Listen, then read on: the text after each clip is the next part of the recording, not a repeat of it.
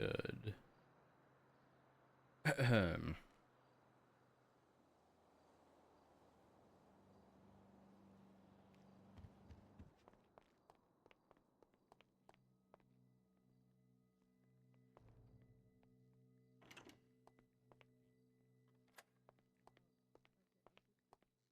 Before we speak to anyone, time to catch up on reports.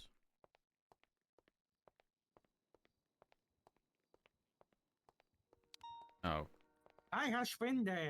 Hi. Good morning. Good morning. How are you? Good. Is my day about to be ruined? I got you a thing. Oh my god. It's just brews. It's just brews. I mean, I already ate, but I'll put it on my desk. Okay, nice. It's good. I think they're having some high command meeting or something. Oh, one moment. You honestly want to know why I said Hey, Chief. Hey. thank Oh, God. hey, Ro. Honestly, we're having a productive conversation. Oh, thank God. Roach, you're here. Why do I feel as though you're surprised at that? I'm not surprised. I knew I'd be. Well, able to it work was with how you you and said Peters. it. Hold on. This is Sorry, kind of the golden my age. husband gave me an apple, and I gotta put it on my desk. Oh no, you might want to Your check husband. that Your out. husband. Yeah. Your husband's a dickhead. Hold on. There we go. Yeah, your husband came in here and screamed how he removed my access to PD detective reports and shit like that, and how he doesn't want us being a part of them. Huh?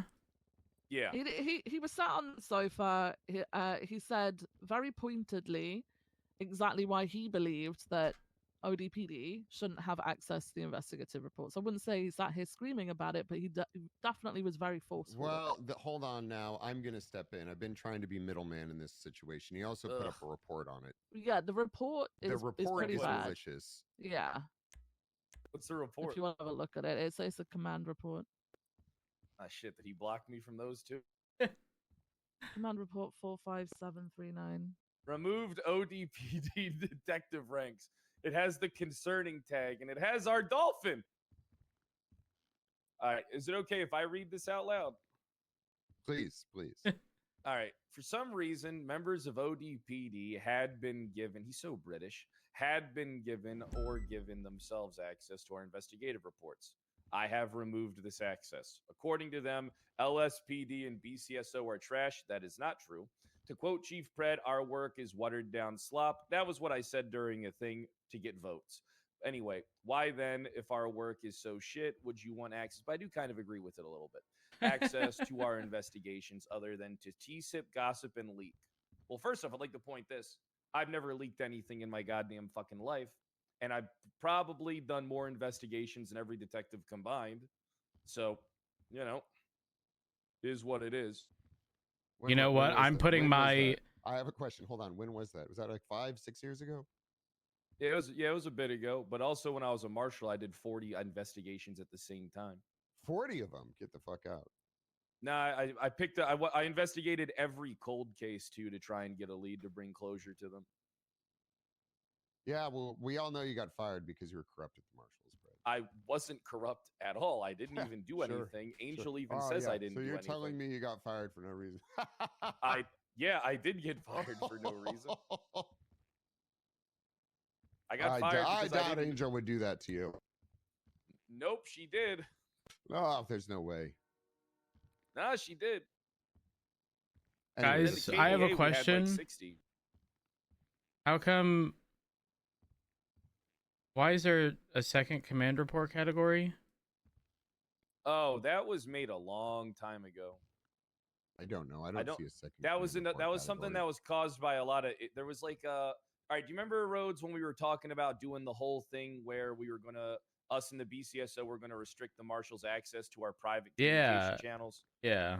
I think that was made back then, but then remember we decided not to do it. It was made then? You're gonna have to check It was with made Angel. a fair while ago because they Well, are no, in because order of, like... we renamed Ours? No, that was different. That was Maybe I don't think I can see this shit, so I don't really give a fuck about it. Can we just Yeah, no, that's no. one You thing- you probably can. It's towards the bottom of the So many categories. people have kind of fucked with the MDT in regards of trying to hide information that I think we're kind of at a point where it's like we need to go to Angel and get her to fix Unified everything. High Command reports. Is that what you're talking about? No, that's separate. That's separate. What the fuck is Unified High Command reports? Yes, this is. That's Why an is old this? thing. It's, everything is so That's- convoluted now. Yeah, that's why None we of those are gotta- that's- used, I think, or I don't have access to view any reports because nothing Maybe falls we under can- any of those categories.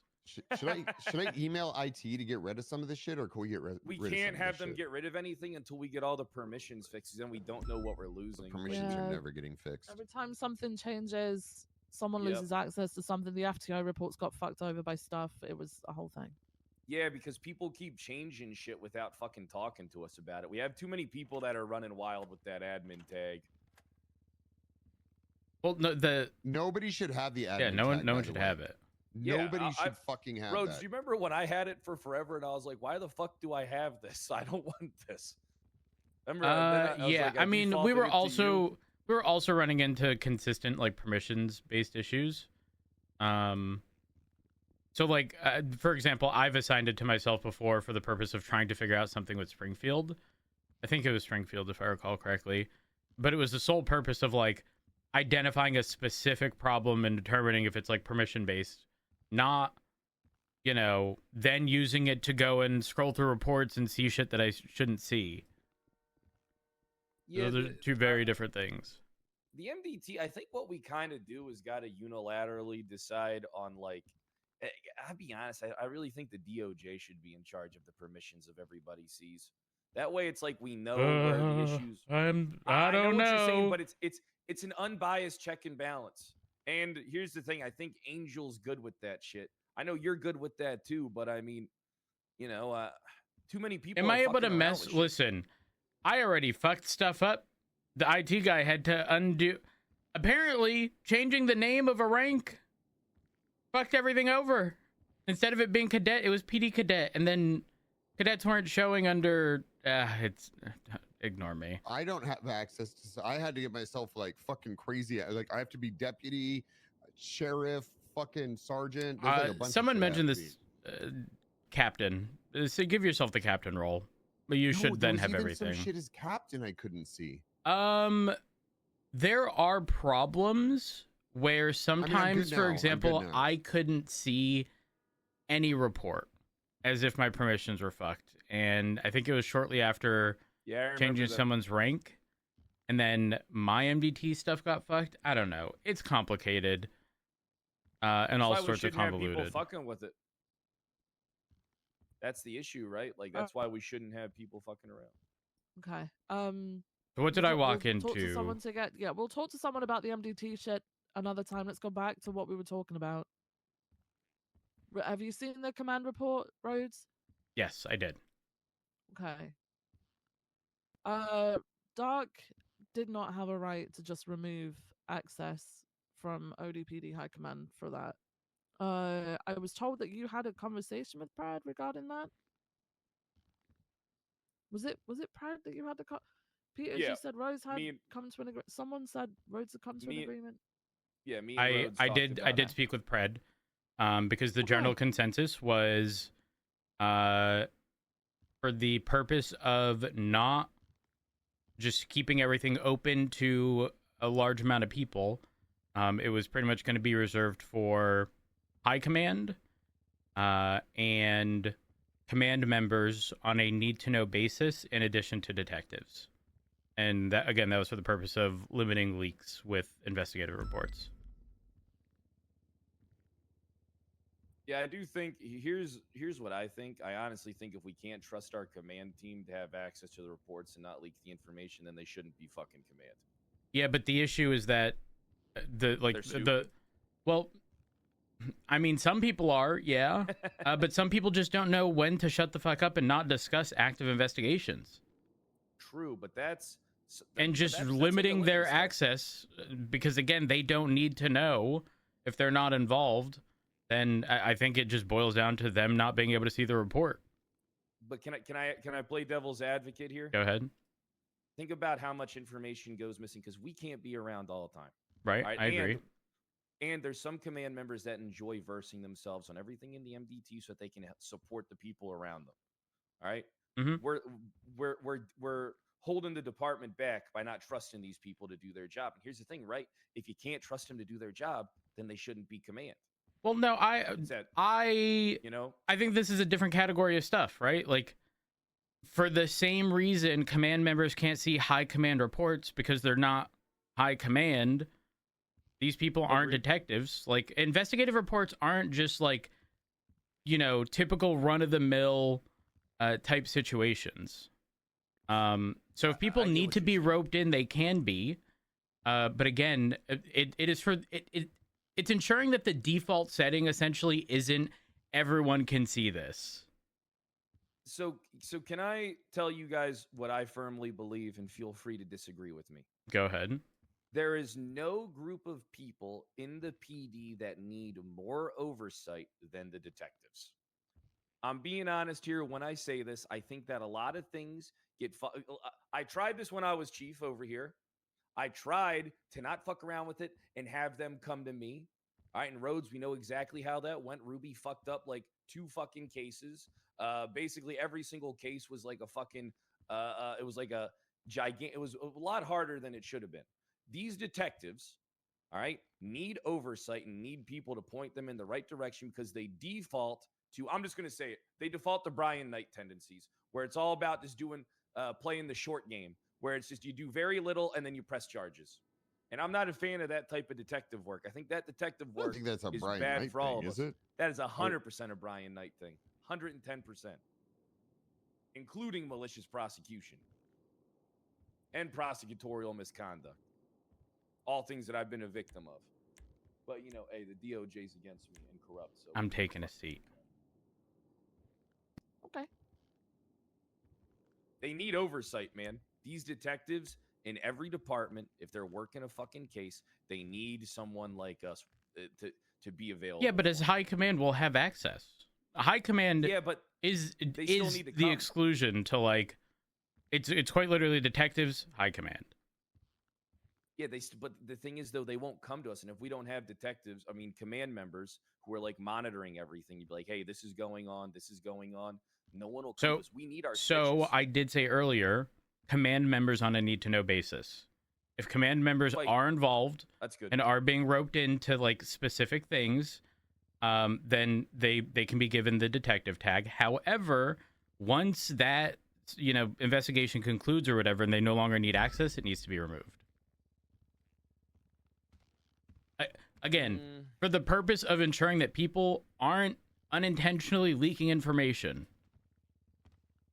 How's Peter's doing? Or intentionally, because people are just fucking stupid. Over here, okay. I'm gonna take a seat on the couch too.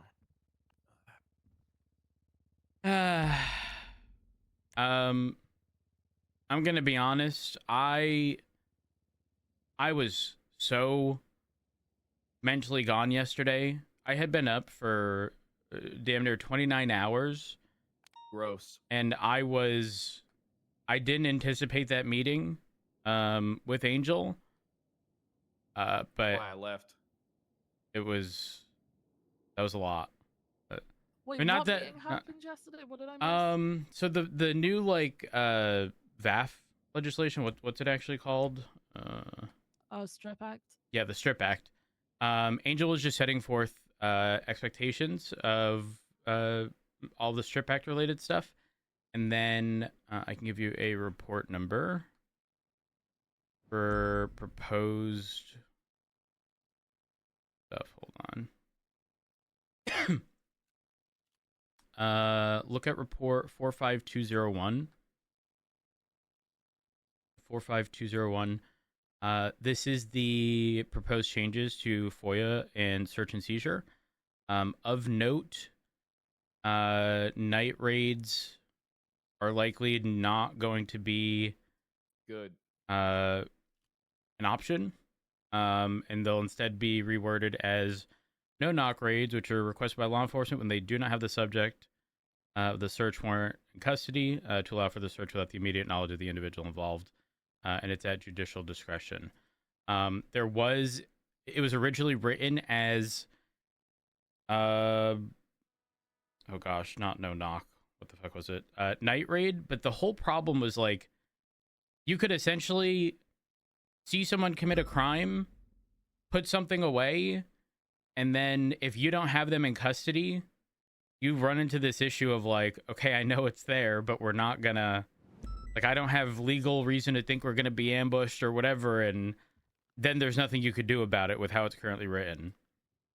So the original proposal was a judge would also have to be present, and you'd have to, articulate why. But then it was discussed that maybe the default should, quite frankly, just be that, because times have changed. Because back in the day, the reason people needed to be present was oftentimes you needed them to be able to access certain things. Not the case anymore with the exclusion of apartments. So Angel rewrote it as the no knock raid portion. And my cooked perception of this, or understanding of this, is going to be like, I don't think the bar is going to be very high for this in comparison to the night raid stuff. And then all of the FOIA stuff, the time has changed. Wait, has it changed? Okay, realistically, time hasn't changed, with the exception of the review period to determine if it's exempt has been changed to 72 hours as opposed to 24 hours. And we are required to inform them if it's been denied, because it wasn't explicitly written anywhere, but then there's a section that says you have 72 hours of denial. But if you aren't informed, then it gets messy. Okay. And we have more reasons to deny FOIAs. They need to be by individuals named in the report, or by a lawyer on behalf of their client. That's likely being reworded, potentially. It might not be individual named. It might be like individuals involved in a report, because this whole idea of someone was a victim, say they didn't provide their name in the moment or whatever, but like they were inherently involved and it just wasn't documented for one reason or another. They're still entitled to it. How do you write that down without opening it up to a bunch of abuse? So it potentially going to change. We're uncertain. Right. I think these were all things that were brought up in a meeting that we had over on Occupation a little bit ago. And I know that Angel was working on it and getting the proposed changes pushed out. So this is a result of that, right? Yes. This actually happened about it yesterday. This happened after the discussion regarding the Strip Act stuff, and the most recent announcement put out by Maeve. You guys fill me in. I gotta go take a shit in your bathroom. Okay. Like, okay. I really gotta. No, you're good.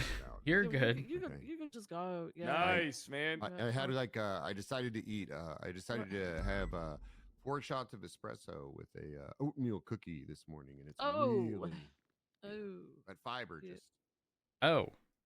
Okay. Wait, where's the fiber and all that? The oatmeal. The cookie. oatmeal. The cookie? Yeah, oatmeal has fiber. Okay. I know, but a cookie? The espresso more than the cookie is gonna be. Nah, fair enough.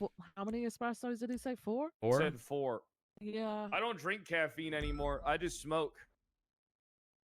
I'm gonna be honest. I would love to stop drinking caffeine. I don't see that happening. Oh, I feel great. Oh man, I'm sleeping good. I don't need melatonin. Sleeping straight through. 6 hours feels like fucking 9 hours now. It feels good. I'm gonna be honest.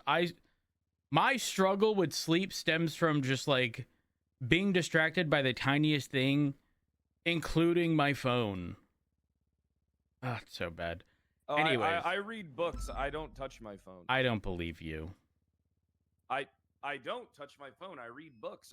In 2 days, you- I'm 100 pages You into reading Project Hail books, Mary. I don't believe. You don't cross me as the type who would sit I there read- reading a book. I read articles all the time. All I do is read. That's all I do. Audiobooks?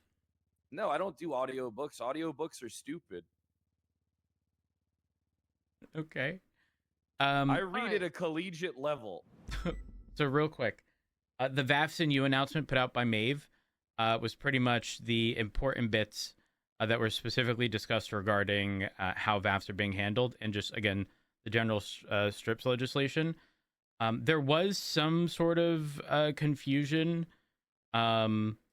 because of how some of the strips legislation is worded. For example, Article 1 talks about assets derived from criminal enrichment activities. Article 2 and Article 3, I know specifically Carmine had brought up the whole targeted violence stuff. And I even texted Carmine mid-conversation. This, specific to Article 2, this is going to be specific to serial killers, or think of a situation like Opal. Opal having been kidnapped, missing for a while, or if an individual had been tortured in someone's custody, right? Like the property that these things are, that these scenarios are being housed in, for example, you could seize under this. Same thing would apply if it were a vehicle, and again, also extreme targeted violence. However, that is separate to VAFs. VAFs are pretty standard. The one thing that Angel really hit on was that she really wants to see these things in our custody, as in at Mission Row. Documentation, if possible, that the vehicle had made it there. That way there's no confusion as to whether or not it was ever in our custody. And if they take it afterwards, then so be it. But she did specifically mention she would like to see that. She understands that it may not be different from what it was before. Well, she understands that there may not always be scenarios in which that is possible. So if there is a scenario in which we have to, or if there's PD tow available and we can bring it to the impound lot, as long as we're documenting that end location before the full impound, we should be good. I have to pull out my notes. They're kind of messy, and we're done with. So it used to be you didn't have to technically take it all the way back to MRPD because it's considered in your custody if you're able to fully document it, including Yes, the I VIN, can explain. Which you always have to get the VIN. I can explain why. Angel does not want the potential of abuse regarding a sort of drive-by VAF.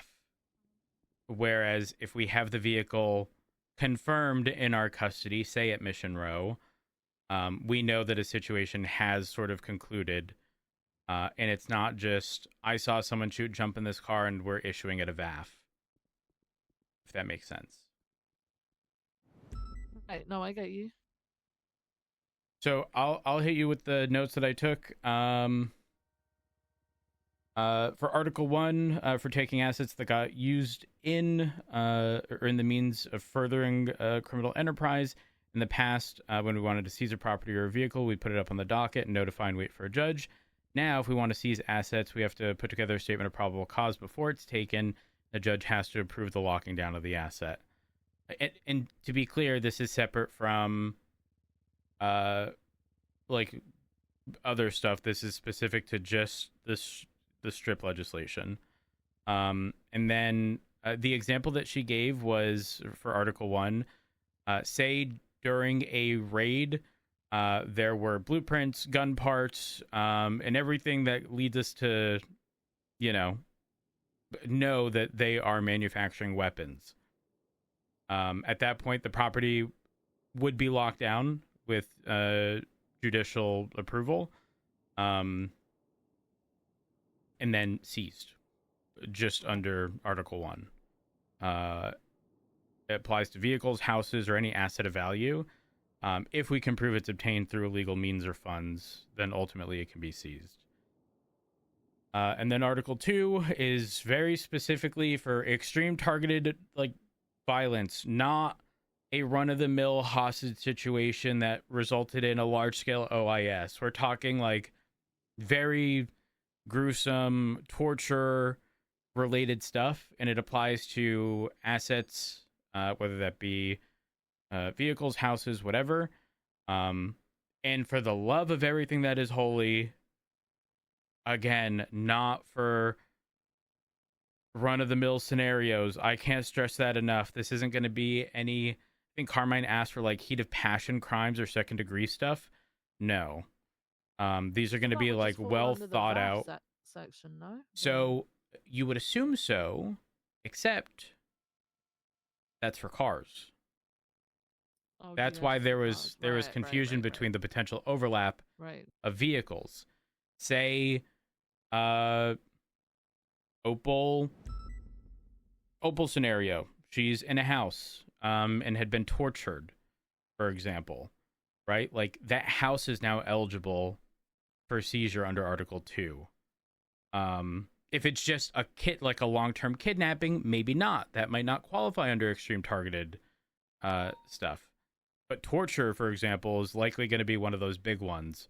Or if someone is a serial killer, right, and they're utilizing their property to bring these people to murder them, stuff like that would be what Section 2 is utilized for. And then VAFs are, again, entirely separate, but there could potentially be overlap. But this isn't a throw everything at the wall and see what sticks. We really need to be mindful of which articles we're using in the Strip Act to ensure that there isn't abuse.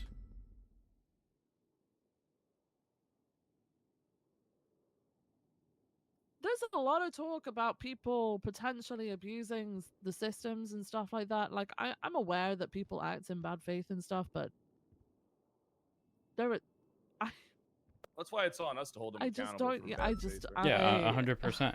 I mean, when Carmine was asking questions, I straight up I texted him midway through and said, "Hold on, were you originally thinking instead of 3 VAFs, someone using their car for a hostage at a bank robbery gets filed under Article 2 and then it's immediate seizure?"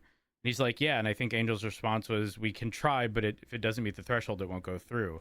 All comes down to what the judge thinks extreme acts of targeted violence is. I said Angel's going to have judges use common sense to differentiate that and a serial Those killer judges are dumb. who are is torturing someone in a property. Those are going to be very different things. But he even said I could see taking a hostage for ransom or leverage is targeted violence. But what he failed to realize there was we're talking extreme targeted violence. We're not talking about just targeted violence. Something has to stand out more than the run-of-the-mill scenario for it to qualify under Section 2. That's the biggest thing for me. You're talking serial killers utilizing their properties? Sure. Are you talking about, again, someone having been held against their will, beat to a pulp, tortured within an inch of their life? Absolutely. Bank robbery? No. And Not can at I tell all. you what my issue was with yesterday's conversation? What's up? The convoluted, what about X, what about Y variable What did I questions miss? that What were did I being miss? asked. God, I feel Not terrible. too much. You were present for the stuff yesterday, Yeah. so. I'm not a big fan of when people keep on asking, well, what if this happens? What if this happens? What if this Well, happens? I don't mind it because it allows us to see slows those everything down. Well, yes, but we would rather know, especially considering certain things have previously happened. We want to ensure we're doing stuff to address them appropriately. Do you want to know what I think half the fun is, Rhodes? of our Winging job? it in the moment. Winging it and not knowing and trying to achieve a different goal. You know what I mean? I don't ever want the easy path. You know what I mean? I want in some regards, I want the easy path. Not getting prosecuted because Angela Adams is a fucking idiot. But I want the easy path in in that regard, but when it comes to the investigative regard, like you gotta fight for it. Like I don't like when things are the variable always equals the same principle. You know what I mean? Like I don't like get what when you're saying. the variable has the same total, because then it's just if A and B are present, then always C. It's always going to be very cookie cutter. I don't like the cookie cutter isms about policing. Like we need people. Look, nothing gets people more motivated. Nothing gets people more driven than carving their own path and doing something different and doing something new. That's why I don't have faith in these detectives, because they want to do rudimentary policing. They want to do rudimentary detective work. Plain speak, they don't want to try and push something new by trying to achieve a different formula. They just wish to A, B, C. That's it. That's all they want to do. And that's why I have a hard time respecting it, because look what I did in New Babylon for the BASM thing. Uncharted territories. I got a conviction for manslaughter off of nothing but I salvaged the fucking case, and then we had nothing but interviews, interrogations. That's it. That led to the fucking conviction. All right, and then we approached the when New Babylon murdered Jimbo. We tried approaching that in a different way, where we wanted to charge the principals of the murder with the people who led the incident down at the courthouse, which got ignored because the judges want cookie cutter and rudimentary. They don't want to have to think. Nobody wants to have to think. Nobody wants to have to apply too much brain power. And that's the issue in regard to our position and other positions around us. Because if no one's trying to innovate, then we all fail. Well, I don't think it's just brain power. I think it's just effort. Like across the police department, I don't think this is a BCSO or strictly LSPD thing. One of the things that drives me crazy is you go to a scene and it's like a bank robbery, and all of a sudden, like on the suspect side, like, you know, they just lower their gun, just becomes like, oh, hey, we're only here waiting until we could get the money, and then fuck it, chase me. Outside, cops are just standing there on their phones, sitting in their car, being sitting ducks. Yeah, I mean, even I when yell at them all the time for that. Even when people get like, I mean, it like this small shit. Like, I think it's across the board. There's like an overall sense of not urgency, but I get it at the same time. Like, fuck, how many things are too lax. Yes, across the board, and I don't think that's. I think what we need to start doing is tightening that shit up, like across all departments. You know, I was even talking to Maeve about it yesterday. I was like, I'm gonna go monitor. Yeah, I was like, I'm gonna monitor the scene. I guarantee you, like, people are just fucking standing around, even after people get shot. You know what I mean? And literally, as soon as I said that to Maeve, like, Petrov radioed in, like, what the fuck are you guys doing? Stop fingering your assholes. I need help with this scene. Unfortunately, as much as, like, you know, I'd love to say like it's a citywide thing, I think the brunt of the blame falls on the police force, because we kind of let people get away with this. I don't think people should necessarily fear cops. I think they should fear the law. We give the criminals too much leeway. You know, when in a world where you give too much, you get nothing in return. I mean, that's why. I mean, it's look. Here's the thing, that the unfortunate reality is, I think reeling that in right now, though, is going to be very difficult, because it's been this way for a very long time. Well, we just don't have the numbers. Well, I mean, sometimes we do. But you're right. It's the fact that sometimes we. Holy fuck! Sometimes we do have the numbers. Sometimes we don't. Oh shit! And during a situation where we do, if we act accordingly, then when we don't, we get shafted. Right? Like, if we were to breach when they put the gun down immediately, when the alternative is allowing the situation to go through, knowing full well the hostage is the bargaining chip and they're going to be released, like, we're sort of shooting ourselves in the foot for further interactions with said individuals. There's a bank truck in front of MRPD. Do we want to handle this? I thought the shots were coming from inside. Like, came in. It's in front. Which one of us would have done that, Jeb? Come on. All right, I'm ready to go. It's in front. Asking about yeah, Park Drive exit. Holy fuck. They're using RPD for cover. Yeah, I feel like that should take priority over the Polito, no? Thank you, Miller. Alright, copy, we can break off. Miller's give them a warning there to put guns away and stop shooting. Yeah, if they're... Alright, copy, yeah, if they're using Richard Rover, we're coming your way. Is it class 2? I only heard class 1. Yeah, class 2. I hear Class 2. There was someone literally in front of MRPD. Having got a vehicle at the Brown Garage just opened fire after that, Miller, so I shot him, but he took off towards Little Bighorn. Was that an officer on the roof of MRPD that opened fire? Yes, it was me. New Peterson Pred are heading towards the bank truck. We got it down to one over here. Where exactly are they all positioned? All around the bank truck on the Olympic Freeway as well. We need people there. Oh, my car's not A here. lot of rooftops. I'm taking the break building. We need someone on Olympic, please, mobile. Oh, my car's at City Hall. This has nothing. Okay, well, it's fine. We 3 times the Olympic. 41 Air 1. Is the Air 1 up right now? Looking for Air 1 is up right now. Oh, Apr. I think it's clear. I'm on it. There's one injured individual by the bank truck wearing a black coat. I'm grabbing my You scout. over the bank truck securing that and the down individual, please. I did hear more cluster fire near Strawberry Gas and the Vanilla Unicorn. I just passed that area. I didn't hear Units anything. on the Brown Garage. Yes, there is units on top. Yeah, we A have bank truck units on all of the buildings surrounding the bank trucks. Do you see the 47 Do you mean behind the outside tow of truck, MRP? like I'm west so of the tow truck? confused. Yeah, Korean is with the 47 now. He's just trying to wind you up. Don't give him the reaction. Just wearing a lost cut. But 311, if he's actually. Oh, I mean the being other wicked, just 47 west of the tow truck. I see. There's right below where Betty is right now. On the building Gonna give you keys. opposite Brown Garage. There's a down person in some trash bags. Over there.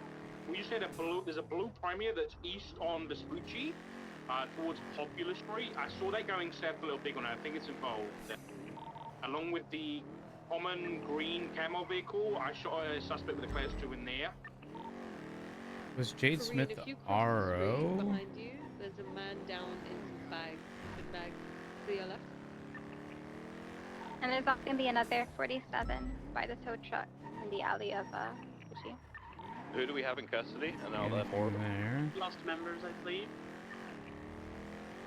Oh. Air 1's right above the other 47. Has anyone tried to pick them up? What do you mean? Negative. Looks like they've been forgotten. Okay. Veronica, do you want to move down to Mission Row? I'm just worried in case they come on Vespucci Bridge. Sure thing. I'll see you in the parking lot. Okay, that's great. Came from Just slam ban it. Popular. Vespucci Bridge, slam ban. Slam ban is. That's what I would expect the Original loss shots to came be. from Vespucci and Popular, Yeah. so there might be someone down over there. Vespucci and Popular? We went over that way, right? Hang on. 290 will. I'm on San Andreas. I'll head south on Popular and double check. What did you just do? Also check the ramp down to Customs. Is there anything you want everyone to check quickly before we refuel? Oh, we're gonna refuel then. Just trying to see if there's anything No, further attack east. them. Yes, there's an officer. Oh. Wait, where was... No, the guy I shot was in the Brown Garage to the south of Mission Row. There are shots around I here. don't see anyone here. Oh, I've been picked up already. No, Yeah, there's to clarify... casings, so I'll look for blood. Hello, is anyone blood injured? On the northeast side of the Brown Garage, like on Yeah, the there little is. yellow crosses, yeah. Am I good to go over and start treating them? Stand by. Give us 1 more minute, Veronica. We'll just do Customs and then head back. Just to clarify, Viv, I need your assistance with something. Okay. 47 visible from Air 1. So, Everyone's refuel. are you aware of? just to clarify on the question, I think it was Fred. I think this is Hydra be lost. Right, a firm. Anyone got report? I've got some evidence on top of Were right you? Yeah, you were around for the I'm Opal from stuff, right? There's someone in a black vehicle in, then Peters came in with another issue, then another issue popped up, and I've been given sort of brief details. I wanted to read over everything. I'm aware that she apparently has a panel later on that I'm going to try and attend. Yes. Oh, that was a big But that's not even my concern. My concern right now is ensuring that the There is the PD has representation in court, which is becoming increasingly more difficult. Context: Opal is on the McQuillan stuff, and was then kidnapped by McQuillan. Yeah. And she asked if she should still be on the case. I said she shouldn't, but I don't know that there's a replacement for Opal in that case. So. Wearing a monkey mask. Yeah, I don't think there is. Living the other way. Are these people? Were these the people shooting a Mission Row, or is this different? I don't know what the hell's happening with that case. The only person I can confirm shooting was a guy in the green camo vehicle. That'll be Hydra then. I'm gonna be honest, is there not an issue with the fact that he kidnapped the person that was leading that case, which he knew as well, because it's obviously all over the Potentially a Hydra member to the west. Is it not going to be considered that he was attempting to... Well, to make matters worse, they took her phone. I don't know. It hasn't been recovered, as far as I'm aware. And in text with Opal, I have outlined pretty much our plan. Hold on. Yeah, I very much feel like at this point that... Red Premier on Strawberry and Vespucci.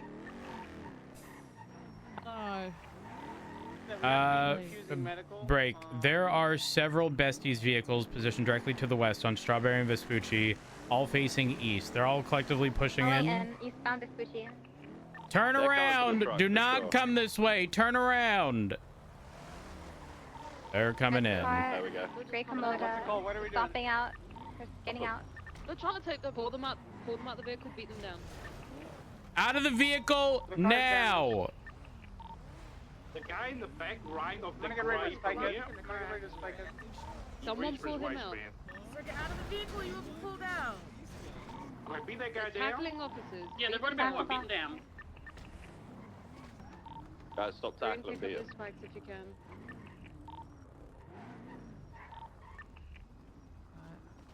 Alright, beat the guy in the blue hair down. Me and some more units head down on the ground, please. They're repairing the security truck, wearing all black. They're trying to repair it. No, fuck him up, Espinosa. Be that guy. Not that guy. Guys, Mr. Anthony, you can just leave. You can just leave. Just get in your cars and fucking go. Why is the mayor there? There's a Formula 1 car. Just fucking go. It's the mayor.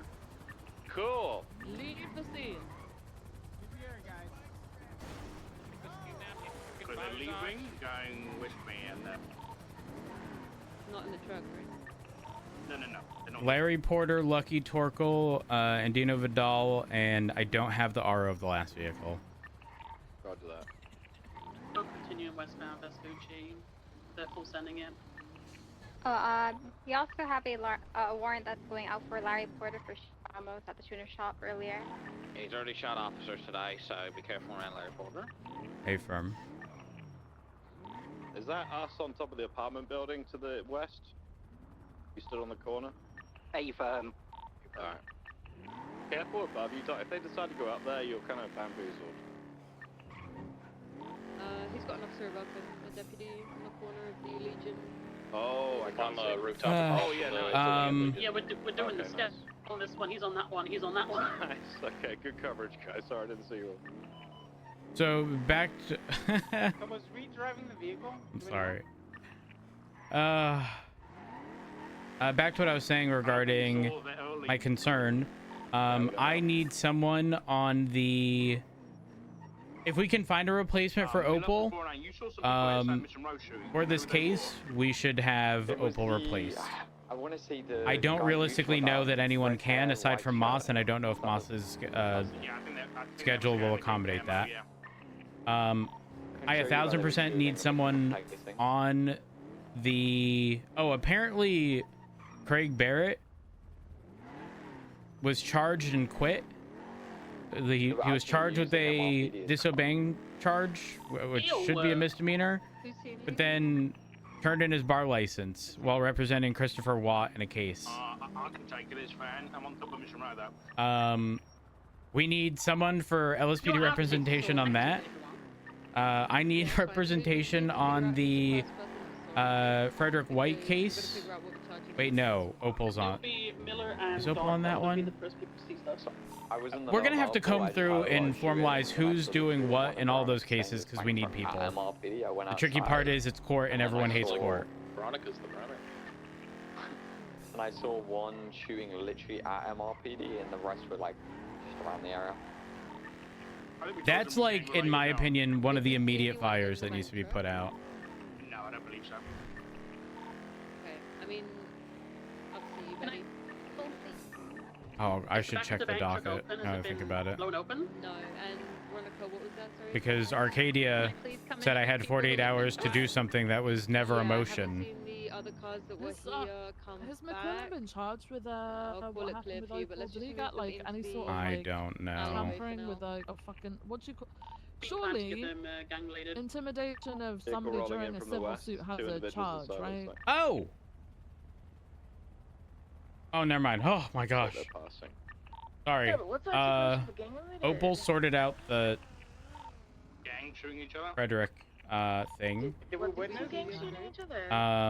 It's going for summary judgment and it's been posted. That was done yesterday. So we'll get a conclusion on that soon. We need.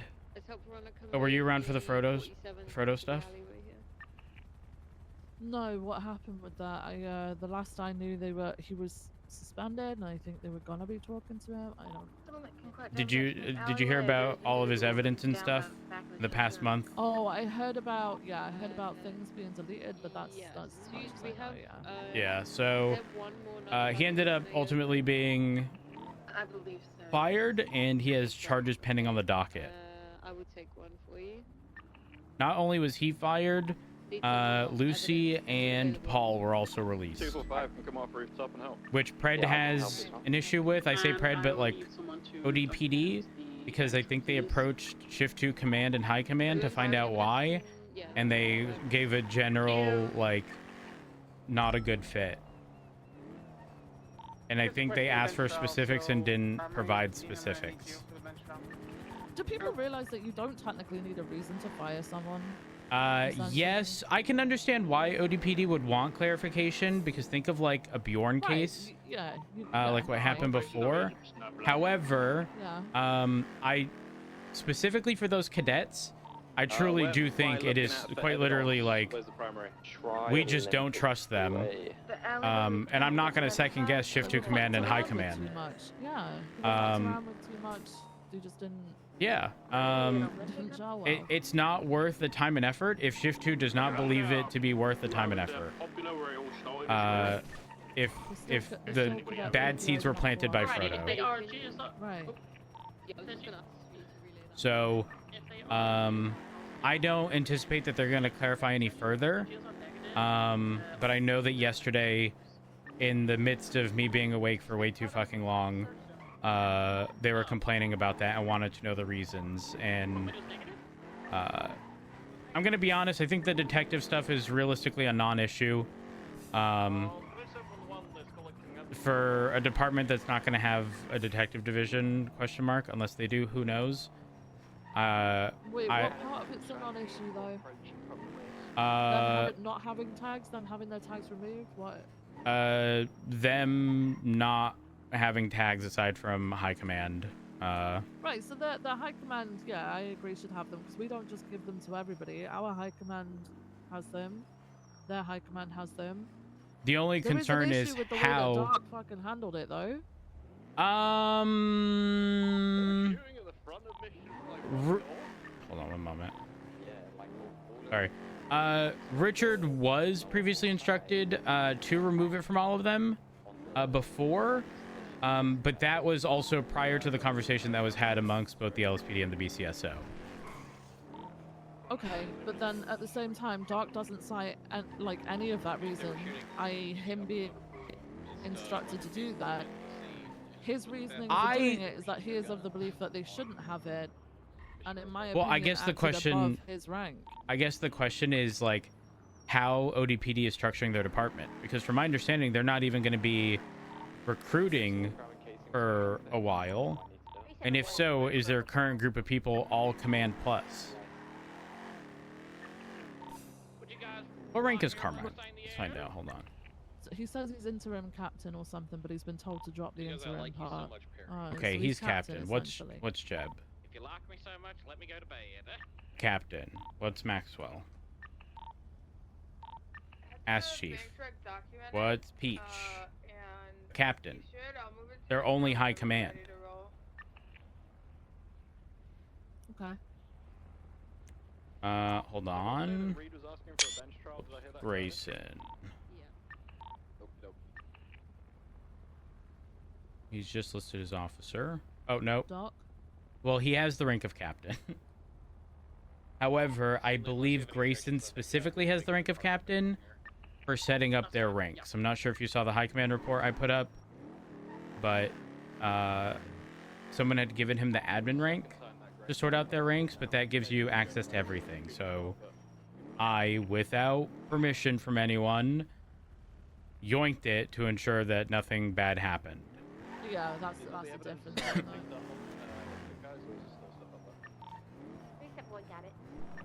I mean, the whole reason we ended up going down the route of removing it from... I mean, I texted everyone.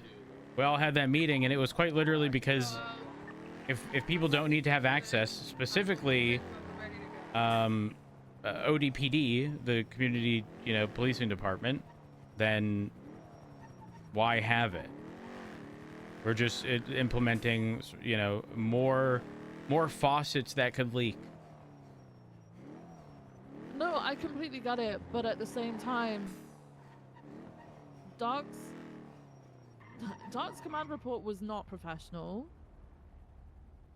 Doc has also taken it upon himself as he's not even lead detective.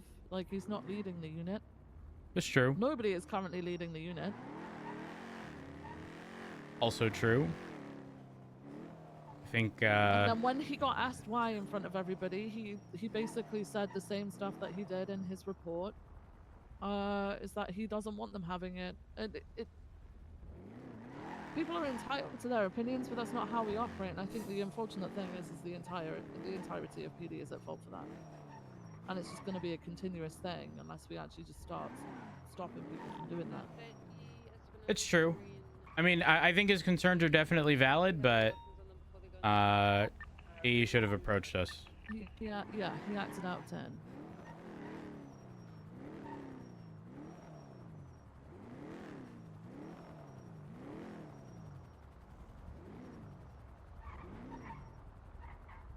Red Premier looking to be. Is that us? No, I mean, that's a blue Premier. Don't worry, they're leaving. So do our captains have the investigative report as well?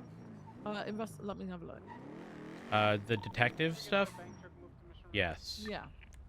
Okay. So as standard then, all of High Command should essentially have the tags, because technically High Command should be overseeing it anyway. Correct. I guess the area of concern comes from the community policing department. If they're not going to have a detective division, then why? But even then, that's still a conversation for us. Even with not them being a community police department, if they go to a 911 and it's a murder, they've kind of got to handle that. So there may be instances where they do actually have to carry out an investigation. Whether they will or won't is up to them, essentially. But hold on. I'm sorry, I don't mean to interrupt. Why are we still here? We've got casings that smashed through the window into the meeting room. the rest of High Command are in the office. They did 311 out a little bit ago. Okay. They're just collecting evidence and stuff now, I think. Alright, then I'm... where's your vehicle, by the way? Can we get No, another officer was using it, that's all. Oh, okay. That's why I haven't got it yet. Give me 1 second. We'll go to 13 Bravo on the rooftop, please. Yeah, 411 can get it. I'm running to the office. There's not enough time in the day. Channel 3.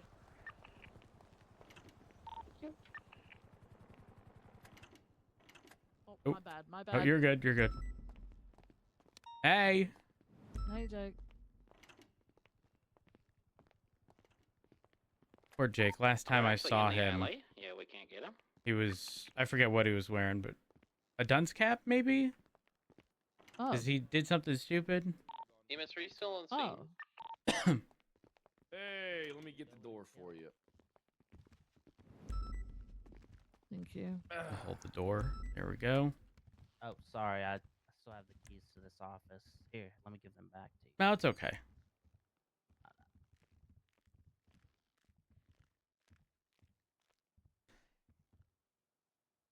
Well, All right, Jeb, where'd we leave off? What's going on? What happened? we were kind of talking about the strip stuff and shit like that, but I think we got to move on to what was the report for that subpoena that we were looking at, the Aaron Carter one? I don't have context behind what we're talking about. Just look at Alfonso Sebastian's convictions. Just search Alfonso Sebastian. I think the subpoena, the actual subpoena is 45309. Yeah, so I don't understand why. All right, so I kind of want to talk to the judges about this, but why, when we have someone in for charges and we have PC on them to arrest them, are we subpoenaing their belongings to like look at? I don't understand that. Well, books you have to. Why? Legislation, yeah. books, SIM cards. If there are specific things outlined or additional things granted, I guess some additional protections from search. And books are one of them. I thought that was. So hold on. I think we're wrong because I remember reading that, and it was only about when you like you weren't pressing charges, like you were conducting an investigation into somebody that you couldn't look into their goods. Are you guys sure? Because I remember, maybe I'm wrong, but I remember reading this, and my take was that if this applies if we're not charging them, like if we're investigating them.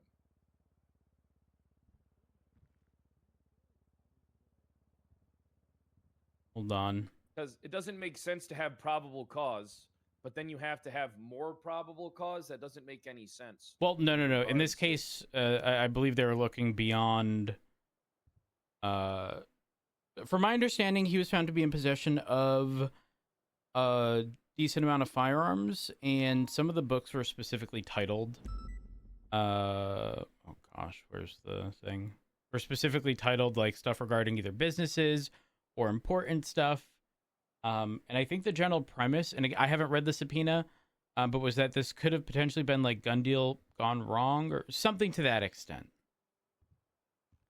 Okay, so it says here in search warrants refer to search and seizure warrant, subpoena of phone, bank records, and other records, search of electronic devices, and then it says here, notebooks, personal effects, storage, and investigative warrants.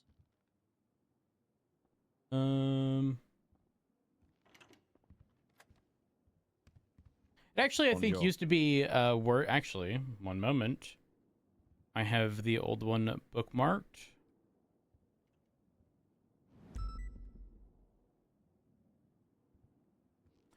Notebook, current.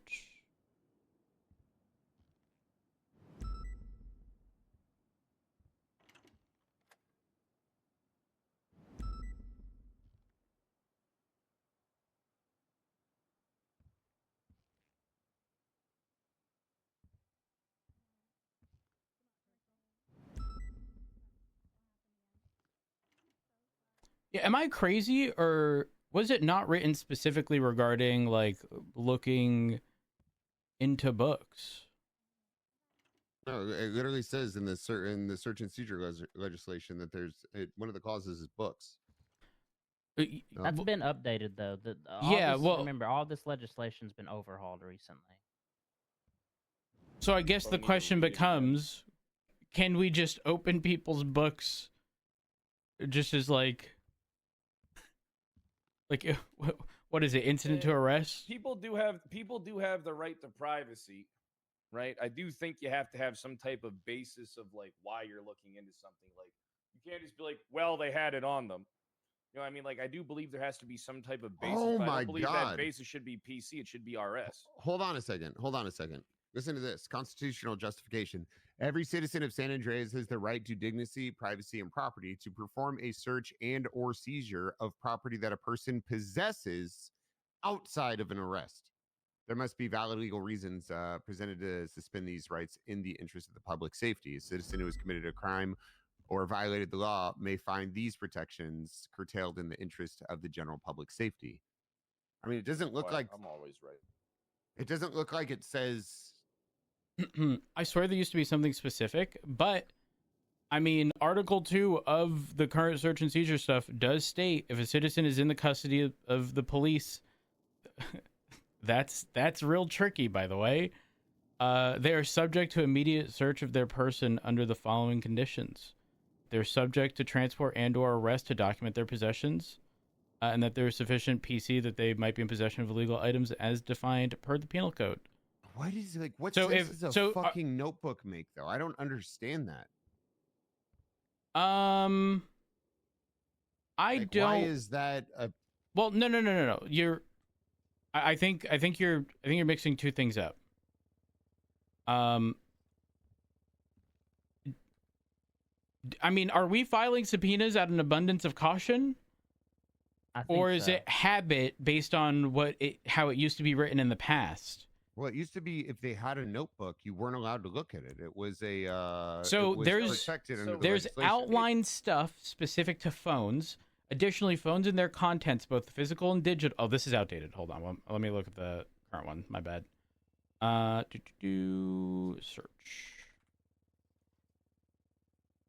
Search and seizure. Special requests. Nope. Search warrant. I have to copy each of these and paste it in the thing and search. I could tell you what I was trained on like a year and a half ago if you want. I remember it specifically.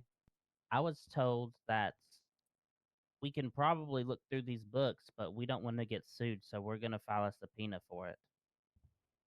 Yeah, that's what I was always told. They were just worried about getting sued. Yeah, it was just I'm worried about Section A. Like if you have them in your custody, if you have probable cause for the arrest that the article's on their person, you should be. Look, I mean, listen, I'm just gonna say it. Look, if you fucking might get arrested, maybe don't have 5 confidential documents on you. You know what I mean? Hey, keep it is what it is. If you have 5 confidential documents on you, maybe you shouldn't be, doing crime. Who knows? Yeah, I'm gonna be honest. Maybe. I don't think we need anything right now. There are exceptions. You never have. For example, it states phones and their content shall be considered personal property. LEOs may read the phone number written on the SIM card without a signed warrant. Law enforcement officers are required to obtain a signed search warrant to review the contents of a phone or SIM card unless the phone or SIM card was abandoned by the original owner. So, in my mind, there is nothing preventing us from documenting that as part of their arrest. In fact, there isn't. They actually, according to what I read, I don't even think they have to be under arrest. We're transporting them that qualifies. Yeah, I thought that as well. And that's specifically Article 2. I think they have to be detained or arrested. I'm not a fan of us just grabbing people on the street. Oh, nice book you got. Let us go through it. Like they need to be in our custody. They need to be there needs to be something going on. There needs to be reasoning. Like I think it's just otherwise, if you just say you can do whatever you want, then you get a bunch of stupid cops that just start putting fucking people in handcuffs at traffic stops and going through their personal artifacts. Yeah, I agree. That should not be happening. Privacy. It's a closed book is a warrant unless it's abandoned, consent, arrest, or exigent circumstances. I think. But I don't even think closed book is the only reference to book in the entire legislation is Section A, Part 1. Right, but the thing is personal property. Personal property couldn't be referenced as, or you could ultimately claim personal property is the book. Okay. Search of persons and property without a search warrant. 1, if a citizen is in custody of the police, they're subject to immediate search of their person. Right, but that's custody. So detainment and arrest. Yes. But under the following conditions, someone for that artifacts they are subject to transport and/or arrest to document their possessions. Or B, that there is sufficient PC that they might be in possession of illegal items as defined per the penal code. Yeah, that's different because what we're talking about is what is inside. Like, you know, I think we kind of hit the nail on the head on like how it should be, and I think that kind of is just how it should be. Because I don't agree with this subpoena.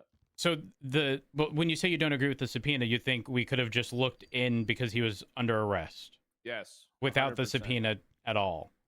Yes. I think that this I agree with you based on how this is written. Yeah.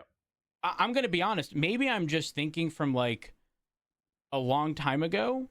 But I swear there had previously been something very specifically indicating like an exception similar to phones. But again, it may have just been more of it was being taught out of an abundance of caution. You know and why not, that is? No. Because a phone is like it is a device that you pay for that normally has like a protection to it. You know what I mean? Like it has like your personal data in it. Like so a phone is like it's like your private device. Whereas something that's like a book is potentially an article of actual evidence that you can go through without violating someone's right to privacy, especially if you have them in your custody. Like if they're in your custody for a crime, then those are articles of evidence. All right. Now you need more for, what is like, it comes down to what is private and what isn't. And a book ain't private. A cell phone is private because you need a password for it. You need Question all that though. stuff. Question. If we're doing it for the purpose of documenting their possessions, say we document the contents of a book and we put it in a report and it gets FOIA'd by, say, a victim of a crime. Is this now a violation of their right to privacy?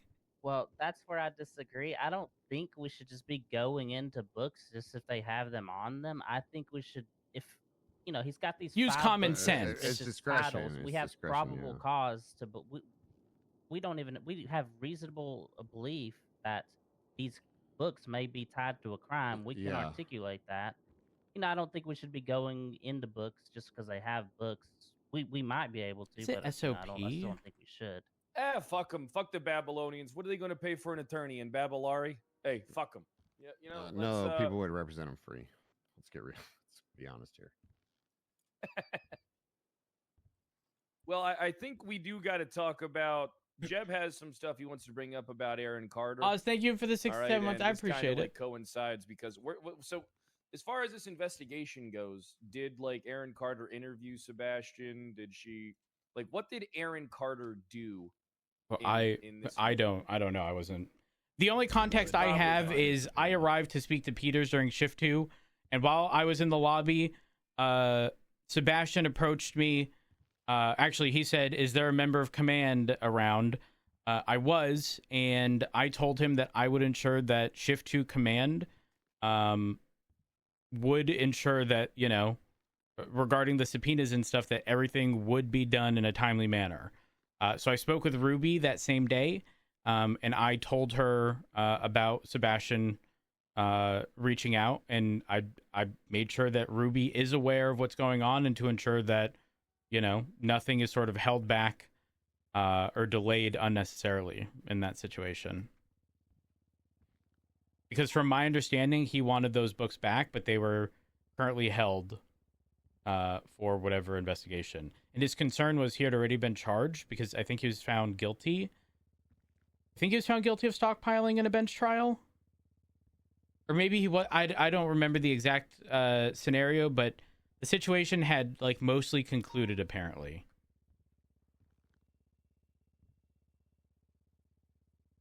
That's, again, very limited information. That was what Sebastian had told me.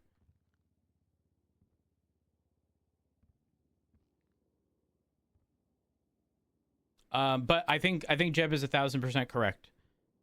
We don't willy-nilly look into books unless we have reason to believe that they were used in a crime. And even even then, that is not legislation. That is like more so internal PD procedure.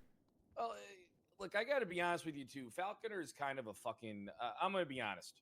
I have no faith in Falcon. I have no faith in some of the justices. I'm just going to say it flat out. Falconer and Danielson are easily influenced by the variables around them. All right, these. I don't understand how you can have a guy in. He has 5 guns on him. He has all these fucking articles of evidence on him, and then you're denying access to certain books and stuff like that. Like, this shit is just fucking stupid. And I don't I hate most of these justices because they're so fucking stupid. They are fucking moronic. Hold on, Pred, one moment. Yeah. One moment, excuse me.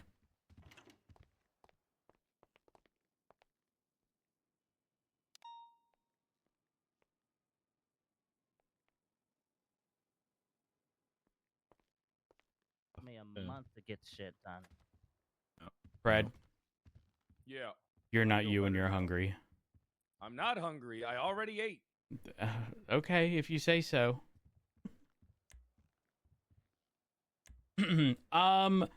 That does sort of lead to the next thing. Well, not next thing, but something I just considered. I question if the subpoena was filed because he had requested a bench trial, and for the purpose of essentially holding on to them longer, if that makes sense.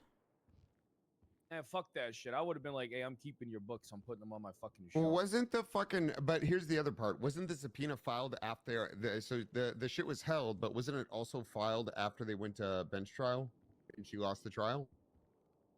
That looks spiteful if that happened. I don't like that. I don't know. All I know is that Aaron had gone at that point. had held the 6 notebooks or books or whatever the hell they were, and maybe that's why there was the shit filed for. I don't know. I'm not 100% certain. I'm not Aaron, and I don't know if she's around.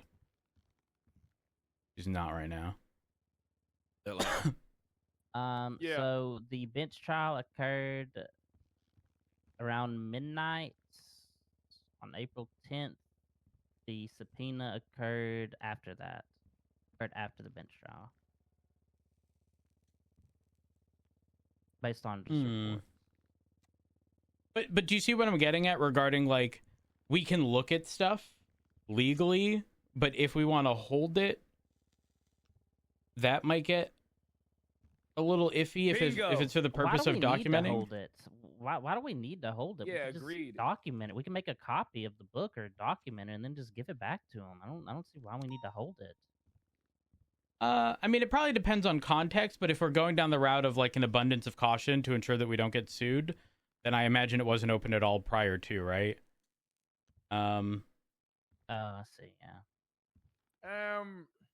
I think we're kind of treading like malicious prosecution territory. Like, I understand looking at something in the moment, right? But I don't understand holding something, not giving it back after charges have been pressed, blah blah blah, right? And then then it's like you file your subpoena, and then it's like what you wish to pursue more charges after the fact. I think that a good detective pushes all the charges at once and doesn't go, well, I'm going to charge him rudimentarily, like kind of in a conga line, like, hey, I'm going to charge him with this. Then they get out of prison, I'm going to charge him with that. Like a good detective does all the work before pressing the fucking charges. If she wasn't if she wanted to investigate more, she could have put him on an investigative hold or cut him loose. It's not like you don't know where the fucking guy will be. All right, and then looked into it further. All right. If he was on a hold, I would have heard nothing but bitching and complaining over books. Fuck him. Listen, yeah, but that's what we have the 24-hour hold for. I mean, if it's Alfonso's found with fucking 4 or 5 guns in pristine condition that have never been shot. He's got books related to transactions that New Babylon. Hold on. What are the contents of the books? If the subpoena's been signed on 4 of them, what the fuck are the contents? Does anyone know? Literally called trade day pricing, official trade day prices, fucking trade prices, master backup book, and contract tracker. But then the fucking ones that got denied were called day-to-day number 3 and book of ideas. Well, what's inside the books, I don't know, because I don't think I have access to those reports. Well, we don't know because they weren't properly documented. Like, I mean, do we still have like the that, books? If the thing is, do we don't even need the? If we're all agreeing, then the legislation doesn't even fucking matter at this point. We can just read the books. Yeah, Well, but no, not anymore. It might be malicious. Well, no, not that it'd be malicious, but he's not in our custody. Remember, it's for the purpose of documenting it. Well, that's like because Aaron documenting Carter jumped the possessions. fucking gun. I'm gonna be honest. You guys need to do something about Aaron Carter and Richard Dark. What the hello? Look, your husband did a fucking felony against me in my department. How? No, he really did do a felony. He did a fucking felony against us. He did the thing that I've been trying to charge someone with for 2 years because it's never ever been pushed against someone: obstruction of government or public computer system. Oh, isn't that what? Isn't I hit somebody with that. Frodo being charged with that? No, he is being charged with that, actually. Yes, he is. But I charged someone with it first, and then I quit being a cop, and somebody else had to deal with the appeal. And then I'm just gonna say it: Aaron Carter should not be a detective. Like Aaron Carter should just be a fucking patrol cop at this point. All right, she maliciously prosecuted Jevin Carmine. Yeah, I know I'm biased, and then she like does this shit where she skips steps, and it's obviously malicious when she's like subpoenaing stuff after the fact. All right, she is not somebody who should be doing this type of fucking. Well, hold work. on. You want to know something? Fuck Dark. But we're assuming certain things here. We're assuming. What are we assuming? We don't have to. The subpoena stuff. We don't know the angle. What is the angle? Why was? I don't know. I'm not Aaron. Hold on. Why was he? Okay. Don't ask me those questions. I'm not Aaron. The angle is laziness. An investigation is handed to you on a platter. You're her employer. Hear me out. Get answers from her first. If they're bad, then we can discuss. But the thing I don't like that we're jumping to conclusions without ever having spoken with her. Not my department. I know. It's not jumping to conclusions when it's factually what happened. Like, all right, you can't lose a case and then be like, well, I have these things in my custody. Now I'm going to subpoena for access to them. Now, I'm not going to interview the person. Now I'm thinking about interviewing the person. There's no way to paint this other than lies and deceit. Like, sometimes I hate to tell you I don't think the loss of the case is walks like a duck, quacks like a duck. It's a fucking duck. Well, I don't know. That's a great analogy. It is. It's a fucking duck. The truth. It's a fucking duck, and that's. I hate. Listen, Pred, have you spoken with Aaron regarding this situation?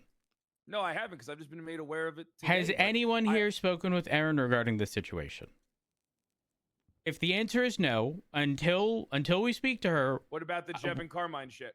What about it? I'm gonna wait and talk about that, but talk your shit, King. Okay, so it was the gun stuff. No, Jeff. That got resolved yesterday at a pre-trial hearing. She wanted a motion for summary judgment. She didn't get it. As we were leaving, she pulls Osvaldo aside, who's pretty much the key witness, and Peters can elaborate further on the discussion, but it seemed she basically threatened Osvaldo with perjury and oh wait, I need to give more context. So our case was to be a brand new trial regarding only the crime that was being pushed against me. It was supposed to have nothing to do with the bench trial that happened, because there was no records of the bench trial. Therefore, anything brought up about the bench trial would be hearsay. So that was not. We were basically instructed by the justice to pretend that bench trial didn't happen. No legal repercussions could be had for the events that occurred during the bench trial. So with that in mind, she still pulled Osvaldo aside and threatened him with perjury, knowing that he's about to be a key witness in the trial. Basically threatened him with perjury, and I believe she said something along the lines of, "You will go to jail for life. This is a hag charge." Osvaldo didn't cave into her stuff. It threatened the death penalty on him. Death penalty. Okay, even Even worse. Holy shit. Huh? She's gotta go. She threatened the death penalty on Osvaldo if he did not go to MRPD and be interrogated for a trial that was scheduled for tomorrow. Before a trial that was scheduled for tomorrow, we had pending trial for this incident on It's gonna Friday. be Friday at 4 or some shit, right? Yep. And before that, she wanted to pull him into interrogation as he is a key witness to this trial. And after he said, no, I'm not going to do that, she went on the docket and dropped all charges against us after 30 plus days of us waiting to get this resolved. That she's part is spiteful as pretty shit. damning, that bit. Yes. Okay. she Well, is- hold she on. has Hold a- on. a Wait. pattern of this, Hold Rose. on. Correct me if I'm wrong. Isn't there more context regarding Osvaldo's original statement? Likely thing, being way different than. Nothing's on record. No. Okay, I understand. I understand it may not be on record, but if I, as an officer, have knowledge that someone had stated something prior, listen, I'm not threatening the death penalty. That's fucking stupid and shouldn't have happened if that did happen. But like, we're looking at a scenario that I don't think has ever happened ever before regarding a bench trial not having its conclusion documented, and therefore we're pretending it doesn't exist. I do think that's stupid, if I'm being frank, but I don't really know how to handle that, if I'm being honest. Well, I mean, I see where you're coming from, but she's had 30-something days knowing this is going to happen, and she's been happy to just abuse the justice system and just let us sit. In the second she doesn't get, she thinks that she's not going to do this, it's not going to work in her favor, she just immediately drops it, which is what officers should do. If they don't think they're going to be able to Agreed. get a conviction in court, they should drop it. But it took 30 days for her to come to this conclusion. Well, when was it determined that the bench trial stuff was being ignored? This was trial, right? 20 to 25 days ago, basically. They said we're gonna have to do a retrial. Okay.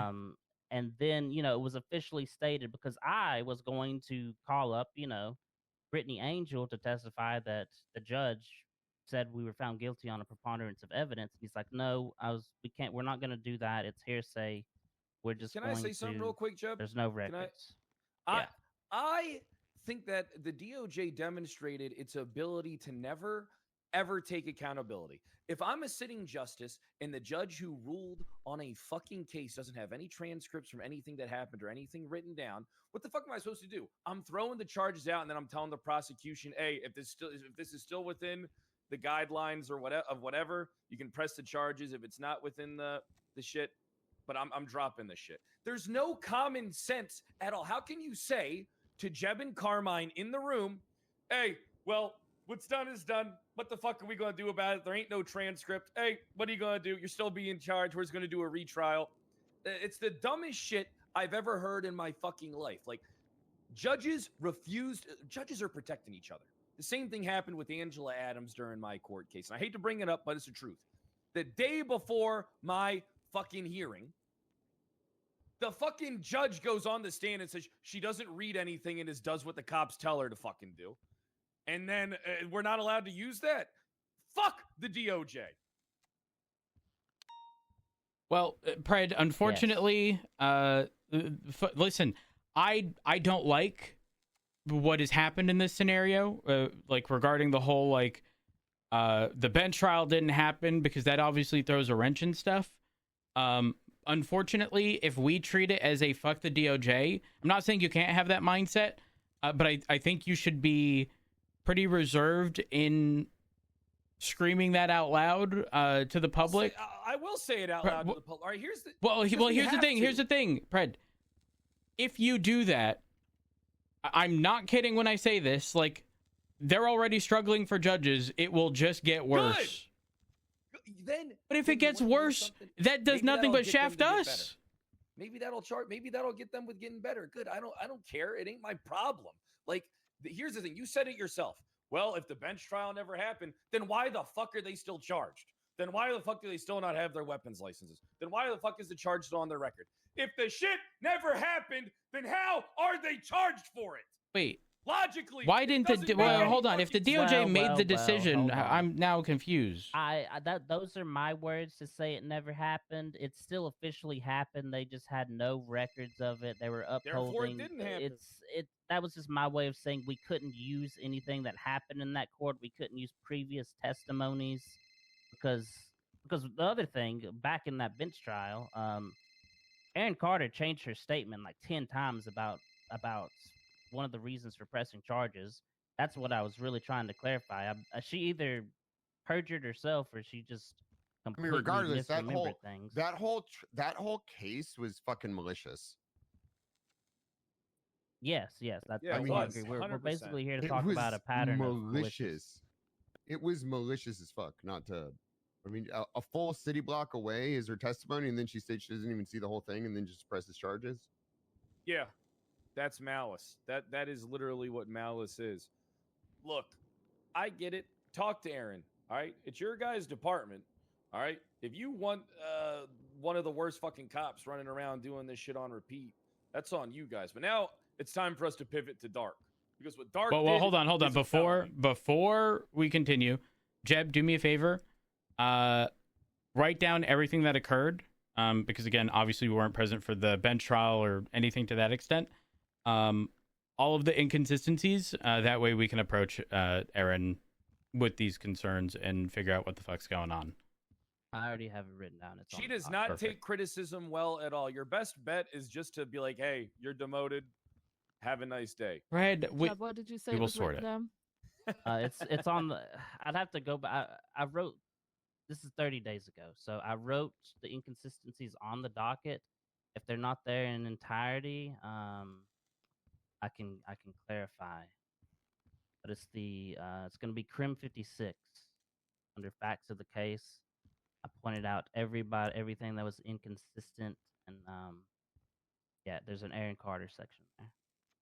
Okay, thank you.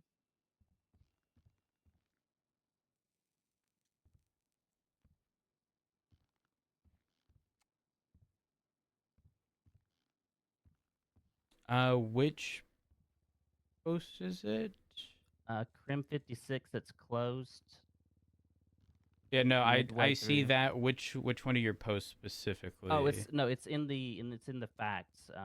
Under the Aaron Carter section, I listed. Oh, okay, perfect. Yeah, okay. Basically, there was so much. Like, I caught her in a lie mid court case, and it turned into a whole thing where I kept, I was really grilling her. I was like, well, what happened? You said this, but then you said this, but then you said this. Basically, Maddie was charged with criminal use of a firearm, just like we were. And my entire thing was, how are we all using our firearms illegally if we're both claiming self-defense, which we both were? Why are we all getting charged with criminal use? It sounds like you didn't really investigate. You just threw criminal use on everybody there without finding out who was defending themselves. Because Maddie pled guilty to criminal use of a firearm for shooting us. So a lot of what I was saying was, okay, she's using her firearm legally. She admitted to it. But how are we illegally shooting her? It's not going to definitely prove we weren't using our guns illegally, but it'll certainly help. Yeah, definitely assists. And so I was grilling her with, how was she illegally using her gun? And the first thing she said was, well, that was an illegal gun she had. And I'm like, okay, well, that's irrelevant. You can still defend yourself with a Class 2 weapon. Yes. You can stand your ground with a Class 2 weapon. It's illegal to have one, but you can still stand your ground with it. Then she said that she was told to stop shooting, and she kept shooting. Well, when Aaron Carter arrived on scene, me and Carmine were already bleeding out. She had stated that earlier. Then she stated she told Maddie to put the gun down and surrender herself. But then Maddie bled out in her car, and she's like, okay, she kept shooting, but we found her bled out in her car. So what was it? Did she keep shooting, or did she get in her car? And I kept grilling her on that, and she couldn't answer it properly. She kept going back and forth. Basically, I caught her in a false reason to press charges when I brought up that, it's irrelevant what kind of gun she was using. and then she tried to make something up on the spot. And if you go in to the report itself, she even brought up that, you know, for me personally, if I'm writing a report and I gave somebody a lawful order to stop something, and then that was my reason for pushing probable cause, I'm probably going to put that in a report. She mentioned no lawful orders given to Maddie in the report. She just said a lawful order was given to Osvaldo. So a lot of that just had to do with I caught just her in a lying. lie, or I'll be even gracious and say just a misremembering of what happened. I caught her in that, and then she just doubled down and just started trying to make shit up on the fly on the stand, and it was just obvious. Yeah, I mean, stuff like that shouldn't happen. That's the reality. I'm a firm belief that when you are in court, if you truly do not remember 100%, you should make that very clear, even if it hurts your case. I think if you're on duty as a cop and you get and you're caught lying on the stand, I think you should have your keys removed and be ineligible for being rehired forever. I agree with that. Agreed. And so I bring this up because my strategy, my legal strategy going into this was, piss her off on the stand and get her to admit to something, and that's what I was doing. Like she, I'd ask her a question, she would give testimony to it, and I'd say, thank you, that's enough, but she would want to keep on rambling and give further clarification, and I would just be like, no, we're going to move on to the next question. I was pissing her off on purpose on the stand. And, me pissing her off and then getting her mind all twisted was part of my plan, and I did. Genius. And it was just absolutely malicious. She kept trying to just make stuff up to get us found guilty.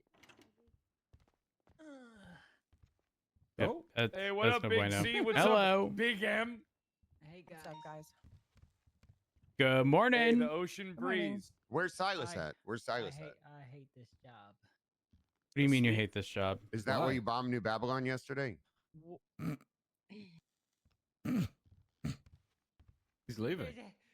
Operation Torpedo. Operation Torpedo. So we do got to talk about this dark thing because this is really serious. What he did, and I don't want to have to prosecute him. I would rather us handle everything in house. I believe I have more respect for you guys than that. But what Dark did, he showed no remorse. It was purely retaliatory what he did. He went above and beyond his position to try and do something in another department. He abused his powers, and I just want to know, what are we going to do about this? I'm not going to have any involvement, considering it's my husband. So I will allow high command in command of his respective shift to sort him out. All right, so should Are you aware of that, King, by the way? Where what Richard did? Yeah. Yeah. Okay. All right. Should have been a conversation with high command before doing anything. That I agree with. That's something for you guys to discuss. Not really anyone else's choice. Also, the command report.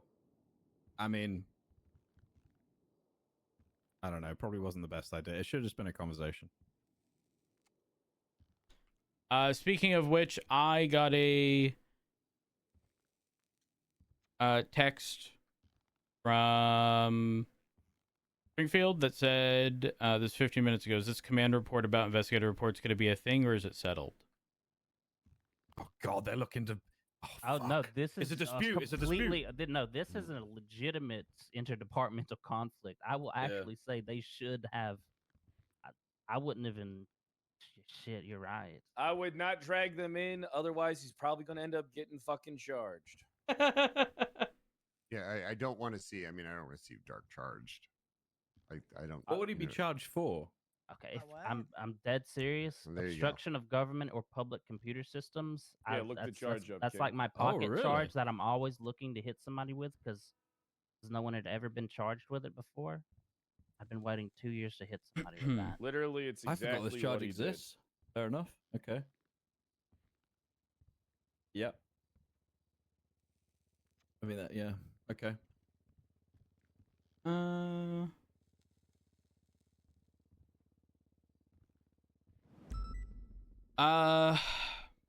Again, I will ensure that this situation is looked at. Actually, Richard, is he still on duty? He is, but he's I actually think 27. we need to get him in here and talk to him about it. Where is he?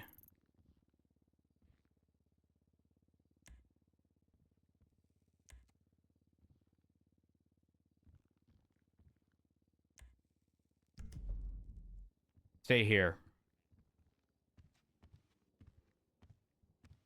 Shit, I didn't even know he made a command.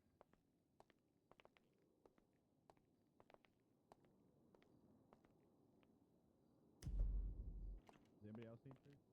Is he downstairs or upstairs?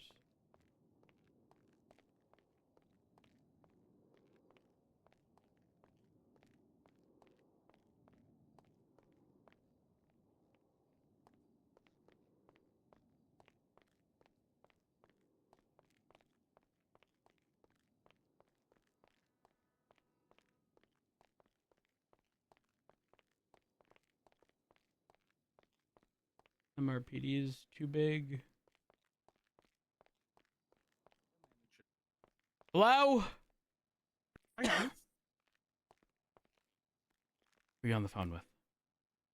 It's the undersheriff. Oh, okay. Yeah.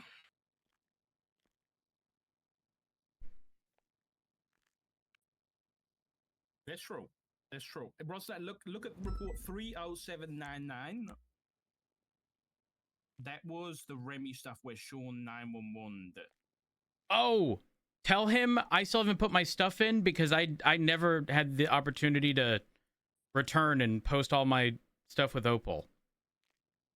Roach said he hasn't had the chance to put his stuff in yet. I don't know what he's referencing.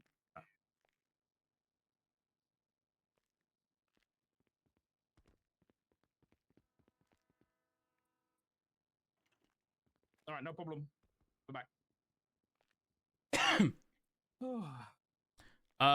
Big topic of discussion right now is you removing detective tags from their high command. And then the report of the command report that you had put up. Yes, I did that. Okay. You absolutely should have cleared that. Why? So they could look at all our investigations and just sip their little cups of tea? So I could increase the security risk to our detective units and all their investigations? Yeah. I should have cleared that first.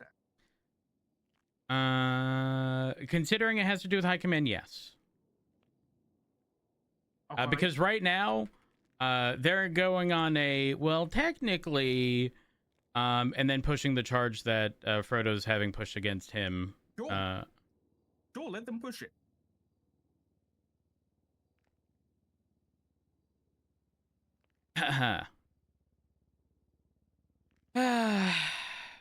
You know how this is going to end up, right? I would love to know the articulation. I would love to know. Listen, this would be, I think, a little different if you were, say, lead of detectives. But either way, the people in the chief's office want to have a conversation with you regarding it. You don't have to if you don't want to. However, I suspect, considering this is a cross-department thing, and I've already gotten a text from Springfield, that this is potentially, if there is no common ground, going to end up in the hands of the marshals to determine the outcome. Okay. So, I'm not going to have any involvement in any asking of questions, given we're married. Why am I being questioned about it? Let's just go up. I don't know. Wish I could tell you. We don't need to bitch about it. For me, the important bit is that there's no bad intentions. Yeah, for me, yeah.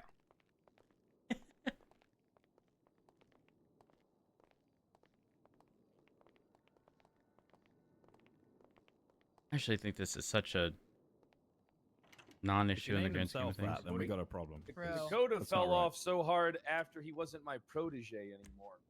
That's when he fell off. Oh, excuse me. Hey, why don't we give Dark a seat? Hey, come on, princess. Thanks, Fred. That's so nice of you. Hey, no problem. I'll take the corner.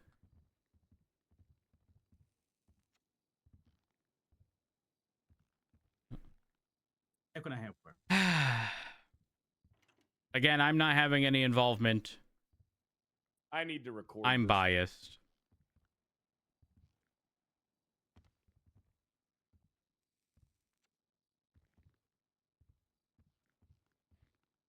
One second.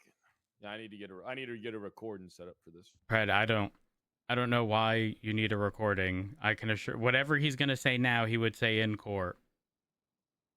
With like all of us witness as well. I mean, Maybe you're right. Maybe I should show Richard Dark some courtesy that he doesn't show me. Maybe I should show him some courtesy and respect. That's crazy coming from you. Have I ever disrespected you, you fucking twat? Oh, there's one. I mean, I feel like it's warranted. Okay. So can you just explain what you did and why you did it to everybody in the room? Yeah, I noticed you guys had the detective rank. So I removed it. Why? You guys aren't detectives. Yeah, we are. Okay. Well, Why'd you? So is that why? So is there any other reasons why you removed it? Operational security. Operational security. Can you go elaborate a little bit more?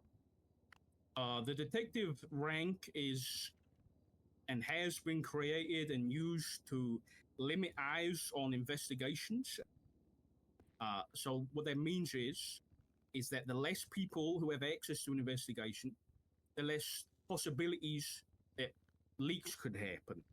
So that's operational security. Are you high command? You know the answer to that. Let's not ask stupid questions. You lead PD detectives? We don't have a lead right now. Why the fuck are you doing shit like that? Why didn't you consult your commanding structure before doing something like that? To preserve investigational security. Do you think that's your call to make, or do you think you should talk to the people around you that are giving you oversight?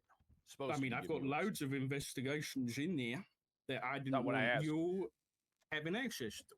Not what I asked. I asked why didn't you feel the need to talk to your high command or your other command members? Have a conversation with us, have a conversation with them. Why didn't you feel like you had to do that? I did it first, and then I informed my high command, Jack Davenport, afterwards. Jack Davenport, we don't give a fuck. Listen, so you informed him afterwards. Nah. What did Yes. he say? He said, all right. Did he notify anybody? He's high command. Did he know?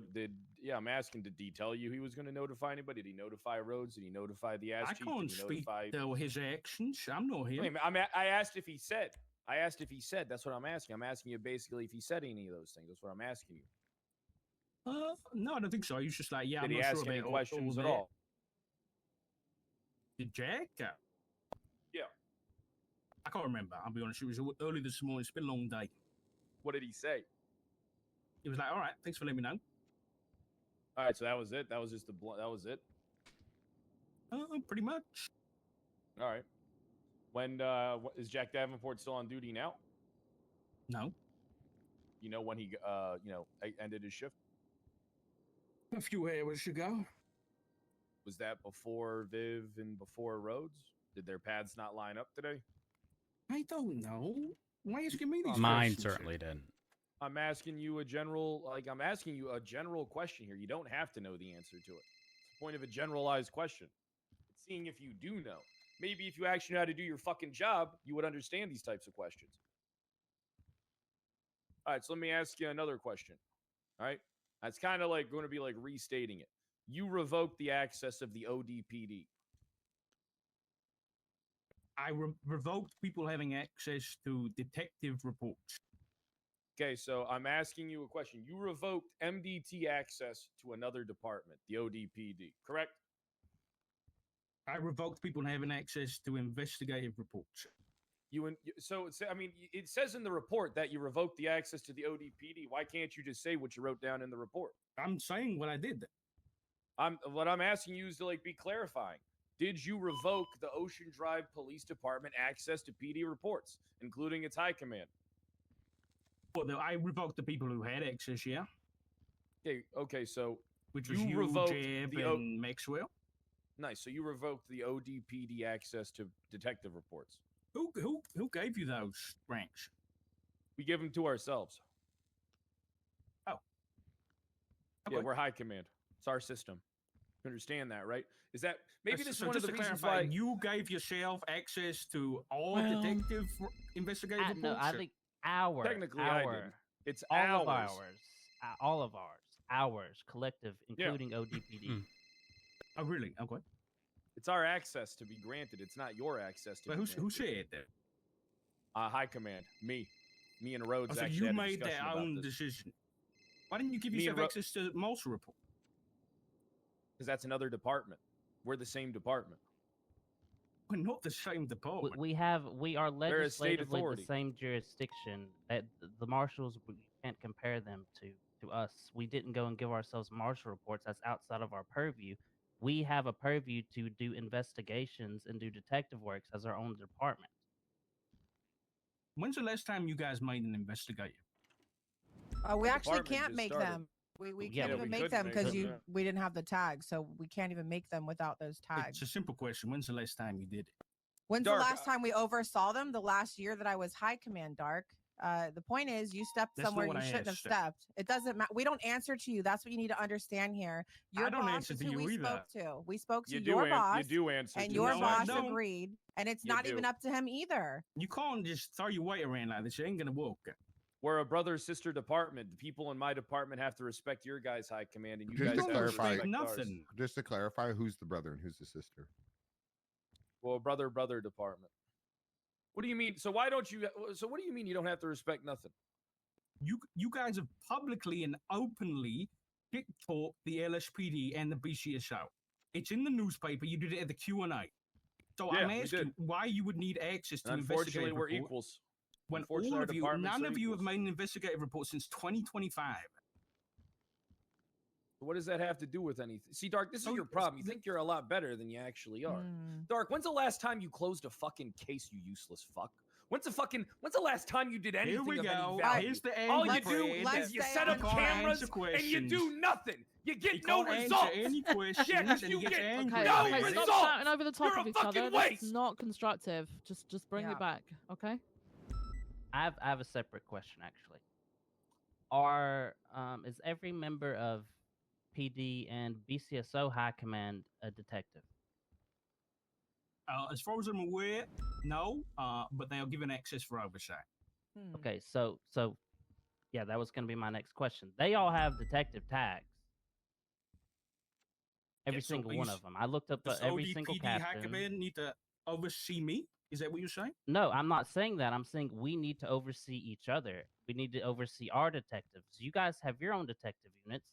We are going to have our own detectives.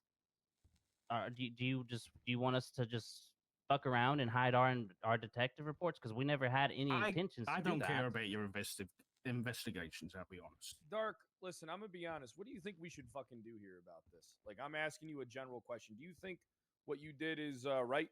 Like, what you didn't talk to your high command. You made a decision. He did. On your own. You're not even in charge of these fucking detectives. You didn't talk to anybody. You're sitting here disrespecting me and my team. You're being like a malicious cunt. Let me ask you something. What is your goal here? Do you enjoy? Hey, whoa! I know I said I wouldn't step in, but malicious cunt. He is a malicious cunt. Do you not hear I'm him? an asshole. It's court recognized. Yeah, that is true. Malicious cunt. That's outlandish. And you said it as cunt. Then. You put so much emphasis on the T. No, no. What you meant to say was cunt. That's different. You wouldn't understand. Go on. Look, Dark, This is a serious fuck up on your end, man. I don't think you really understand that you can't be doing this shit. All right.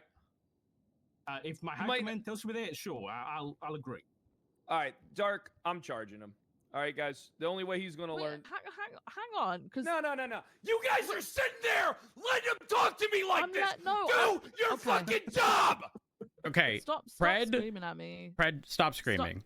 I don't need you to fucking scream. I'm letting you guys talk about it fucking first. But I've already told you, Fred, that I'm in agreement with you that he shouldn't have done it, and it was a massive overstep, which is something that I would like to talk about, but I don't get even to get that point because you just scream at each other and then just decide, right, that's it, I'm just gonna fucking charge him. This isn't a conversation, Fred. This is just you screaming over the top of each other at someone as is usual. As being an objective party, Pred didn't really start screaming until the very end there. I think they were having a conversation. Okay, so I was letting you guys have that conversation first, but I 100% agree. Dark, you overstepped. That was not your decision to make. Okay, understood that. What are you guys gonna do about this? I'd like some time to think about it. I'm going to be honest with you. I stepped into this office a couple hours ago, and we have gone through so many things that my head is fucking swimming right now, and I would like to think about it. Don't worry, we've got more, Viv. Well, exactly. I would like to think about it clearly, but there will be something coming, Dark. This isn't the end of it. This isn't a simple. I agree with Pred. You shouldn't have done it. It's not where that ends. There will be something. I want him suspended I understand for the time being. We talked about the Frodo stuff yet? No. I'll talk about hold on. that in a second. I want Dark suspended for the time being. Any of my I'm not. did any of this shit? I'm going to think about what I'm going to be doing first, because You're I'm not not going here to to suspend just him act for on. revoking our department's. You know, I mean, what's the act on? You got all the facts right now. I don't think Saying you it right want here me next to here. you. I'm going to be honest with you, Pred. I don't think you I do even want want me you here or even to be a part of this conversation. Okay? I mean, I've I'm already letting just you said talk, to you, what I does that want to think about it and find something that is appropriate to the level of what happened. I'm not going to act suspend him just while off you of anger.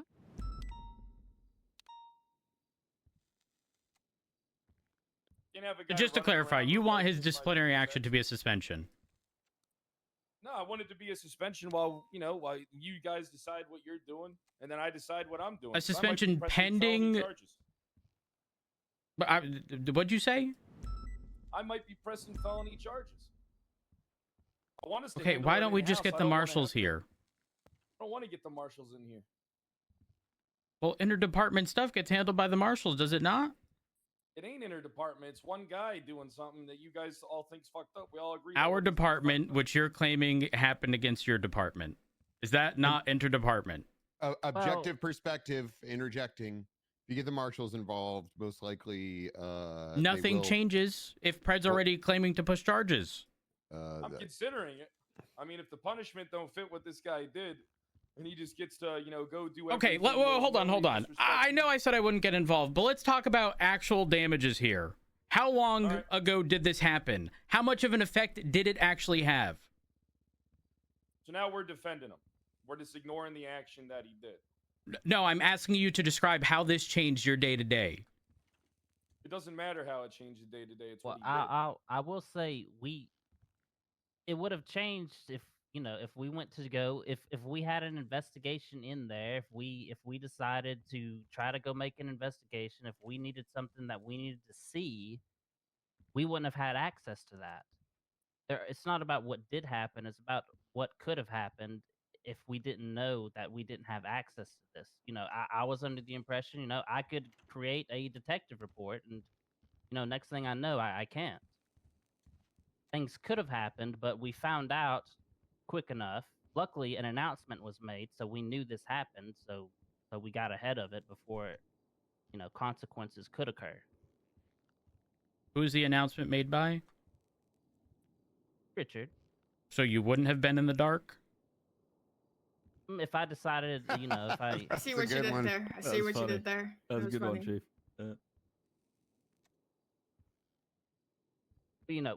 But did you see the point I'm getting at here?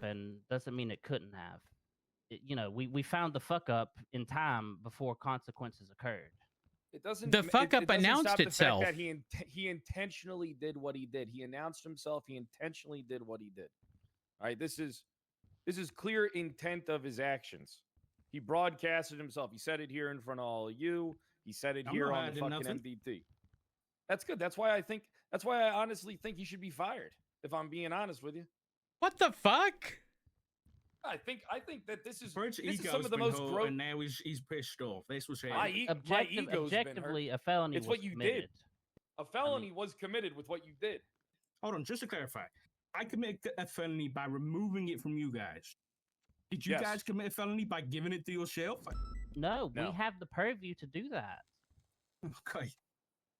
All right, just keep that in mind then, if you want to charge me. Keep what in mind? You see, this is the thing I don't understand. How can someone like you have like such a? I don't understand. What the fuck? What have you done? What are you up to right now? I'm trying to understand what makes you think that you can talk to me like this. All right? You're not my boss, Brett. And you're I an am. asshole. Listen, I hate to tell you this. I am your fucking boss. Just like Rhodes is my people's boss. All right, we're in charge. Peters is also your boss to a relative degree. All right? I'm gonna be back in a. I'll be just a moment. I'm trying to get out of this. Yep, sorry. Just a moment. I'm manspreading. Rude. Suck it in. Look, this does not set a good example for us to be working together. All right, what Dark's doing.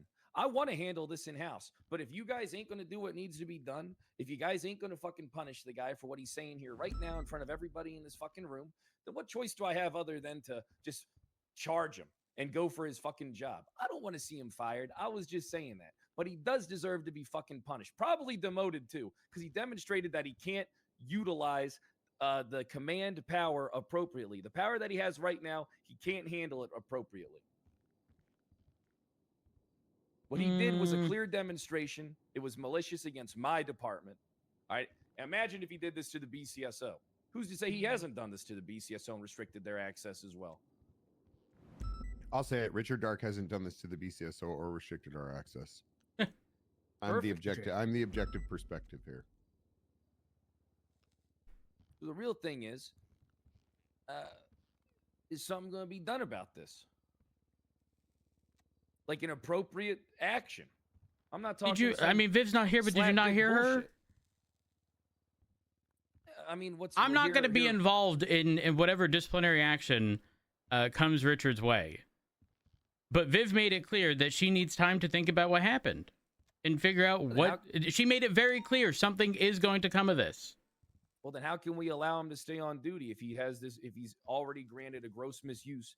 He's already demonstrated a gross misuse of his current command abilities. How can we allow that? How is that like deemed as okay? I mean, this is like fucking like stupid shit that he did. This is like general MDT corruption. This is actually a felony charge. Like 55 months, 75K. You don't have the oversight. I'm going to bash my head against this wall if we keep sitting here pretending that Richard did this like with malice and that there were any actual, again, fucking damages or any harm done here. Okay. If it has since been resolved. This wasn't done in malice. How can you say this? What this is definitely in malice. Like it's only in malice. It's not in malice at all. I do not trust any of your department to look into the investigations that LSPD or BCSO has been working on for months. And then you guys come along with pretty much every member of your department is command, and so we have access to this stuff. And so you start digging through investigations. How do we know? We've got no oversight over you. I don't know if you have a detective unit. So there's no. Because you never talked to us, never asked. There's no security. Question. Okay, so you said in the report, according to them, LSPD and BCSO are trash. To quote Chief Pred, our work is watered down slop. Why then, if our work is so shit, would you want access to our investigation other than to T-sip, gossip, and leak? That sounds like malice to me. Doesn't sound like anything but malicious intent. You can call it what you want. King, I'm interested in what you think about this. You have a level head and you understand what's going on, King. You've been here for the whole conversation. I asked him basic questions until he came at me. He's demonstrated to my face in front of everybody here that he doesn't give a fuck about me, doesn't give a fuck about my department. What do you think of this that's happening?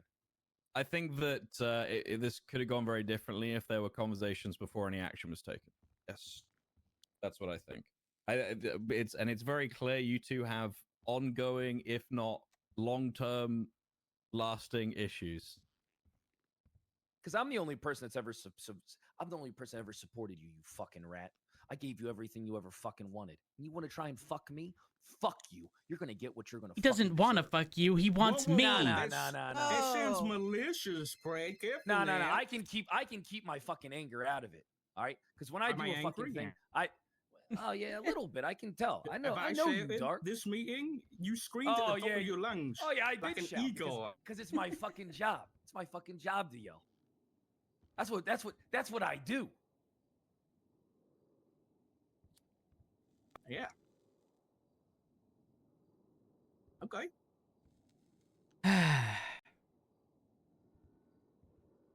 Yeah, I think going forward, Dark, don't touch anything with our department, please. You need to have a conversation. Rhodes, I know we already had a conversation with you. Not that we needed permission, but we did discuss that with you. We should have access to investigative reports. Period. We can't even create them without access to them, for the record. So even when we do have a detective unit, they wouldn't even have access to be able to do so. And that's a big problem, right? These are all ifs and buts.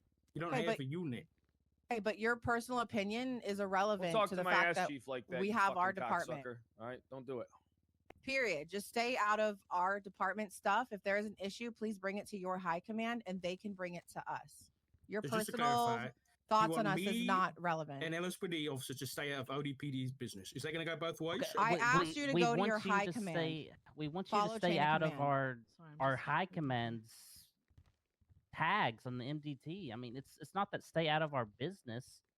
I think it's very reasonable to not go around and fuck with other people's tags and permissions in the MDT. I would never even think of doing that, especially as a sergeant. Can I say something as well? I think we need to resolve this fucking detective stuff. It's always all departments need to. I know. I'm sick of fucking hearing about it. It's always like, one department's doing one thing, one department's doing another thing. Everyone has to work together on detective stuff. If everyone goes at stuff differently and opens their own investigations, they're going to collide. Everything will get fucked up. Look at the Aaron case. Obvious, clear example of why communication between detectives is important. And I don't know. I'm sick of hearing about fucking detective stuff, honestly. We need to get everybody on the same page and working together. Please, for the love of fucking God. Please. That I agree with. Yeah. And that is a number one reason why we need to be able to see these reports. You don't need us if when it comes down to it, if this conflict reached the end, it would just be all of us creating our own private detective reports once again. And nothing will get fucking done. And never sharing anything and just hoarding all of the information. And that's the exact opposite of what detectives should do.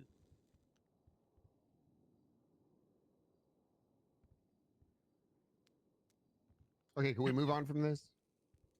I would like to point out that Pred called Richard a cocksucker, and I would just like to say, my goodness, knife found in the kitchen. I think I said I said you can't say that to myself. Yeah, I realized that too. I didn't want to. I had the same internal thoughts.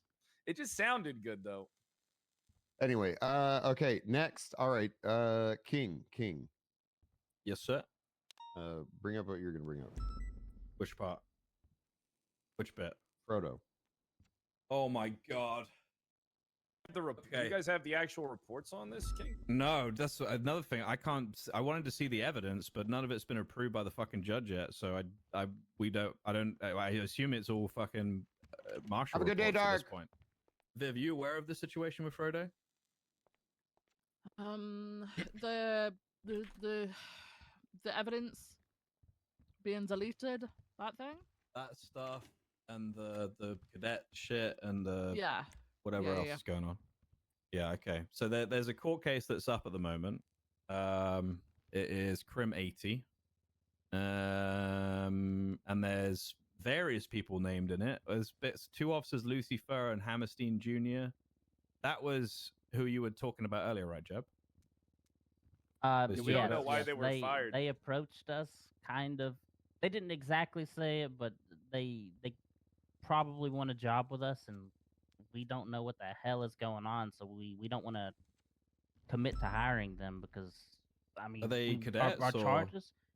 They were cadets. They Oh. were cadets before LSPD fired them, and we wanted to know, why they were fired. If you look at Frodo's court case, it says Frodo Dachi et al. That implies other people could be charged. Are those cadets that could be charged? Like, we don't know. It's tough to say without knowing the evidence. I don't know how we even. Is there any high? I mean, I'm not asking for the contents of, but is there any high command reports on either of those two firings? Like, where did that? 'cause I didn't see There anything in the is command report. there is a high command report specific to Frodo, Lucy, and Paul all being fired. Okay. Are you guys satisfied with the However, reason they were fired? it is I'm assuming intentionally vague on the basis that charges are being pressed against Frodo. I'm not 100% certain. Why vague in high command? That's odd to me. Why vague in there? Every you guys should know everything, in my opinion. Well, I mean, I haven't been present for every conversation, and one of the last times I had seen Ruby, Oxby, and Key was when I was sleeping on this couch. They woke me up. I left, and 5 minutes later, they were shot by Bubba. Oh my god! I think that all is Dodged a tied in with bullet, each other in some literally. capacity. Yeah, I was I speaking mean, to Lucy in the hallway when it happened. I think I feel like you guys, and I'm not. This isn't criticizing either of you. You should have been informed fully on what the fuck was going on, because this is like a major case, and No, I was informed. Oh, I you was know, okay. informed. All right, Yeah, my no, bad I then. know. I know that there were issues with people acting in P&T in Shift 2, the point where they're now pressing charges on somebody who was P&T lead for Shift 2. Right. Those stirrings went on with the two cadets who were also fired. The two cadets, unfortunately for them, were subjected to that by the P&T that were leading them at the time, which was Bubba and Frodo. Those two cadets just unfortunately do not fit with the current team in LSPD Shift 2, and therefore they have been let go. Okay, but what Did does they that fit- actually mean, though? Did What they does that not fit actually because of all the shit they've been given, like all the information, or was it they just? I don't know mean, either like of by these their guys, so- admittance, I wasn't present for them, but they had I believe there was They not interrogations trust that were done. There command. was subpoenas. Yeah, they didn't trust command. I guess they were untrustworthy themselves. I like that part of it. I Are we haven't not looked just into. proving their I've been point away by from. doing that? In what way? Sorry. Well, I mean, like if they're under the impression that command can't be trusted, and then they get fired by said command, isn't that reaffirming what they already believe? Like, should we not? Would it not? I mean, realistic. I'm gonna be honest. No, I'm not fighting a cadet over whether or not they should trust command. At that point, they just need a new job. Okay. If I'm lacking info here, please tell me. I'm just going by what I've been told.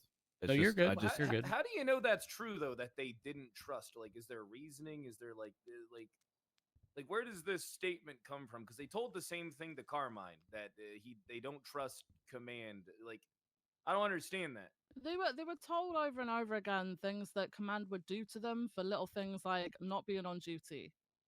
They admitted all of this. They admitted who it was that was telling them this as well. Frodo, so I they didn't. assume. They didn't. They were told that they didn't would be. like They 'em? would be. They were told that they would be fired if they were seen off duty by Shift 2 command. They were told that they would be fired if they went to 911s and didn't just go to 77s and be a 77 cop. To be clear, Viv, they weren't told by command. They were told by No, someone they were that told command by would fire them. They were told by Frodo and Bubba. They were named by them. Ew. Ew. And then I was told by Frodo that the cadet ran to Frodo after the whole Bubba incident and said, I might have just got Bubba into trouble.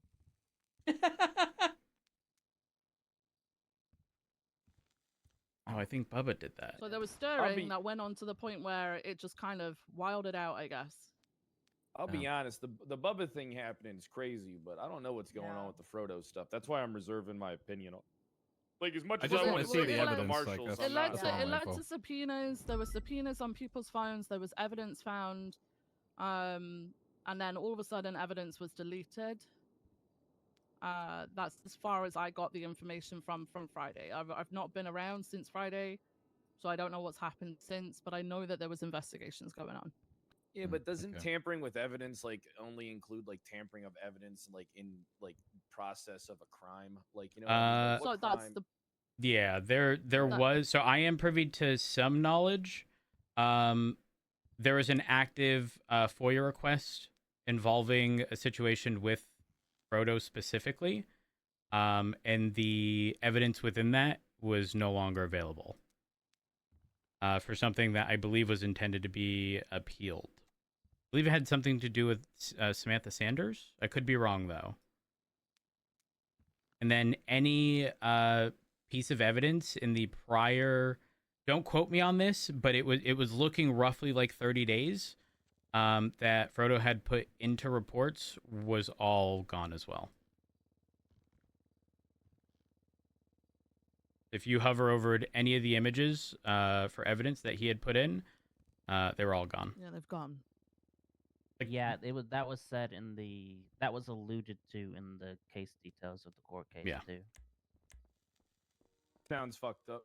So did Paul help him with that? Is that why? Because I don't have context behind that. Hey, what's up, unfortunately. C-Money? These questions are certainly like Key would likely be the main point of contact regarding stuff like that. I don't know if I want to say there was mention of you guys approaching Key and Ruby. Carmine did. He said that. Carmine approached him. You want me to said the same thing, which is really clear nothing. things up? About Carmine can tell you because Key and Ruby Carmine stuff? can tell you about their conduct because their conduct was fucking no different than Dark, and I don't want to see this cancer spread. I'll be honest, and transparent. I approached both Ruby and Key. Ruby was a lot more cordial and professional. Key was, I was asking him a genuine question. I was just asking him why Paul Hammerstein Jr. was terminated. Are there any concerns that our department, the ODPD, should be made aware of? Are there reasons to his termination that would make him a liability out there on the field? And Key's response to that was, Carmine, you're dumb. Carmine's stupid.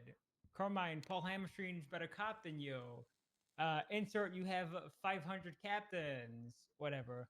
And me being the grown adult, I did not let him drag me to the depths of ad hominem attacks. Okay? And I just kept asking him the question, and for some reason it seemed like he wouldn't tell me. As if it was a trade secret.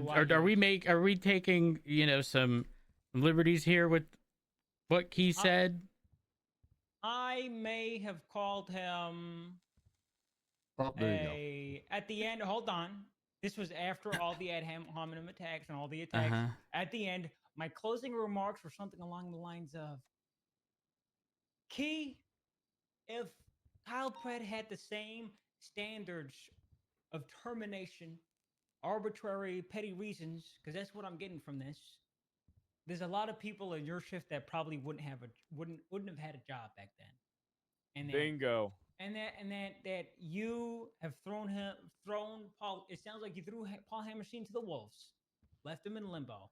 The guy doesn't even know why he was fired.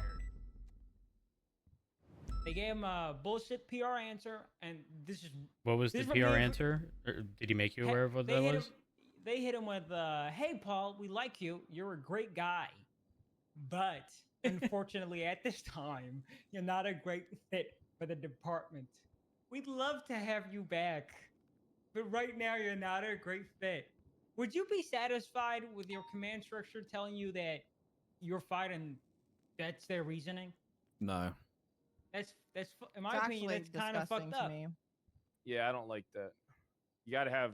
I know we can just fire people at will, right? But yeah, exit I gave interviews them- are important, in my opinion. Yeah, I gave him the Agreed. benefit of the doubt. That's why I was asking, and well, I got the same response Paul did, I guess. I'm gonna go back to registering my guns. That's all the insight. Well, Okay. I will Guns say, you got. What the fuck? Go I ahead, mean, Tim. it sounds like to me that from what Viv just said, kind of Frodo and Bubba kind of just stirred and made up a bunch of shit until it just basically undermined command, I don't know, brainwashed the cadets into just not trusting command. I mean, I don't know how Yeah. else to say it. I'll be honest, we like them a lot. We were looking into hiring them, but that's kind of fucking, concerning and disappointing, if I'm being honest. Well, I mean, correct me if I'm wrong. You guys are going to be taking a little bit of time before like full on hiring, right? Yeah. I imagine, hopefully, the Frodo court case is resolved in its entirety by that time. If nothing, if they don't get roped into that case, again, I can't say whether or not they will or won't. I don't have that level of information because it's happening during shift 2. Then there's nothing that would prevent you guys from hiring. If you truly believe that they would end up being a good fit for your department, take them. Listen. As someone who did shoot a bunch of cops in here, I would kind of be a little hesitant to hire someone like me as myself. So hey, I kind of get it. But I mean, I made my stance clear before. If a cadet of all people, not even, straight up, if a cadet said that they don't trust the command of their shift, I don't want them. Yeah, I agree. I mean, yeah, but what if they said? What if they told you, "Hey, I don't trust the command of my shift. Let me tell you why I don't trust the command of my shift." In what capacity what I mean? is the trust? Yeah, So this was all gone over in their interrogations. There was only one cadet that was actually willing to explain everything. That's fucked up. They kept refusing at first to explain to command who had been telling them these things. So at that point, command also didn't have the trust in the cadets. Covering. Because the cadets were covering for the fucking P&T that were telling them these things about the command. Jeb, can you unlock the door and close it? Yeah, no, I think it's it fucked sounds up. like it sounds like Frodo and Bubba. It sounds like they planted bad They fucked seeds with in some their really mind. They fucked with some innocent people, and it's really fucking unfortunate that they ended up under that. Yeah, the Only one unfortunate of them was willing to reality come forward, though. is that once those seeds are planted, you have to spend a considerable amount of time trying to root those issues. And unfortunately, there's only so much time that you can spend on cadets before acknowledging that it is too much. I mean, sometimes, those individuals need a reset. It is possible that the firing could be the change that could prompt that, but again, those are all sort of things up in the air. Can I ask a general question here? I don't want to spite hire anybody that is here's the thing, right? It doesn't look good for us as a department to hire people that are fucking up in yours and doing all this fucking shit. As much as we might like them, right? They're kind of like red flags. If they're doing them to you, I don't think you guys are so bad. I might shit talk Viv a little bit. I don't think she's a bad person. Rhodes, I loved you more than life itself and you fucked me over, but I still think you're an okay guy. I kind of take, the things that you guys are saying a little personally. If things, if people are doing things against your guys' department, I'm a little invested. All right? Because you guys need to succeed at what you're doing in order for us to fucking succeed.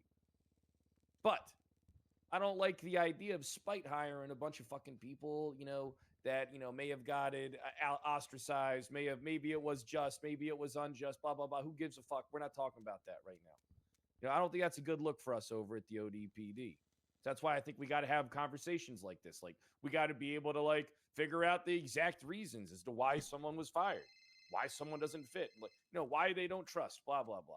Maybe we know a little bit. Maybe you guys know a little bit. But this all circles back to one thing. We need to handle these fucking issues in-house. All right? This Frodo shit got blown out of proportion because your command team ran off to the marshals. That's literally what I gathered from reading the fucking case. We need to get in the habit of last resort outsourcing things, no matter to a certain level, there's a line of like severity, right? Right. There's a certain level to the line of severity on like outsourcing immediately or waiting to. We need to get these people conditioned in both of our command teams and high command teams that we don't outsource, that we attempt to fix things in-house. And then if they can't be fixed in-house, that's when we unfortunately have to either take action, outsource, blah, blah, blah. All right? I agree. The whole thing went out of house because it started with Bubba shooting 3 members of command. You see, that's where I agree. That's where I agree the line is. I was Oh, speaking you're generally, right. you know And what all I of that mean? got roped in because, oh gosh, you're right. So in-house, we're dealing with it. They'd spoken Wait, to the cadets and found out that Bubba and Frodo had spoken about command in that way, so they were handling it. But You're then right. Bubba shot all of them down, and they went into ICU. So yeah, marshals kind of got involved after that.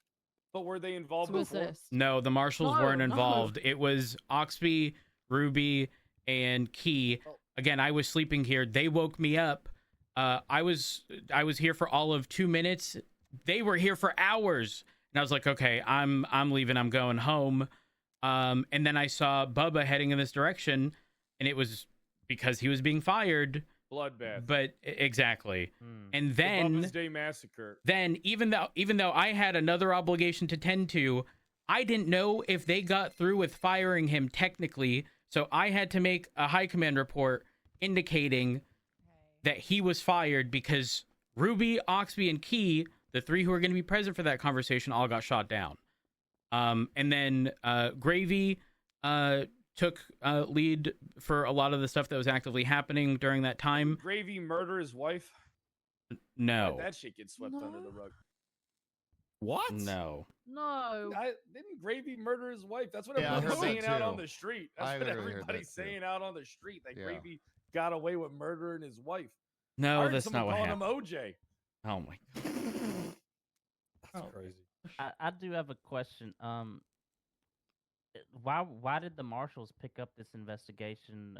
Why was there a reason? The Did marshals LSPD just not immediately, wanna- from my understanding, and again, I could be wrong, because the 78's call was at Mission Row, they arrived and then they started assisting with things because it was, I believe, just Gravy who was around. It was just Gravy. That was yeah. command aside from me, and I was pretty much doing, it's going to sound terrible, the bare minimum because I had to go. So I just ensured that, number one, he was no longer employed. guy. I informed him he was no longer employed. I made the report indicating to clear up any confusion that he was no longer employed, and then I left. And the marshals were specifically at that point assisting with search warrants for his vehicles because we're in that weird 30-day grace period from that legislation. So it wasn't technically illegal at that point, but we wanted to make sure everything was clear, which, by the way, we need to adjust our SOPs essentially to reflect that we at any point, can search any of those, like any department-owned vehicles. To sign over their rights without contract. But Yeah. Can I say one thing? There has to be a legal binding agreement. They have to be aware. Can I say one thing? I used to fuck with Bubba all the time. I used to be like, Can I ask Bubba's you a fucking something? Can I ask you dipshit. something? Even if somebody said no, would you just continue to ask us? Yeah, I would. I would.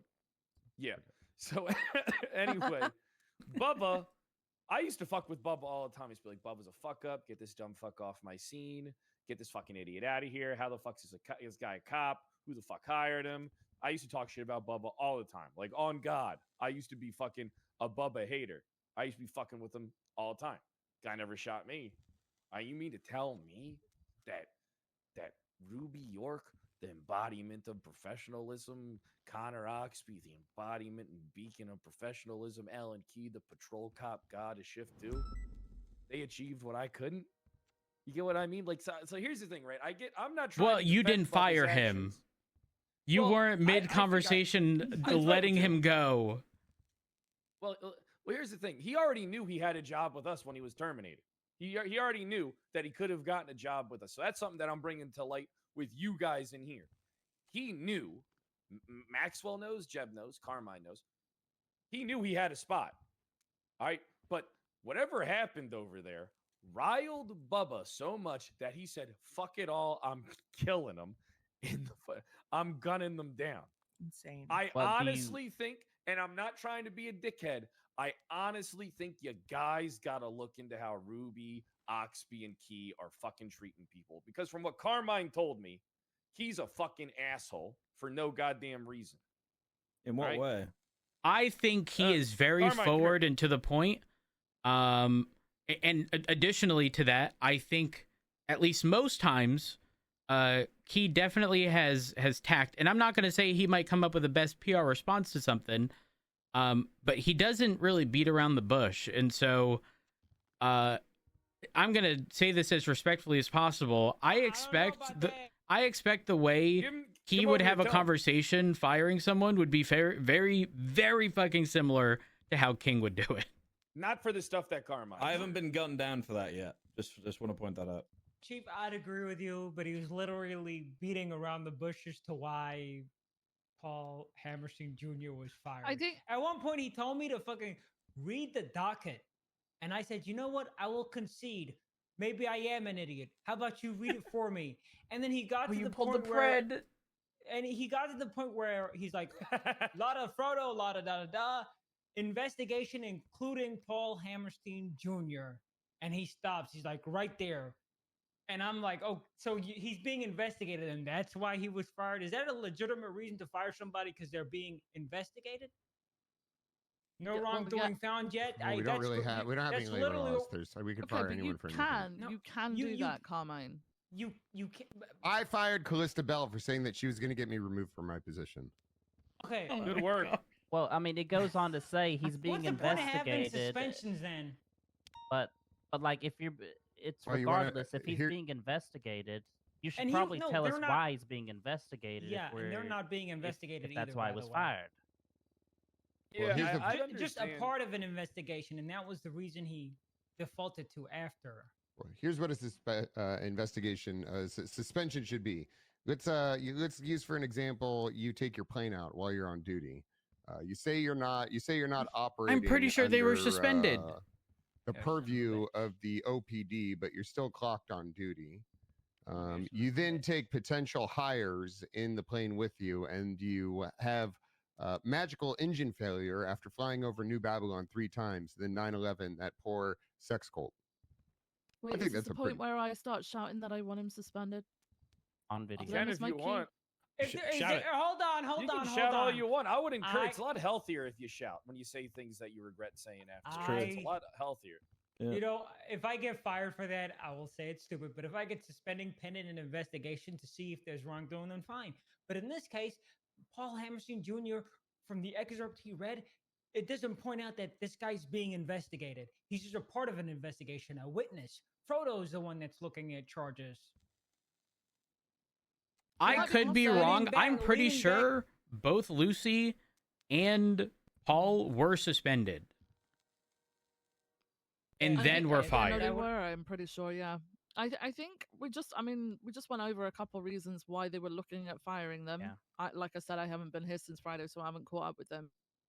Were you not in the room when that happened? Or you left? Were you doing the weapon registry at that point? Was here, yeah. Okay, well they were being questioned regarding the whole P&T fucking stirring shit show that was going on in Shift 2. Where they were being told over and over that command were gonna fire them for being off duty if they were seen off duty instead of on duty. They were told things like they would be fired for going to 911s and not just being a 77 cop. Command wanted to know who exactly was telling them these things, and they were refusing to let them know at first. They were proving themselves as untrustworthy, essentially, and because of the wider investigation with Frodo, you know, I think ultimately they felt that now was probably not the right time to have the cadets in LSPD, and I agree. If they're not trusting of their command and command can't trust them, then there's that. And for the explanation that Paul was given, it was probably more a case of he was being let go with that explanation so that he could go somewhere else and potentially get hired. I don't think they want them cut I'll off say from- this real quick because I feel this is important. If Carmine, you know, I'm trusting that what you said is true. Okay, I'm gonna have a conversation with Key. If there are other departments inquiring about, individuals being fired, I'm a firm belief that every department should be privy as to why, so that they don't end up hiring someone who displayed, red flags ahead of time. So I will speak to Key to ensure that when that information is communicated, from another department, yeah, right? Especially when they're terminated from another department. Like, now understand this, and Pred can attest to this. When we hired Bjorn into the department, there were red flags. Asterisk. We were specifically told by Angel, we didn't technically fire him. We don't trust him. And realistically, you know as well as I do, it was out of spite. You know as well as I do. Yes. But they very specifically kept it open, knowing full well he was going to transfer to the LSPD. And they informed us that, again, it came down to trust issues. If we hadn't taken him, he would have been fired from the BCSO. That's the reality of the situation. This is not much different in the sense of, those cadets not trusting command, in addition to command not trusting those cadets with their hesitancy to answer questions when asked. So I don't think it was I don't think this was like, Key. I don't know. I'm going to speak to Key very specifically because I don't want there to be an issue of interdepartment stuff and lack of information, especially if you guys are considering hiring them. And I'll say this: I've only ever met Lucy once. It was within 2 minutes of Bubba shooting. And I've met Paul a few times. Both have, in my opinion, great personalities. Okay, I don't know if any of y'all remember Martel, but Lucy gives me Martel vibes. Not to the extent of Martel, but definitely like that category. She hasn't called me a sexist once. How could she be Martel? Okay, minus that part then. Yeah, Can I just say something? I'm not like bitching or complaining about Key being a asshole and telling me. I don't give a shit about that. My Yeah, we issue like is that. my issue is communication. That's it. Bingo. Buzzword. Yeah. No, communication's not a buzzword. It's a buzzword. It's not. It can't be a buzzword when it's integral to our. I know. Communication. Consistency. What other C's are there? Here's where I think. I don't think People all think the they want departments should be consistency, but they don't. They want to be the exception, which inherently means it's not consistent. I will agree with Rhodes. That is it. Yeah.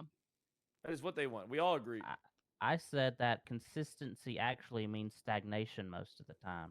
It does, because it makes policing rudimentary. It makes it mechanical. It makes it just formulaic. Like it's just one step after the other, after the other, after the other. And here, I won't deny that we need people that operate like that to do the day-to-day shit. But you need everything in between. Yes, you do need everything in between. But here's also the thing that we need to circle back to is that detectives need fucking oversight. All right, it is two instances, two major instances with two detectives. Oversight would have saved them all here. If Aaron Carter wouldn't have been able to talk to you guys, would have been able to talk to King, would have been able to talk to everyone, like, hey, this is what happened, blah, blah, this is what I got. And there would have been some backing there. There would have been some oversight. That would have happened with the whole Babel, with the Alfonso Sebastian situation. There would have been oversight. If what Dark did had oversight, you know what I mean? Then it wouldn't be criminally negligent, what he did, supposedly or hypothetically, or maybe. There needs to be a level of oversight for these people, because this is the same thing that happens with detectives every fucking time. Every fucking time detectives think they're bigger, larger than life, that they are the guys. All right. And they are not. Most of them are fucking brain dead and stupid as shit and are just going through the motions. It's like when we had to deal with all those like mini pumpers, all the people who like wanted to emulate Wrangler's behavior. They were dumb as fuck because they didn't have his legal knowledge, and it always ended in some bullshit for us, and we had to handle it in a certain way. All right, you want the marshals to oversee all that? No. I want the marshals out of the picture entirely. I want us to take responsibility, and I want us to be there to do it. But once things pass a certain threshold, then we do have to. As much as I hate the marshals, once things do pass a certain threshold, then it does have to be handed off. And I understand that, because they're not going anywhere. As much as I would like to wake up and Brian Knight be dead and then building be fucking burned down, all right? It ain't going to happen. It ain't realistic. But what is realistic is us caring, all right, providing oversight. People have to come to us. This was the same issue we had when I was chief here. I could not get these people to fucking communicate with me. I could not get them to tell me what they're doing. I could not get them to come to me and ask me for help. All right? And we need to break this fucking wheel now, or we're all going to be paying dividends for it in the future because nothing's going to fucking change. Okay, Khaleesi, you're right. I agree. Break the fucking wheel. Break the wheel. We gotta break the wheel. I would like to bring up a different concern. Obviously, with you guys having just, started, I can't imagine that there are any court cases against ODPD, and I'm sure that y'all will inevitably have people to represent ODPD. However, we need to figure out something, I think, in general regarding representation of the departments, because it is borderline impossible to find an attorney willing to represent any department that isn't already a police officer. However, that just ends up being the officer being wrapped into a bunch of different cases that they had zero involvement in, and that's ass. Let's be honest. How many of us would actually enjoy this job if all we had was docket-related stuff over and over and over and court-related stuff and never have time to actually be out on the streets? I want to avoid court. That's why I think we need to handle things internally. What we need to do. No. I mean, court as in like civil cases against the PD. Like when we're being sued. Even then, we should be reviewing them and being like, "Hey, fuck this court case. It ain't worth fighting. Just pay them out." You know what I mean? Like, Fred, you can't pay out when their requests are 15 million, 11 million, 10 million. And it's like there's like even then you try to pay them out. They're like, no, I'm going to sue you for that full fucking amount. Yeah. Well, Rhodes, do you want to borrow Grayson? Do you want to borrow our two new hires, Silas Grimmer, Rudy Chalk? Is that what you're asking? Are you coming to beg? No, I'm not. I'm not begging. I'm not begging. Also, there's zero shot I take either of the two new ones. Listen, we have very experienced officers who have very little knowledge of legislation. There's zero shot I'm taking people who have no knowledge of legislation. Oh yeah, but they're the type of people that'll read the shit. All right, so they it's are like they will read through everything if they have to. You could read through all of it in, like, what would you say, Jeb? Like maybe 2 hours. You could read through everything. There's no way you retain all that information, though. Not reading all the BS. They were ready to go in and defend me in that pretrial. They were like, "Tell me all the details. We're gonna go in. We're gonna smoke this shit for you." And I'm like, "Yeah, don't worry, I've got it." I'm like, they were reading legislation. They were giving me tips, and I'm like, "You guys, like, I'm like, chill. It's fine. I've got this." Yeah, we need to figure something out. The reality is, attorneys typically don't want to represent us because they fear they'll never get clients on the opposing side, right? Like, it's essentially deemed, if you represent the PD, whether that be LSPD, BCSO, Marshals, or ODPD, that you are inherently against anyone charged with a crime or any criminals or anyone trying to sue the police department. I can see the conflict for sure.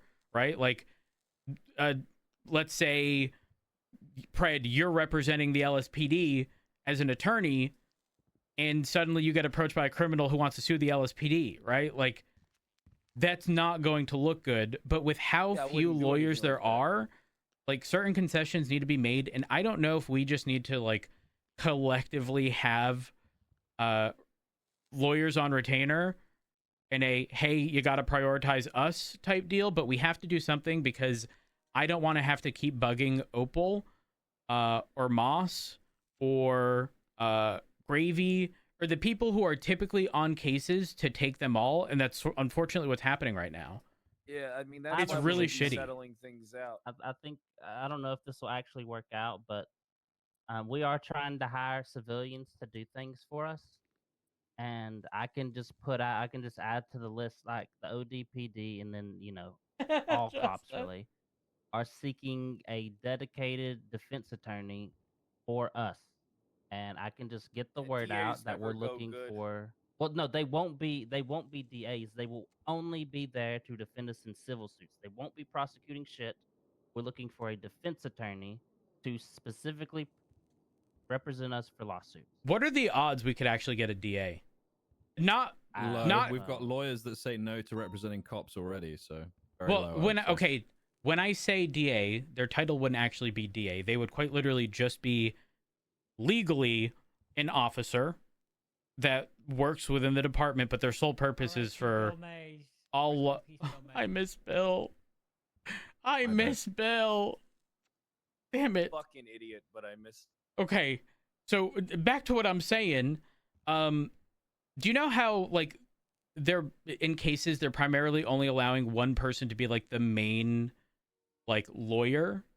Like it makes sense to have someone uninvolved to ask the involved parties questions during cases and such.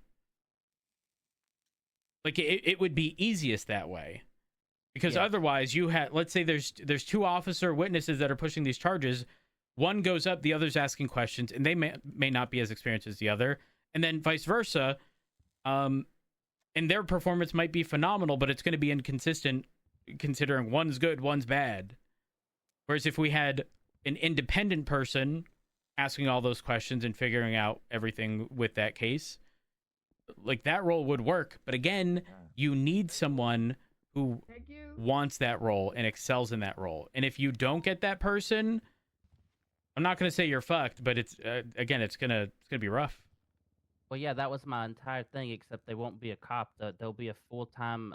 I don't know if I can find somebody, but I can definitely try. Like, there might be somebody out there interested in that. Opal, we're talking about like finding people to represent the PD, like any of the departments, just in general, because that's a borderline impossible task as is. Or not or, but in addition to that, finding like the equivalent of a prosecutor. But we really need someone who's like all in that like mental capacity to do it, because you need to be all in if you end up pushing that. Yeah, good fucking luck. Yeah. I feel bad, but I feel like in damn near every case, like I'm looking at Opal because people are just so sort of dissuaded from engaging with docket related stuff. And I understand why. But I get tagged in everything as the chief of police, and I'm like, dog, don't schedule this case around me. I'm not going to be there. I wasn't even present. Gosh. I have one more thing before go we ahead. wrap up. So, I found out yesterday. Oh, we're not wrapping up. Through some. There's more. Oh shit. Okay. Well, wait. I have something to discuss at a later time when further details are found. So yesterday, all the gangs got together, and they had a meeting, and it was pretty much a meeting between literally every gang just to talk about how bad the cops are. Obviously take 90% of what they say with a grain of salt, but they are collectively having issues bad enough to assemble a literal council of gangs. I found out a little bit of what it was about because, we're having a little bit of parking beef with the Habibis because they're leaving trash around at our public Morningwood parking garage where we store our vehicles, and it's an issue. So we had a meeting with Ray Romanoff and about that. And while that meeting was happening, he brought up this. I don't want to go into everything that he said yet because, we don't have enough time right now, but I did want to get that on everybody's radar, and I am going to be going to other gangs and kind of seeing what they think about it. Just because I told them, we're a small department. The best I can do for you is be a bridge to every other department. Because obviously, there's way more cops in every other department than us. But I am trying to figure out what their complaints are to see if they're valid. I've currently think one complaint is definitely valid. A lot of the other complaints were just typical crying, but the one complaint I heard so far that I think is valid is being chased in interceptors when they're driving something that definitely doesn't need an interceptor. I see that happen every day. Maybe there's worries that they're going to car swap or something, but I did definitely think that concern was valid based on what I see every day. Yeah. I mean, haven't we been pushing the typical like cash exchange and below, like CVPIs and Well, they Yeah. specifically, I know that, but like they were bringing up, they did a Polito. They had some really shitty cars. They had something, they wanted to do something different than normal, but it was at a Polito, and a cop specifically said to them, and they really didn't like this. They said, if you want to do this kind of shit, go do a cash exchange. Yeah, An officer made that comment. Yeah, it's to fucking them. stupid. Can we get names on that? Because every time No, I'm it's out on yeah, no. patrol, like, well, you're saying you see it on the street, right? If we can just like everyone, not just you, like get Oh, names on that, because yeah. when I'm out on the streets, like everybody pays attention to the cars, and like you brought a Polito. We had a Polito the other day. Their car blew up. We got him a local car, I don't think and it's in they our were gonna. shift, Opsky. It's not. It's I later in the don't. day. Okay. It's not. I'm also going to be real. It's a shift too. Yeah, I would argue that Polito might be a little different. It's not exactly easy to get people to swap all the way from Polito into new cars and then head all the way back within a reasonable amount of time. But quite frankly, I think with the exception of Polito, I think we could accommodate that and damn near anything else. I don't want to get into the specifics and stuff. Yeah, no, but I understand. I'm gonna be going and talk to the other gangs to see if what they think matches up with what one gang said. And I'm gonna, because they didn't say it's gonna be Hell Week or anything, but they do. It seems like they are going to be a bit more abrasive and aggressive. And I don't know, maybe the fact that some gangs were doing a bank truck right outside PD might have had something to do with that. I don't really. Maybe. I don't know. But You I mean, should say the part it does about seem the they're cop angry. yelling shit. Oh, by the way. yeah, I'll get to that too. Another thing is just some of the wild comments made during chases. Are we talking about like over the megaphone? Yeah, and just okay. completely Yesterday I brought that crazy up. things. you did. I don't even have context.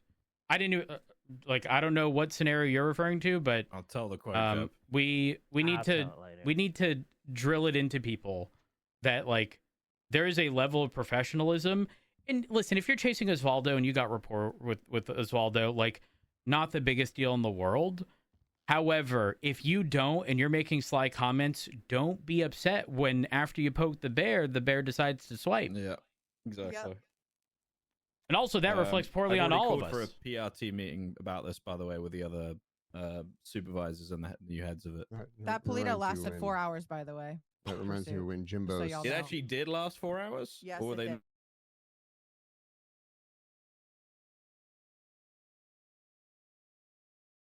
I'm gonna go grab a drink. And I'm gonna throw music on.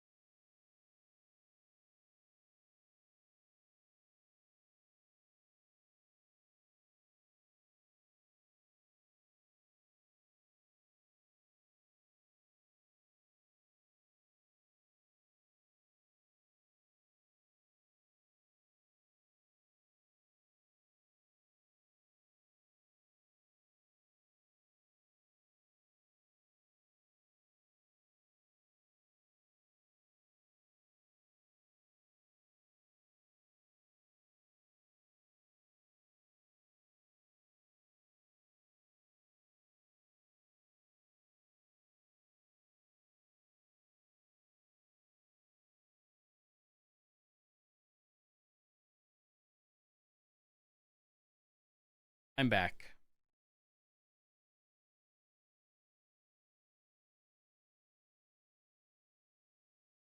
And connect.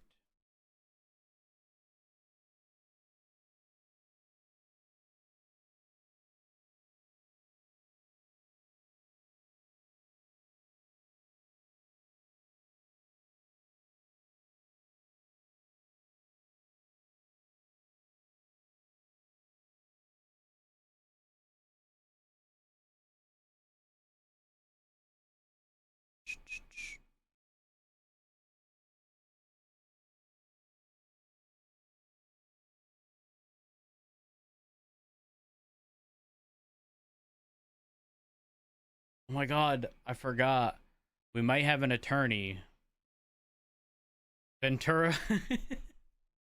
I feel like this is trolling. I could be wrong.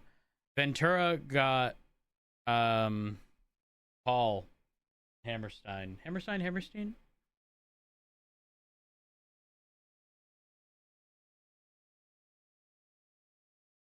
We're gonna see how that goes. Do.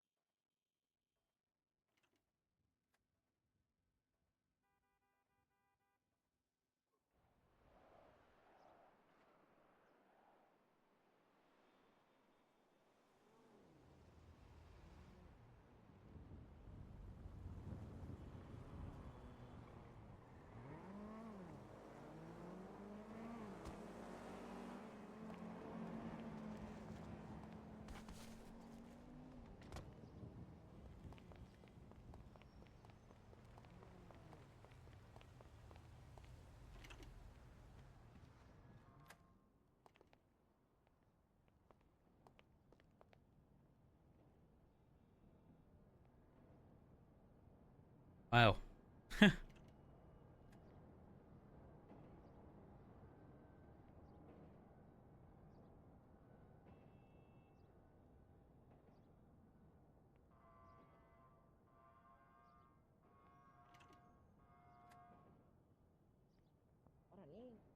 Vivian, thank you so much for letting me borrow, hot mama car.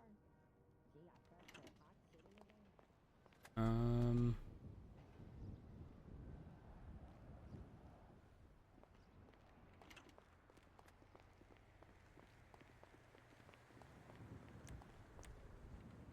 second.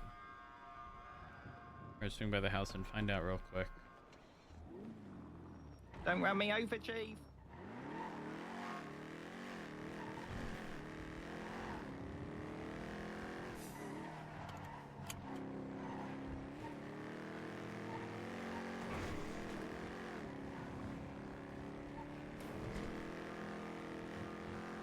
Is that a fucking bullet train?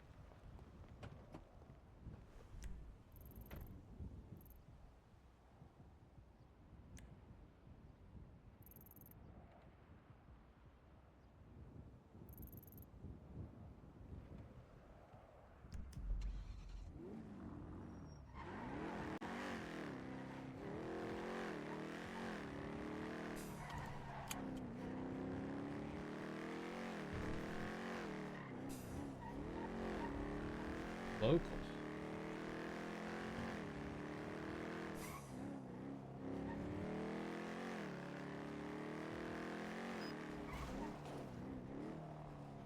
They run plates.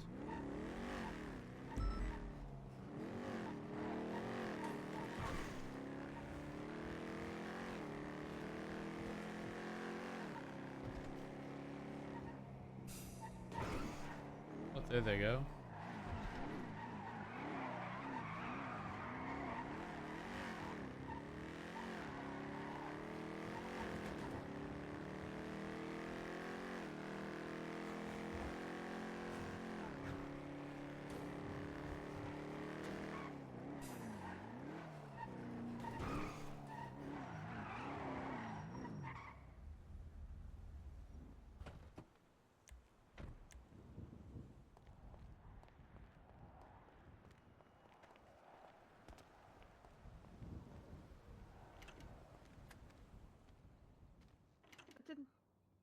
I don't know how long your meeting's going to be.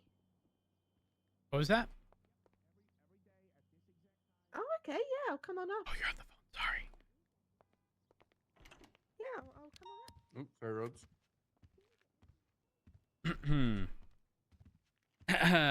Hello. Hello. Everyone's quiet. Hello.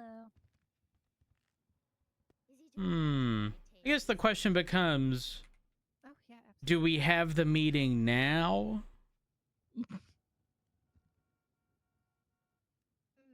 Or when we return?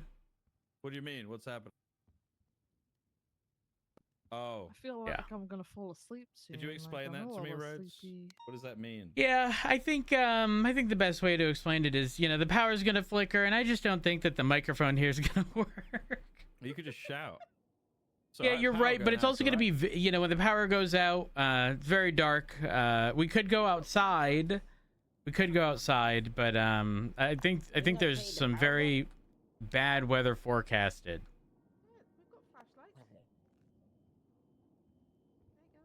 I say we start the meeting now. You're right, and then we won't have another. And if people miss it, they miss it. Sounds like they should have been here. Can I speak to you after the meeting? I agree.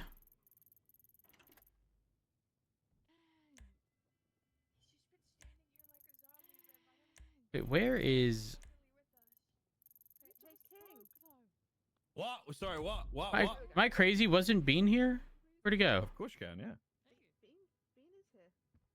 Yeah, Bean ran out. I don't know where he went. Maybe he was taking an additional nap? I don't see him on duty.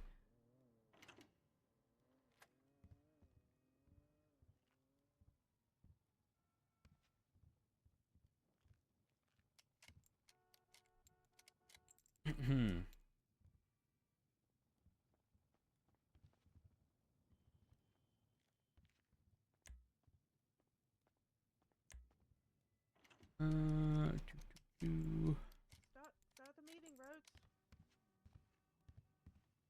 I guess. Therapy dog. We need to schedule that.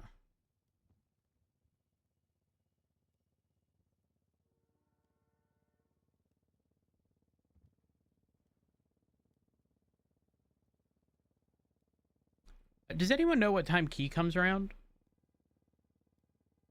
Like right at the start of shift. Like 2. another 4 or 5 hours. Ooh, Okay. Yeah, like at the start of yeah, he can be.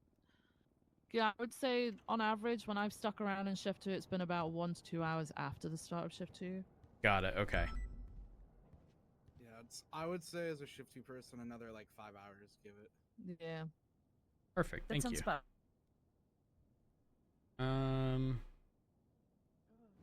Say anywhere between like 5:30, 6. Where? Ballpark it.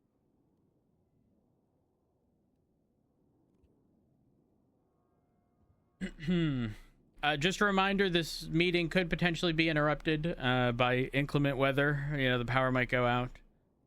Are you scared of the dark? Just keep No, I'm not scared of the dark. I'll keep pushing on. Don't you worry. If you guys, we'll start now. We'll start. If you haven't already, make sure you reference the most recent announcement from Maeve regarding VAFs in U. Addition to that, make sure you guys familiarize yourself with the what's it called, strips legislation or the Strip Act. If you have any questions regarding that, you can actually, one moment. If you have any questions regarding the Strip Act, feel free to reach out to Command. There shouldn't be much an issue with explaining it. There is some confusion regarding the current language in it, but again, we can, for the most part, handle that within Command and High Command. Most notably, I'd argue the confusion amongst, I believe it's Article 2, or Section 2, for extreme targeted violence, and then VAFs in general.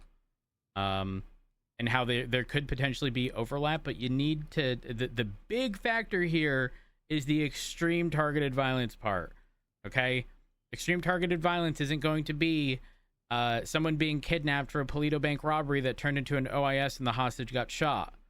That will be a normal VAFable thing. However, if we're talking about a scenario in which someone was kidnapped, tortured, or anything to that extent, that's where, you know, the extreme violence, or we're talking about murders, serial killers, stuff like that, that's when those assets will come into play under that specific portion of the Strip Act. So not your typical run-of-the-mill scenario that might turn violent. The big thing is extreme targeted violence. Does everyone understand the difference there? Perfect. I don't know if I have much else right now. Does anyone have any announcements to bring up aside from Jack does. Jack? Come on up. Get up there and make your announcement, Jack. Oh, yeah. Yeah. Hey, everybody. Hey, welcome. Hi, Jack. Hey, Morning, Jack. hey, Hi, Jack. King, hey. And the goddamn. I am so sorry. Okay, guys, I want to say thank you for the flowers. You guys doing Oh, you fantastic. got them? I'm so happy. Yeah. Unfortunately, lately, we see some lacking. As a PRT, I need to My say gosh. I'm sadly need to say that, you know, I'll be more how to say that, repulsive to the actions of the people on the streets, especially people who are driving the police cars, because the performance lately of our officers is going down.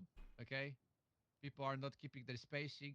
Right, people who are crashing This is to true. other pursuits and doing some dumb shit.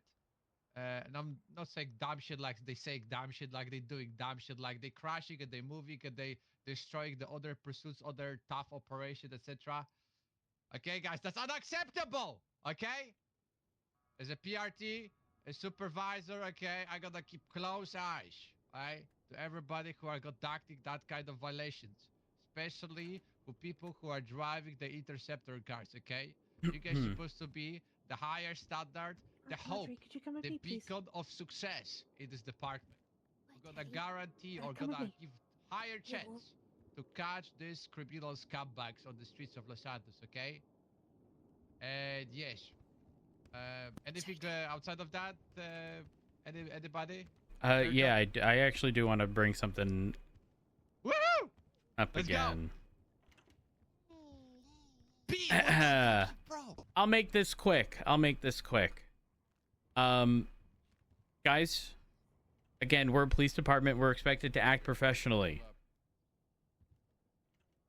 Please do not get on your megaphone mid-pursuit and start screaming dumb shit. Okay?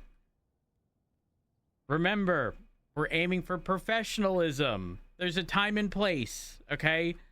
Mid-pursuit is likely not the time or place. Go ahead. Can we have an example of dumb shit on the megaphone? Voss, I feel like every time I've brought this up. You asked for an example, and I feel like you're trying to verify it's not you. Which tells me that you probably do it, Voss. I just want to make sure. Yeah, go ahead. Go ahead, King. Okay.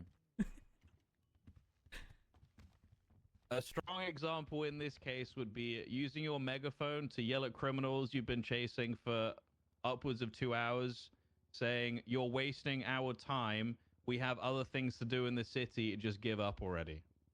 Like that kind of dumb shit. Okay, thank you. Just a reminder, we can pull off pursuits. That's insane. Yes, it is. That's insane. actually insane. Guys, don't forget. We can pull off pursuits, especially if we're at the point of a pursuit where we're pursuing interference after interference after interference. You could be doing much better things in that time. Don't hesitate to call off pursuits if that's the case. If you are truly looking at nothing more than a felony obstruction charge on the person you're pursuing and it's been going on for a while, call it off. Do something else. Don't feel obligated to continue with that specific chase. On top of that, if you're part of PRT and you don't know when to call a pursuit off and you're saying that kind of shit from your car, you'll probably have your cert yoinked. I hope they get fired. Any questions regarding any of what was just mentioned? No, sir. Perfect. I want to add something. Yeah, go ahead. Go ahead, Voss. Go ahead. I want to say, guys, remember, guys, we are police force, okay? And we upholding the law, okay? What the chief said with King, this is the not show of weakness, okay? This is show of being smart, okay? We're supposed to prevent the loss of life, okay? Remember, guys, when you're chasing the people, you are conducting yourself in the pursuit. And you are not saving civilians from the kidnapping or the hostage situations, okay? You guys need to have that in your mind, okay? Remember, our priority is to present the loss of life, okay? Remember that, okay? Sometimes a violation of the... Wait, what? Keep going, Jack. You're killing it. You're killing it. Keep on going. What do you mean? I'm always doing that, okay? That's normal. I'm just saying because we have new faces here, you know what I mean? Some people maybe don't hear that, but that's the truth, okay? I was in the pursuit with the... I think in shift 2, we were chasing someone for 3 or 4 hours. I was so tired. I was needed the second driver to pick up the wheel for me. That was the Crystal Clear, by the way. Oh my God, it was so long. I feel I was like 2 or 3 hours. I don't know. But yeah, we didn't give up. Okay, I hope. Yeah, but shift 2 is have way more people. But we need to be resourceful with our units. Unfortunately, shift 1 have less people. But it's not meaning we can be less successful, okay? We still can do our job correctly and perfectly with the units we have, okay? Just be smart about it, okay?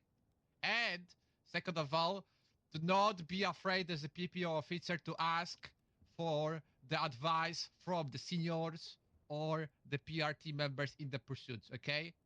They not only supposed to help you, they supposed to know how to help you, okay? That's the people with experience, okay? I'm just saying.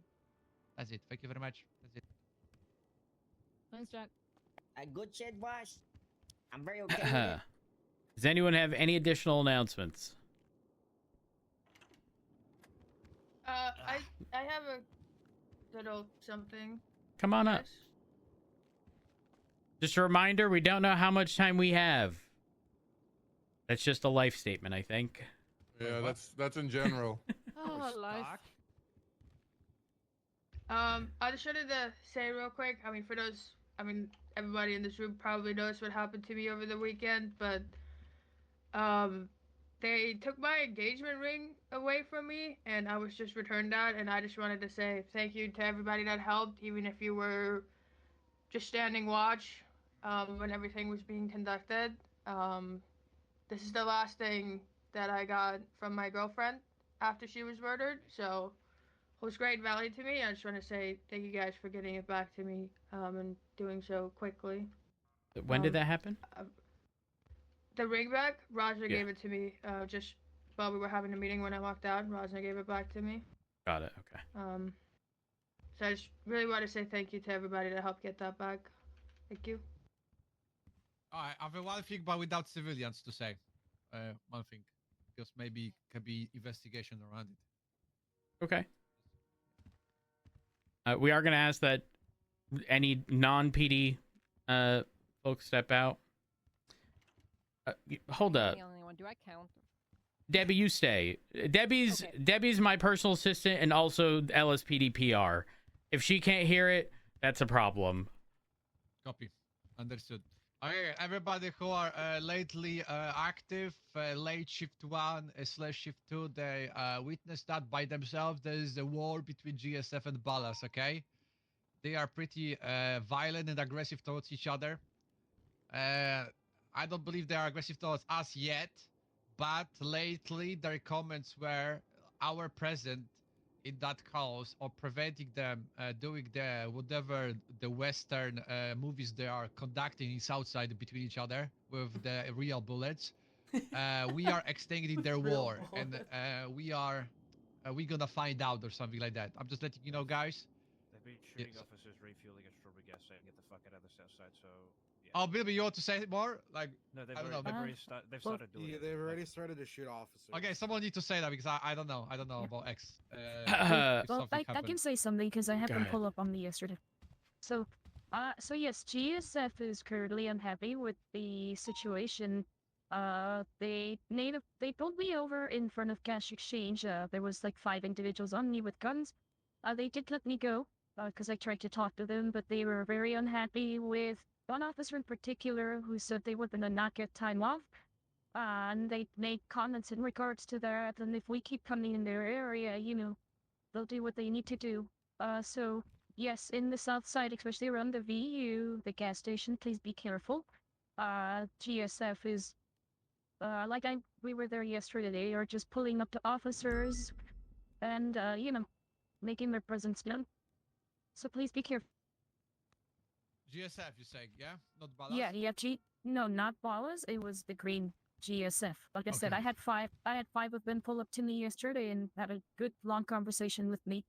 I was very lucky they didn't shoot me. Alright, so I'll give the context since I was there, and it may have been me, but the thing is... Alright, these guys... Alright, so KTB and GSF, they've been at war with each other. Don't know what over, but they've been at war with each other. Yesterday, Ventura called out that they were shooting in front of Laundromat and Maria's, which is the grocery. So we had units, get ready to interrupt. They started robbing people, so we went in, we stopped them. We essentially interrupted a gang fight. We told them, weapons away, you're under arrest or you'll be shot at. Lo and behold, GSF seemed not to be the smartest. They started shooting ballers right in front of us, so we shot them down. They started complaining that we shot them and not the ballers, which is a whole other thing. Essentially, while they were on the ground, they were making threats to officers that they were going to shoot us constantly at the next scene because they keep interrupting our fights. We said, that's fine, we'll just give you guys no time off. There was also a report beforehand saying for GSF not to receive any time off, so I don't know if they were referring to me, Aaron, or Joseph, but either way, these guys earned their no time off. And essentially, they were making... Their logic is, if we stop interrupting their gang shootouts, that this war will be over sooner, which I told them that's just not going to happen when... we're just not doing that. That's just not a thing. We're not letting you guys shoot anywhere you want, just so then this is over quicker. How about you guys just stop shooting in general? And then they said, all right, we'll just shoot you guys if that's the case. I went, okay, that's all right. If that's your way of thinking, that's fine. So these guys just... I don't know what their level of thinking is, but it's not great. It's not great. So now I guess they're going to shoot us because we're doing our job, is essentially how I'm thinking of it. So we're at war? I guess so, because they've shot I think maybe 1 to 2 officers already that just were refueling at strawberry gas. So strawberry gas is the hotspot, it seems, to where they ambush you. I want to make this the LSPD is not at war. We're just doing our job. Okay, we're just doing our job. That's what I meant. No, what? Debbie, was that a good PR response? That was great. Thank you. Okay. I told them they got upset that I said that to them. I was like, what? All right. I think you go. I want to say that, like, the why you guys are letting know in this meeting about that information to, guys, let you be aware the people who are wearing the green, colors or the purple colors, they can be aggressive towards you. Okay, don't let your gun down. Okay, Like Chief said, okay, this is not war, because that's not even gonna be close to the war if they're gonna pick up the fight with us. We're gonna squash them like a bugs they are, because we are the supreme house of LSPD of Los Santos, okay? Yeah. We are maintaining the law in this country, not on like one turf, two streets, to the whole city of Los Santos. We are maintaining the control, and we are making sure the city is safe, okay? This criminals forget, I believe, what is our role in the city, okay? We are conducting and we are maintaining the safety, upholding the law on the streets of Los Santos. And if they're gonna break the law, they're gonna pay the fine, and they're gonna end up in Bullybrook, or maybe worse places. You never know. That's it. Thank you very much. Just a quick thing. Later on in the night, I did arrest a GSF member, and he said there will be like heightened aggression from them. But I also told him why we do our things, and like we are preserving life, and you can't just have gang fights wherever you like, and that isn't a thing. And he basically just said, "Oh well, the war's over it anyway," and that was like basically later on in the night. Oh my So God, that. We might have ended the war, so I think we did our job. we did our guys. job. Exactly. So that's a positive. That's a positive. So I think we did our job to end the war. All right, that's Good shit. All right. Last thing. Voss brought up a good point. I think it was Voss. Regarding letting our guard down. When we're on active scenes, not just gang-related shootings, when we're in hostage situations, whether that be a Fleeca, a cash exchange, the Polito Bank, it doesn't matter what, you guys should not just be sitting there, you know, without a gun in your hand, just back turned to the individuals, or sitting in a car, being a sitting duck, okay? These individuals can turn on us at any given time. And while, yes, in a majority of scenarios, they don't, because their primary goal is to get out of there, use the hostage as a bargaining chip, it doesn't change the fact that it could happen. And you guys need to treat these situations seriously, and act accordingly, okay? That falls in line with, again, just doing what's expected within your job. I would say things have been pretty lax recently, but we need to tighten up in that capacity. I don't know. Actually, it's been quite some time, but we have been ambushed at banks in the past. So, again, not entirely unheard of. So just keep that in mind. Any other things to bring up? Good. Yeah, Get out there, do your job. Oh, come on up. Yep. That's my FDI right there. Hey everybody, Officer Gregor Johnson here. Real quick, just want to make it aware that we do have cadets that might need a little bit of help out there from time to time. Even officers may need some help. I just wanted to make it known to when we out there, let's not assume that everybody knows everything, and sometimes it's just to help to guide. Sometimes maybe when we might be struggling, if y'all see cadets out there that may need some help, help them out a little bit. Try to get them to lead scenes. Sometimes, just try to give them that environment, that feeling of okay, I'm supported, and make sure that hey, we're there here to help them out. Making sure they're supported.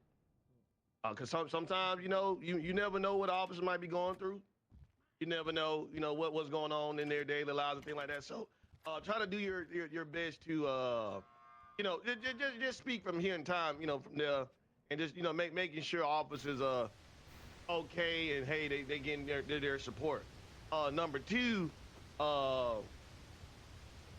when you're taking out a cadet or something like that, please, for the love of God, if you can, just either shoot me a text message or if need be, if fill out a report. That way we can see their progression. There's a lot of times where these officers go out. These cadets go out, and there's no paperwork. And as as PNT, we can't really do nothing with that. And it's kind of, be honest with you, it's kind of hurting. It's kind of hurting more than it's helping. We need to be able to evaluate and assess the situation at the time at hand. Lastly, I'm having a meeting with every officer and below.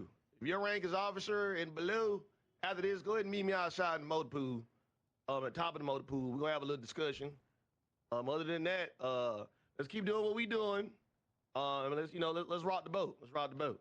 That's about it. Congratulations on your promotion. Thank Congrats. All right. Meeting is over. I just got here. Wow. Okay, Betty, I don't want to ask why you're here. I just finished court. We won. Oh. Hey. You I was don't just go here. Yeah, I was just Do you want to chat real quick? B, There was- you don't have there's a a leg meeting stand at- on. You're always I in think there was a favor of meeting at the BCSO. BCSO, Betty. That's fine. I'm not Like I attending. say, if your rank is officer, All We right. got like 5 minutes, so I figure Let- you're probably going to sleep soon, right? In a bit. I'm going to be present for something, but front of the office. Cool. Take the ODPD outpost. Take it away.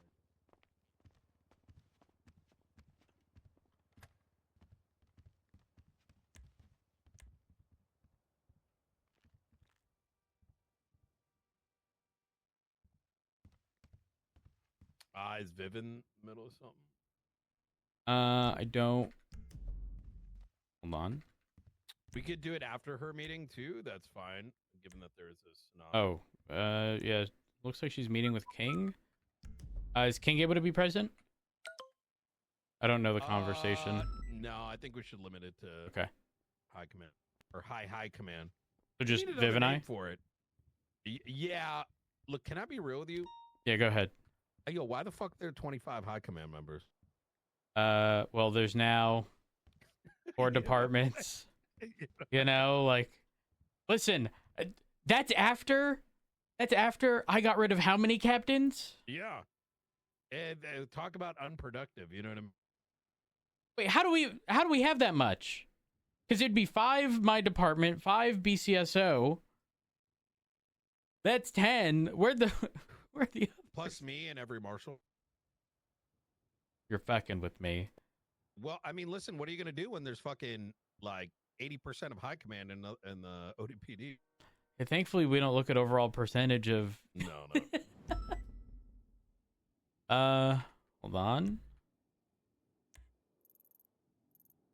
Let me text Viv real quick.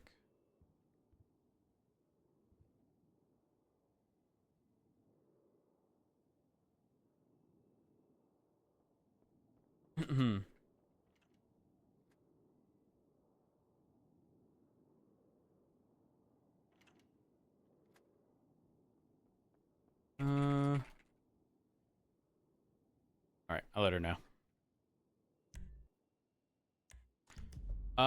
We are having a thing regarding Opal, by the way. It is just going to be LSPD High Command, but just regarding everything that happened and how it was sort of allowed to get to that point.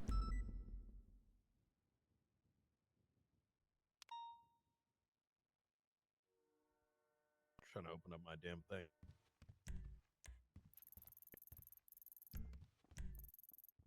You texted her, I assume? Yes. Oh, I think I see her. I don't see her. No, she's chatting with King and Bean right now. Yeah, I think. Well, actually, hold on. What's the topic of conversation here? I just want to kick through just a bunch of things. So if there's any open questions, like a Frodo, something with certain searches, there's like an assload of stuff that I just want to throw on the table here. So if it turns into a discussion point, we know that. Okay. You know. I got a bunch of shit to do, so I'm not trying to do like a, hour meeting. Just kind of put some. So a lot of stuff happened Opal's stuff is happening. I'm assuming very close to right now. Would this be a possibility, like a conversation tomorrow by chance? I will be around. No, Fuck. because it involves Frodo. I'm gonna be Brian. I don't know how long they're gonna be there. Let's just pull them real quick. Be like 5-10 minutes. Keep in mind, this is your department here, right? It's going up to trial, so you guys should be up to date on. I'm on my way. Okay, I'm on my perfect. Way. Bye. All right. Bye. She's on the way. I'll be quick.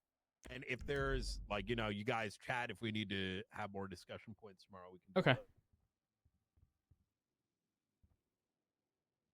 Brian, I haven't seen anything today aside from this office and the meeting room. It hasn't been a long day. It's only been 3.5 hours, but All right. How you doing, Viv? Hey, sorry. Hey, hi. I wanted to put some things in front of y'all so then, over the next 24 hours or as things come up, you kind of have an idea as to what's going on. Yep. So first and foremost, obviously the Frodo case has been put up on the docket. It looks like Crane is taking it. Last I checked. That having been said, obviously I have concerns that people are trying to like rip into those reports before it goes up to the docket, which is a absolute hard fucking no. And I don't want to speak on behalf of y'all shift 2, but some of these fucking pussies need to stop looking for tea. Investigators put a lot of time behind this, and if a bunch of bozos are trying to crack into this information, I'm going to get very loud and it's going to get very nasty. I'm sure you understand where I'm coming from. Are there specific like problematic people? Well, let's start by taking a look at this report made by Richard, inferring that everyone now has a detective tag. So the first thing that comes to the front of my mind, and mind you, I had gotten pulled aside by various members of Command Plus. I don't want to name names because there was far too many of them asking for information. A lot of these people have been in PD long enough to know that if they are not working the case, that they fucking wait. Anything outside of that not just jeopardizes the dozens of hours that these people put into it, but has the propensity of us losing more investigators in the future. Yeah, not wrong. So just a heads up regarding that. The ODPD do have the detective tags back, but it's only their high command. But the sort of odd-ish thing is that almost all of them are high command.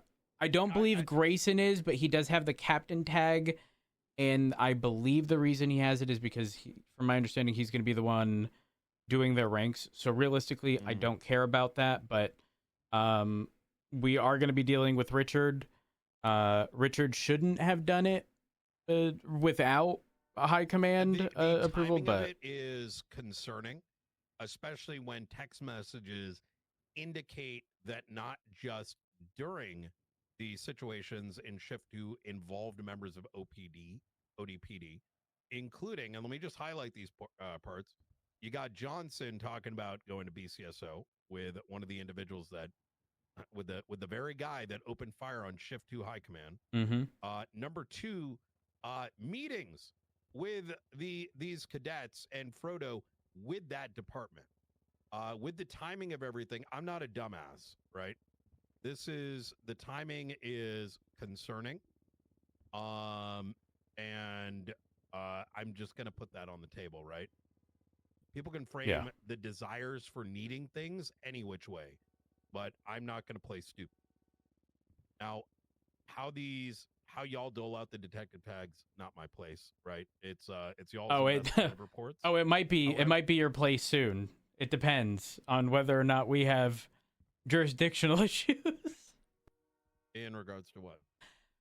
Well, if we can't come to common ground, it sounds like we're gonna come to common ground, but if we can't come to common ground, how y'all choose to kind of manage that's all up to the 3 departments. I'm more underlining the timing of this. Fair and enough. I'm kind of getting ahead of it, and it's a very stark warning, which is if fuck games are played with material written by individuals that spend more time doing actual work, and that starts to burn out investigators, it's going to get nasty real. Peter's just calling. Can I pick up? The meeting or something? What's up? Oh, Rhodes? Yep. You there? All right. How long are you around for today? Like an hour and a half. Okay, I'm coming down right now. I'm coming down there. I gotta go, guys. I gotta go. Okay. We're in a meeting right now. God damn it. I talk to you right after. I'll just sit in the hallway and wait until you come in. Okay, bye. Sounds good. Bye. Obviously, have you had a chance to link up with the investigators on this case? I've only had brief conversations with Key and Ruby, and that was 3-4 days ago, maybe.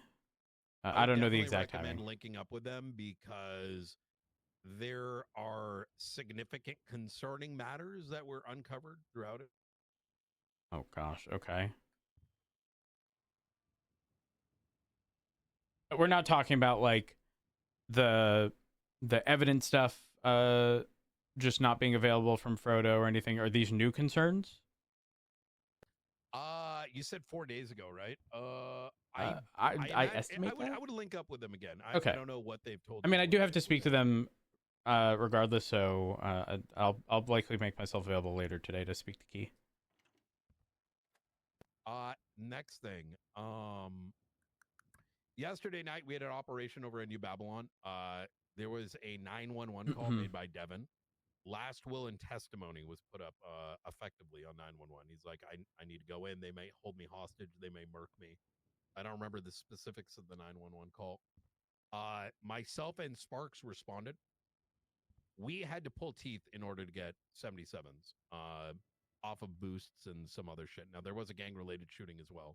Now, I'm not really sort of putting on the forefront. Like, obviously, we get spread a million different ways. But I do think that someone who's like, I'm about to get murdered over 911 requires one of the highest level responses that we have. I don't mean in terms of number, but rather in terms of priority. Long and short of it is, I called for 15 total units. As per discussions, I'm not going to super get into, but we identified about 8 Babylonians. My judgment was 15 units is enough. It turned out to be right. Each and every one of these individuals was arrested.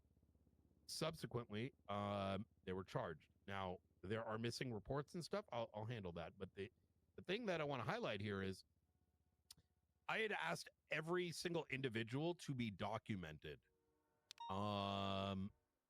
And that given the fact that we had witnessed some of them go into properties and leave, that those properties, if the door is open, to just see if there's like a suspect inside, right? A couple things happened, which I think we need to be very explicit about, like across the board, is that going in a property with the propensity of a hot pursuit means that we're seeing if there is a shooter or a body and then getting the fuck out. It does not mean analyzing a bench. It does not mean, hey, you think you see something, that you're allowed to stay there any longer than needed to ensure that there isn't any life. It then got worse. Is as we're down here and processing, apparently some people think we can start going into motherfuckers' pouches. I don't know how long that's been taking place, but after I opened up that conversation and started looking through the reports, I'm like, I think we've been violating people's rights for a minute. Wait, go on. Brian, we actually may have a disagreement here. We can, for the purpose of documenting. In fact, this has been, I think, PD policy. Well, no. Look at the search legislation. Like, we can. Okay.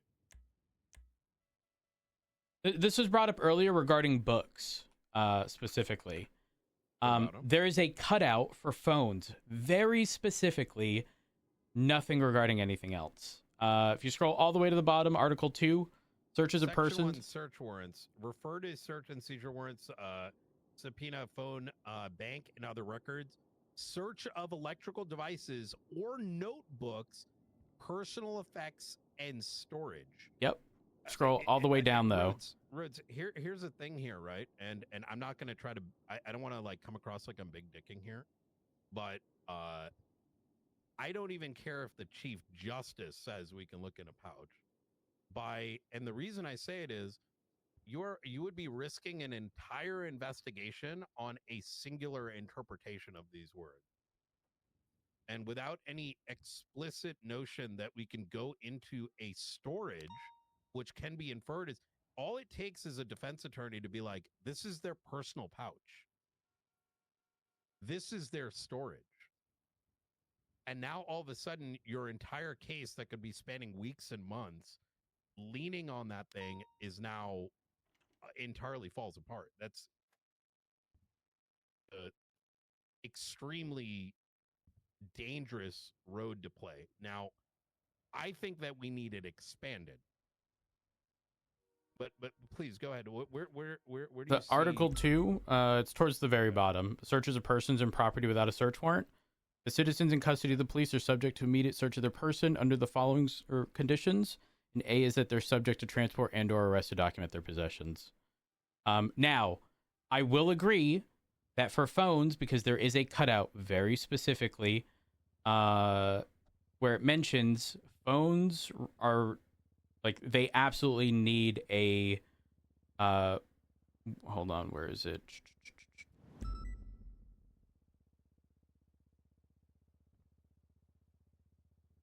Phone.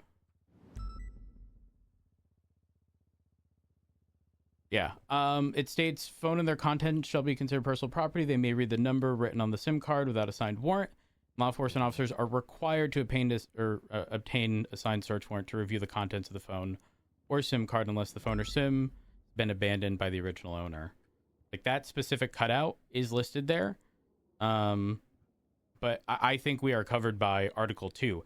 Now, full disclosure, Where are you seeing Article 2? It's towards the very Brooks, bottom. You're looking at it from the perspective of you might be able to win a defense case in a civil lawsuit. Why would we want any law enforcement officer, law enforcement officers that can barely articulate simple charges, being able to articulate why they had the probable cause to open up a pouch and look what's inside of its contents? And then you build a case on it, and all it takes is 1 out of the 10 judges being like, you know what? This was storage and required a search and seizure warrant. This was a personal effect. It's the equivalence of like putting. I see where you're getting at regarding it being best practice to ensure that we don't run into those issues. Well, I'm saying two things. One is best practice. So even if I were to agree with your interpretation, best practice, because you're putting your money into a slot machine and hoping to get the jackpot. The second is it very explicitly says in Section A, Part Clause 1, refers to a search warrant, subpoena, or phone bank and other records, search of electronic devices, notebooks, personal effects, storage, and investigative warrant. And just because it's saying, hey, you need a search warrant to look at the phone doesn't mean that's the only thing you need it for, because it doesn't mention houses, but obviously you can't go in there. You can't go into a house without a search and seizure warrant either.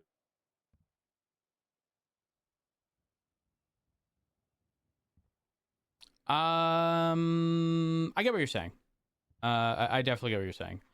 4 mentions just SIM cards, but it also doesn't mention houses and vehicles and other things.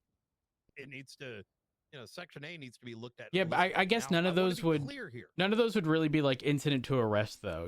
Like, well, phones technically, I guess. You arrest someone but then again, guns, you can't we can open up the phone to see the SIM, right? Like, that's why for me, like, I don't consider this like a super crazy thing. However, full disclosure, if someone is on your scene and this is a martial investigation, right? Like, I don't want anyone fucking with what your standards are, right? Like, your standards are absolutely going to be in those scenarios. We're not going through it unless we have, a signed warrant to go through it. We should have a reason for doing things, right? And Brian, we just had this conversation with books. I agree. Even after this conversation regarding like we realistically not thinking that we need a warrant wouldn't just all willy-nilly just look at someone's books and read the contents of it. However, if they're arrested in like the Alfonso Sebastian scenario, if an individual's in possession of a large amount of guns and the title of these books are like pretty suspicious in the grand scheme of things, then yeah, I'm a firm belief that, I mean, quite frankly, we could probably look at it without, but again, best practice, we should get one. Wait, what? No, of course not. How would you articulate the exigency? But I'm not even articulating an exigency at that point. Again, the whole search of their person without a warrant in their possessions, documenting their possessions.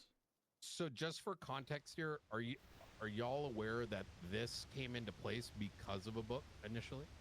No. These lines in here came because Cyprus had books and someone decided to go through them, and then this law was changed and explicitly called out notebooks and personal effects. I would be very hard pressed to imagine the DOJ is going to forget the initiation of how this law came into place and be like, hey guys, we can start looking at books again. Even outside of San Andreas, when you're conducting a search of a person, the only thing that you can do, I'm talking about like New York and Boston, that if someone has books in their vehicle and you're searching them, let's say you do a canine stop, right? Are we just making sure there's no drug stuffed in it or no compartments in it? Correct. Yeah. You can only take the book and you can take it, like put it upside down and shake it around or whatever. See that there's no cut section. However, if you take the next step and now you're intricately looking through this thing and it says my nudes or something like that, you've violated their right. The court now. Let me kind of draw it back here, because my intention to bring up this topic is not to say, "Hey guys, let's protect us from further investigating." I think it's stupid as fuck for there to be a magical pouch. I'm going to call it a magical pouch where all these illegal documents can go in. Why? Because you're never going to get good probable cause to ever look into them. pouch. Yeah. The only way that you can do so is if they commit a crime and we start very similar to phones in the past. We start seizing the pouch, holding it until we write a search warrant and then look in it. So I mean, how do we even articulate it if we don't know the contents of the magical pouch? 100%. Knock. Hold on. Knock. I can't even open my phone to tell him. But so where stay I'm out there. going with this, oh yeah, let me open it up. Where I'm going with this is, I'm gonna be approaching Angel about the topic and pushing for what? Oh, I think. Do you want me to wait outside? Yeah. Okay. Let me know when you're free. Wait, what is? Am I the one having a headache? No, I'm having a headache too. Because what is? No, we're all about to take a. You can hear me in my soundproof office.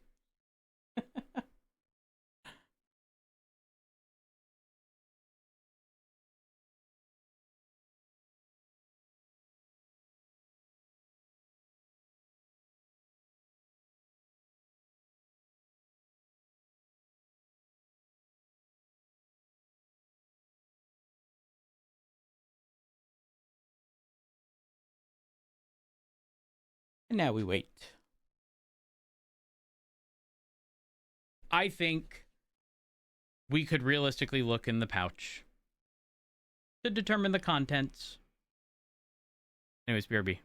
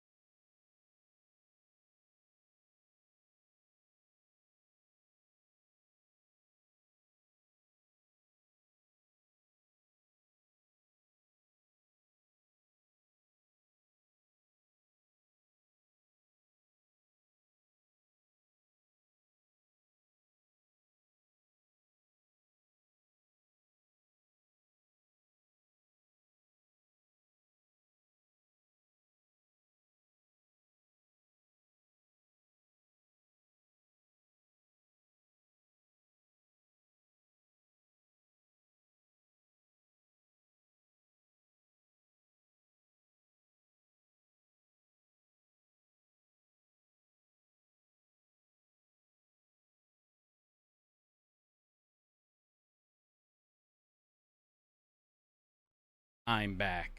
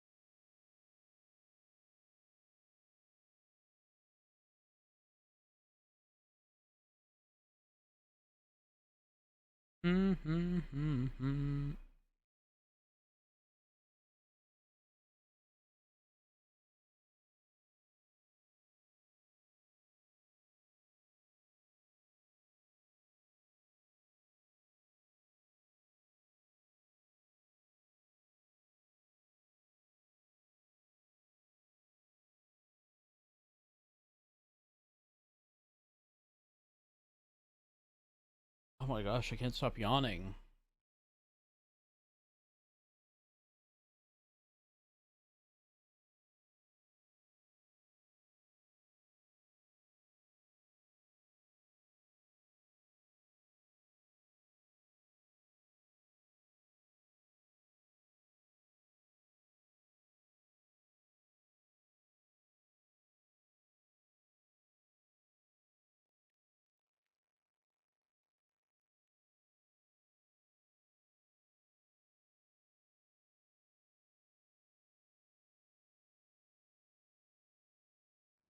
Spawn in the apartment.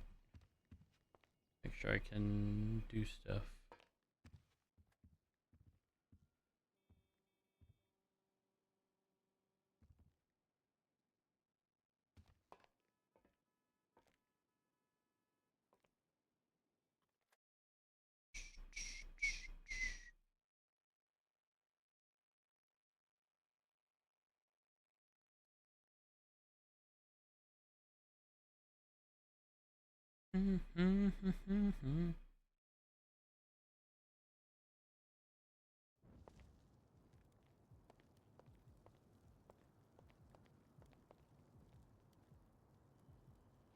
Okay.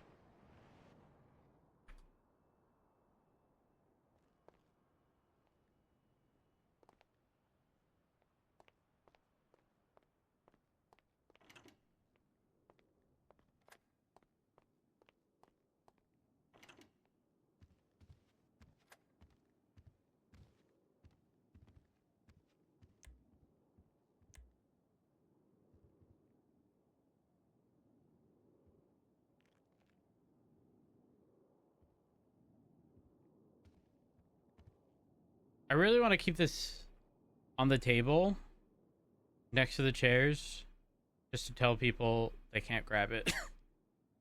Except when they press E to sit down, they will. They put the apple back on the table. Welcome back.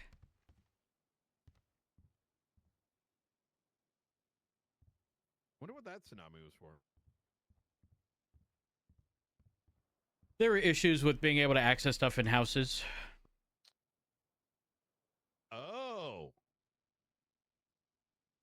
I'll wait till Vid's back here. By the way, this is going some. This is the build up. Okay. By the way, in the meantime, I do think, especially considering there's even the cutout for, like, you know, documenting the SIM on phones, but not actually going into the phone. Considering the nature of pouches, I wouldn't be surprised if there's zero issue looking into the pouch, but not, say, into the stuff within the pouch. There's a weapon in there. That is one thing, right? Which would be a weird argument to make, right? Like, hey, I looked in the pouch because there might be a gun inside.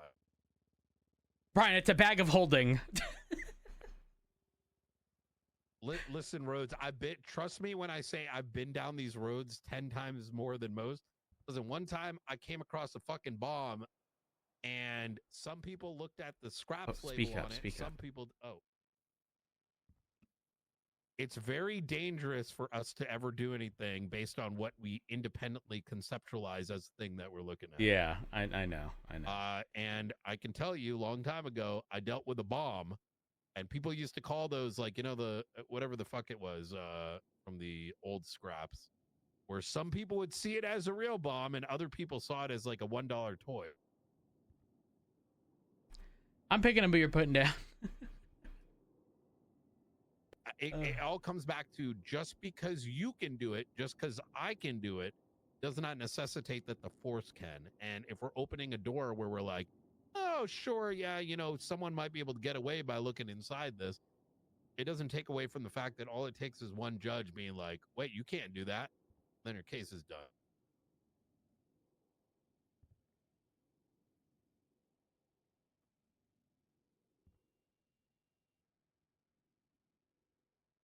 Yeah, I don't know. I think it's just crazy. I think it's crazy that we wouldn't be able to. Oh gosh, who's calling me? Hello? Hello, Chief. This is Lola Lavender from the DOJ. How you doing? I am okay. How are you? I'm doing okay. There's something that I wanted to bring up to you that I came across when I was a defense attorney a couple weeks ago. And Angel just said that I should talk to you guys about it because it doesn't really need to be written in any kind of a rewrite of a legislation. Okay. So something that came up is I would get hired by somebody that needed an attorney. I would file FOIA requests, and for some reason, the officers processing those FOIAs were not sending it to me, and they were sending it to my client. So yeah, that's odd. Yeah. So if that could just be passed around to actually send the FOIAs to the people requesting it, and not, you know, who they're requesting it on behalf of, then that would be really great. Okay, I've got that noted down. I didn't realize that was happening, so thank you for the heads up. Yeah, no problem. Thank you for your time. No problem. I'll try to ensure that all the departments are aware. Okay, are you aware if the sheriff is awake? The sheriff was awake prior to the storm. I imagine he will be. Okay, I will try to give him a call too. Sounds good. All right, thank you. Bye. Apparently, people are sending the FOIAs to the person it's requested on behalf of and not the person making the request sometimes. Why, I don't know, but... You mean to the attorney? No, the opposite. An attorney puts in a request for you, and instead it's being sent to you, not the attorney. Oh. That's how it was explained to me. So I want to, before we go, dive back into the nitty gritty of like, hey, do you think it, my interpretation versus yours? Viv, my apple. I'm sorry. I just feel so. Richard gave that to me. Sorry, I'm putting Guys, it back down. come on, come on. Sorry, I'm here. I'm here. Okay, back to your. On principle, I agree. And this is kind of where I was like leading up to is that a pouch. If we had to write a search and seizure on a pouch, it is going to be next to impossible. Why? Yeah, because can't see in it. articulating that there is value inside of it during a crime, it's just you're not going to get there, right? Outside of some like edge case theoretical, you know. And so for the sake of, you know, clarity, I have Sparks working on some language changes to put forward. The main point here isn't the main point of what the conversation I was trying to draw here is not to say, oh no, we're doing something illegal, right? But more being like, hey, there is a gap here, and that gap in court is way too much of a risk. Hypothetically, yesterday during those arrests, say a individual opened the pouch because they felt like that was their interpretation that we could as a part of an inventory or whatever it may be. In doing so, they discovered something that critically opened up, I don't know, let's say gun trade, right? Like with the Alfonso case, or opened up something on like a, I don't know, like a hypothetical terror case. Sorry, no, you can stay here. Hey. You know, building a case on such a shaky foundation would be opening up a risk where you would not be presenting a court case on the merits of your findings, but rather would now be defending whether the initial search was even valid. I'm going to extend this to the notion of our current case law that exists for like searching vehicles. You know, MIMS for like glove boxes. Yep. There being actual lack of clarity when it comes to storage in the back of a vehicle. Absent a arrest, that language kind of draws up some questions. So just to clarify, is this going to be on the basis of just a legislative change and pushing for? Okay, got it.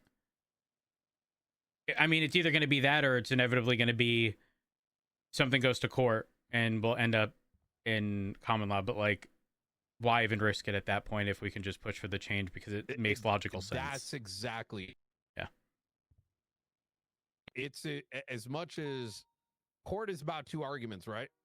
But like, if we have like foundational problems, like we're like interpretation's all great, but when it's like a lack of clarity on something so basic, that's just a danger zone.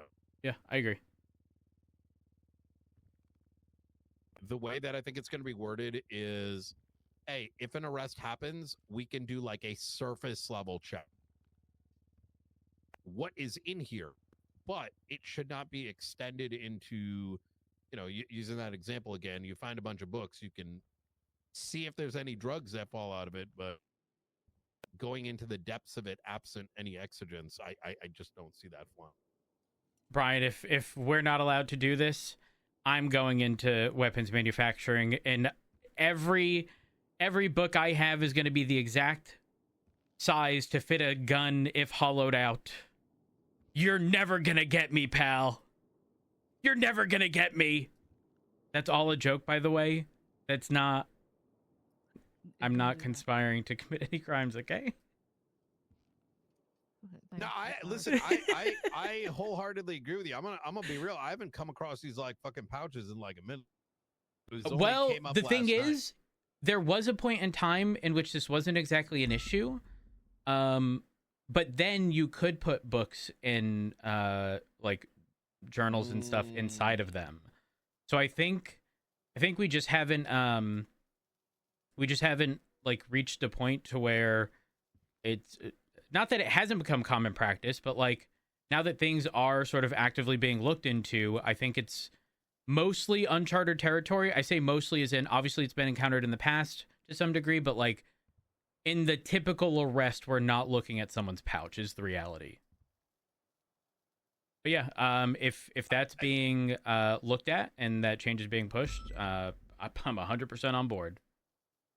I think there's another important point here is during basic processing, neither we or the person being arrested should be confused what we can and cannot do at such a basic level. I think it would be a very unfair system if people think we're doing some wild shit when the reality is it's not, and vice versa. I also agree with that. Expectations should be clear. I'm a firm belief that no one should ever be surprised. Like that's exactly like my mentality with anything, including PD, is something is so egregious enough that it never deserved a warning ahead of time, or it was like something worthy of a slap on the wrist, corrective behavior, or is just like generally like people should know. Therefore, again, basic knowledge, it shouldn't have to be explained to you. But yeah, everyone should be on the same page regarding that. Do you know what's the general turnaround time for legislative pushes like that, Brian? 3 days? Like, I don't think this is like a huge ask. I mean, pretty much what this all comes down to is this slice of legislation is archaic and things have changed in the city, and it does not account for some of these other things.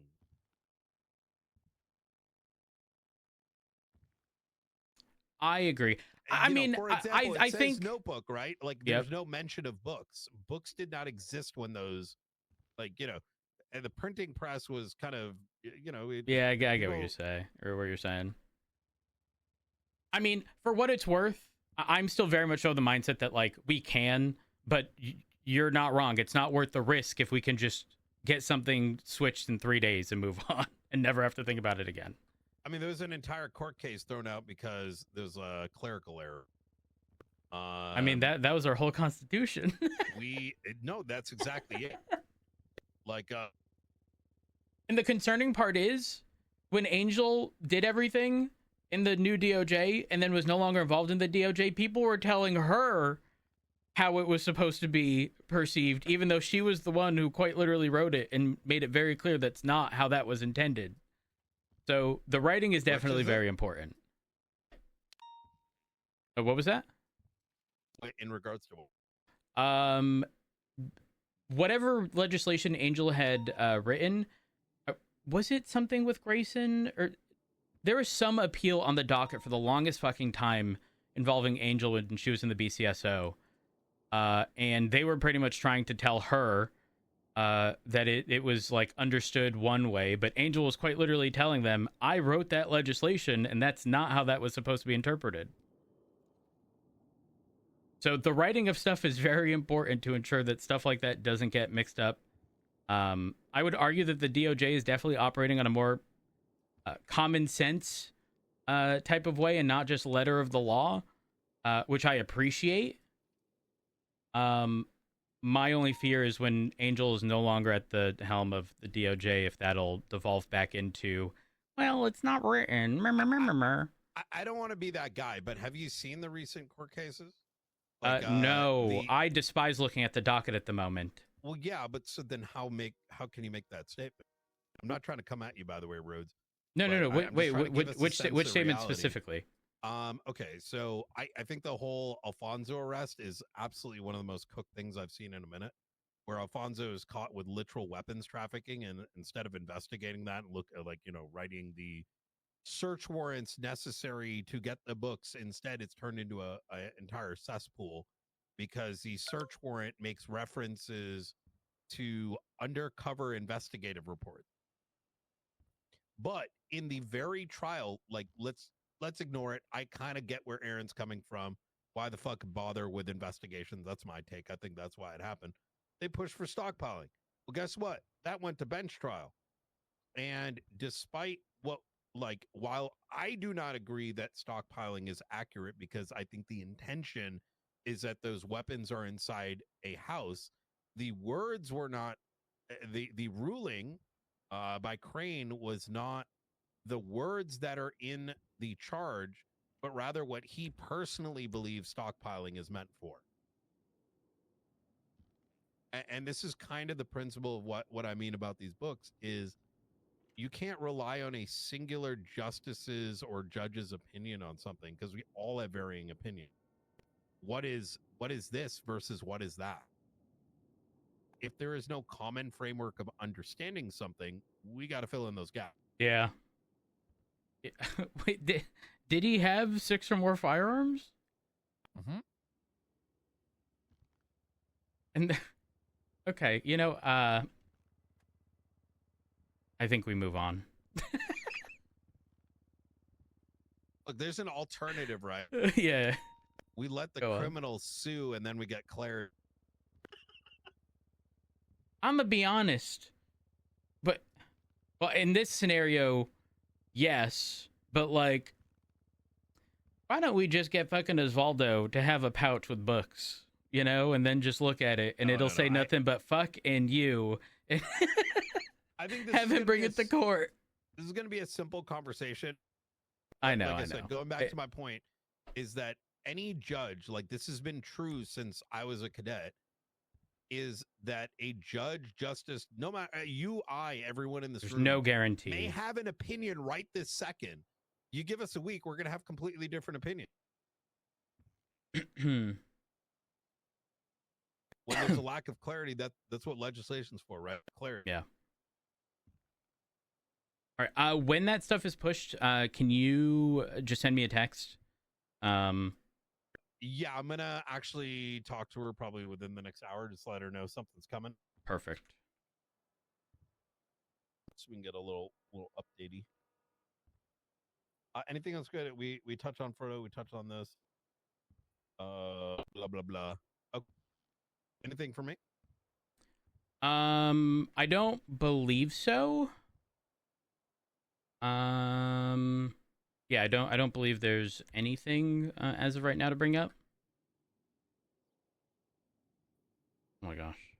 There is the Babylon scene yesterday with 10, 11 individuals arrested. There's a lot of people that didn't hit the process button or whatever. I have Sparks writing up a list of all the processing officers, and they'll probably be reached out. Like I said, big scene, execution. They're probably going to murk this dude, and they're very curious as to whether he snitched to the cops, which he did. Oh. And that's... He didn't really snitch. The 911 was like, hey, I'm going inside. If you don't hear from me, I'm probably dead. Yeah, something to that effect. I mean, they're going to get that report, right? Like, it's going to get FOIA'd. They're going to find out. Actually, does Babylon FOIA stuff? Even if we FOIA something, if we believe that there's a risk to a suspect, it doesn't prevent us from, redacting it. I'm actually going to be bringing up that conversation as well. Ooh, I'd be very curious to know how that plays out. Because obviously for their safety, sure. But, I mean, obviously, whatever attorney's on the opposing side is going to, pretty much make it very clear, like, this person is inherently accusing these people of a crime. Like, they should be able to know who that is. I imagine that'd be the argument, at least, right? They literally gave us phone calls trying to find out if he snitched. Therefore, it is a continuing investigation where they're trying to figure out whether they need to go after this guy again. He's a clown. I'm serious. Fair, fair enough. We have to do our due diligence, right? Can't just, we have to play the game. Supersede. Well, it's not even a game. Like, that other person's life supersedes, like, the person trying to murder someone. You know what I mean? Yeah. Redacted Corleone is not a standard. Every time I see that man, or every time I see him driving his damn Penumbra, I think that every single time. Redacted Corleone, that's a throwback. Okay, all right. So just to recap, we briefly touched on the Frodo case, the stuff related to that, and the timing. We talked about the pouch stuff that's being addressed with Sparks writing stuff up for the change. The new Babylon stuff is sort of roped into the pouch related stuff because people were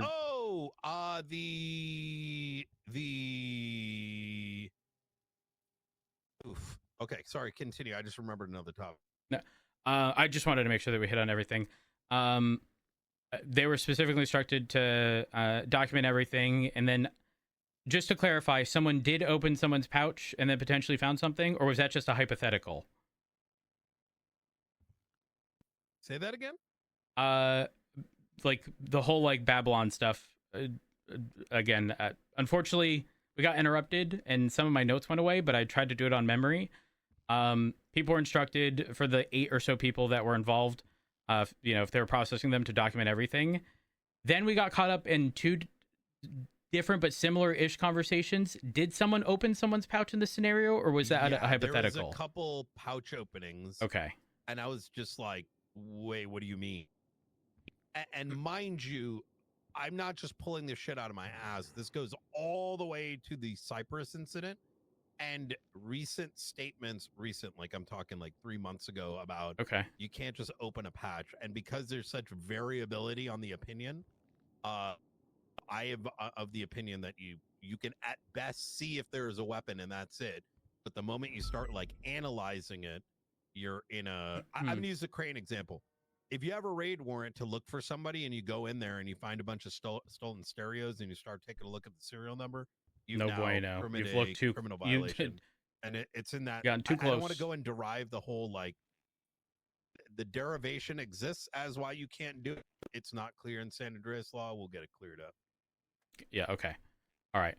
Now, in saying that, was that the extent of it, just the opening of the pouch, or did they specifically go through and like look through stuff, like books or whatever? Or do we not know the extent potentially? Can we look at the book? No, I'm not asking if we. I'm asking if they did in this scenario where the pouch was opened. They may have. I put a stop to it, and just for full clarity as well, this was like every department. It's like, listen, like I mean, look, let me shoot straight. This is a kidnapping situation with a OIS. Going and digging and getting horny on other shit is not how we do that. Unless we have an investigative reason, it doesn't mean, what can we find here? Yeah. You know what I mean? Yep. It should support what you're, like, getting them on now. Exactly. Got it. Okay. Got this all written down just as notes. I'm going to get out of here. I'm going to go have a chat with Angel. Sounds good. Peters, by the way, we got to talk about that thing. Yeah. Jeb, take a seat. Take a seat. Okay. Hope he grabs the apple. I don't know if we were gonna. Well, Brad's gone, so you got to talk to the rational one. Is that what this is? Hey, Richard gave me that apple. Well, he's trying to poison you. Put it back on the table. It's a poison apple. No, he said it was just bruised. What are you, a primary school teacher now? I guess I'll feel right back. No, I'm not a primary school teacher. What brings you here, Jeb? I was just seeing if we wanted. I know it was said there was still a lot that needed to be talked about. I think that was I don't know. Peters. I think Yeah, that was Peters. We haven't got to that point yet, Jeb. We're Peters, about to get to what do that we point. Okay. still need to talk about? What's going on? I wanted to just talk about like overall policing. I need your blessing. So I wanted to like go out on patrol more. And then one of the things I wanted to do is like, you go to a bank, right? Somebody's robbing a bank. You go there. And I just feel like even like it got brought up yesterday, people just kind of like stand around on scenes. I think it's like I'm looking for your and I'm gonna be kind of an asshole. I'm gonna try not to be an asshole, but if people aren't doing their job,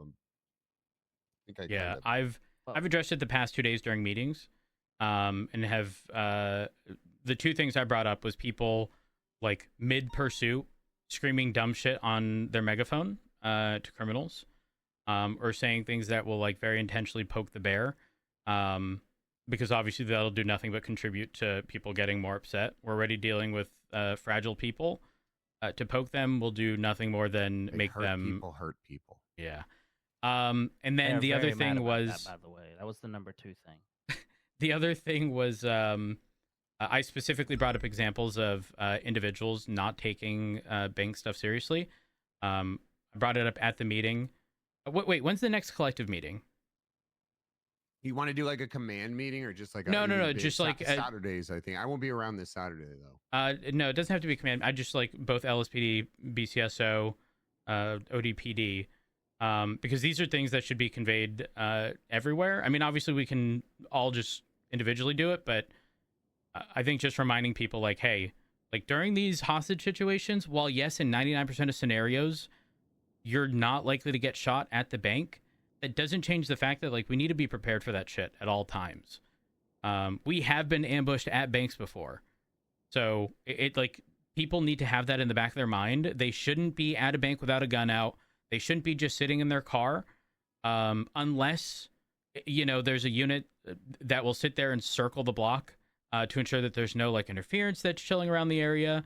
But to just sit there as a body and do nothing, or everyone's already in their car while the individuals are out, you're sitting ducks at that point. Like you are one and done. All it take is one bullet and you are out.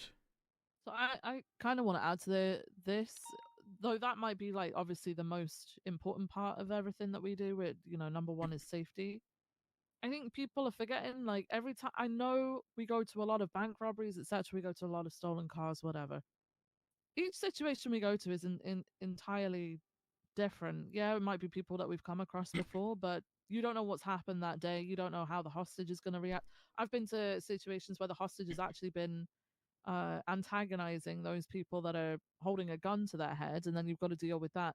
People get so lax about it. Yeah, that's me. People when I stand get around taken hostage. talking. People stand around talking to each other instead of keeping an eye on the situation. Even talking to the people inside, trying to de-escalate things like that.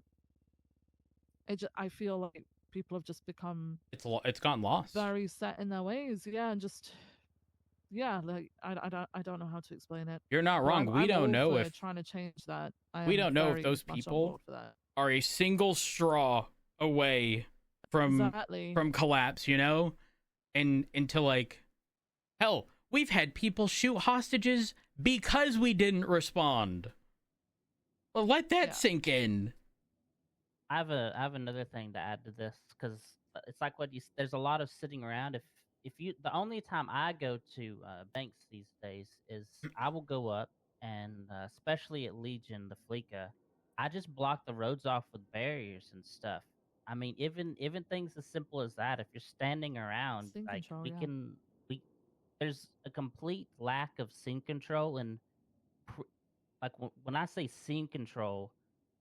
Well, when I think scene control, I think barriers blocking off the scene from random people wandering in and stuff like that. But that's just not really a thing in any part of the department at all. Like, at all. No one uses barriers at all for pretty much anything.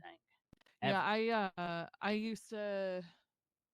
I mean, I've struggled with it myself recently. I didn't realize that my barriers would go rusty as quick as they did, but with triages and stuff like that, there's a very simple way to stop cars being able to drive right up, and it's positioning your own vehicles and stuff like that around to the point where they do have to, you know, maybe if someone is going to interfere, they have to park a little bit further away, run in.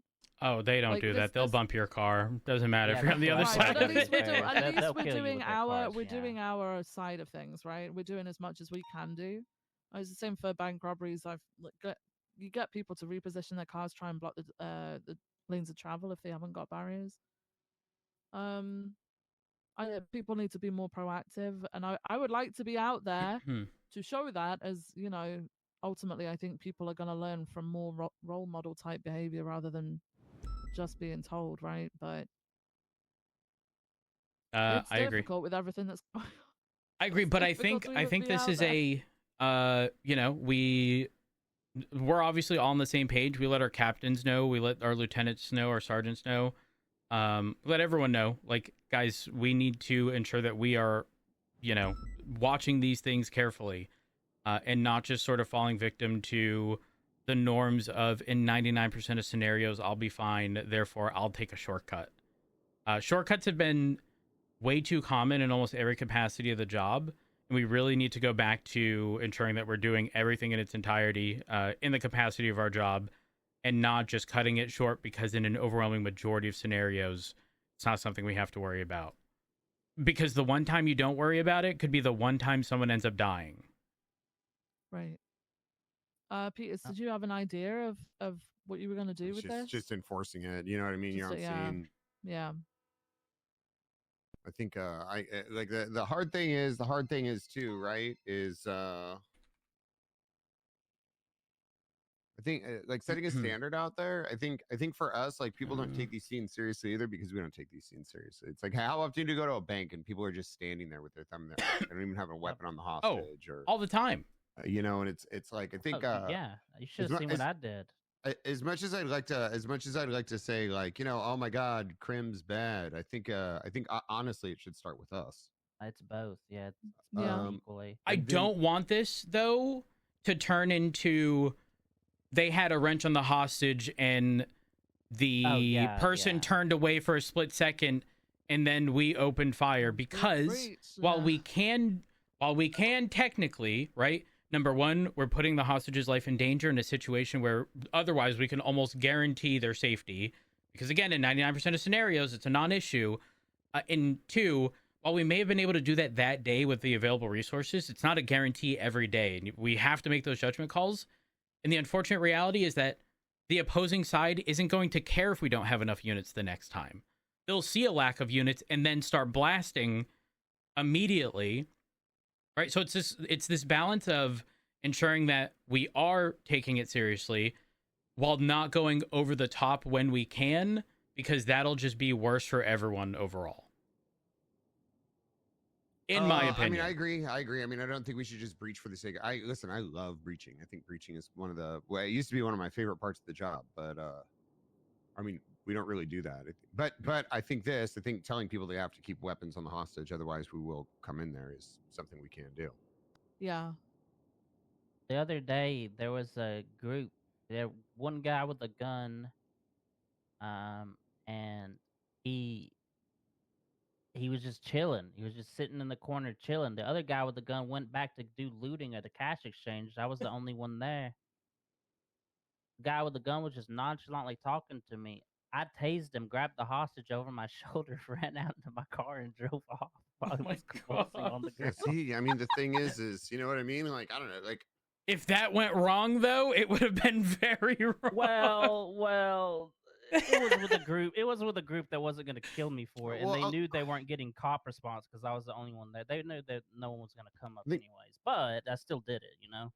Yeah, well, the thing is, I think it falls on our command to take kind of responsibility for these situations, right? People are put in these positions because they're expected to maintain quality in the police department. So conveying that to them and letting them know what we want to see. I think I'm going to do a command meeting next Monday just to like get this into their heads so they could start enforcing it. But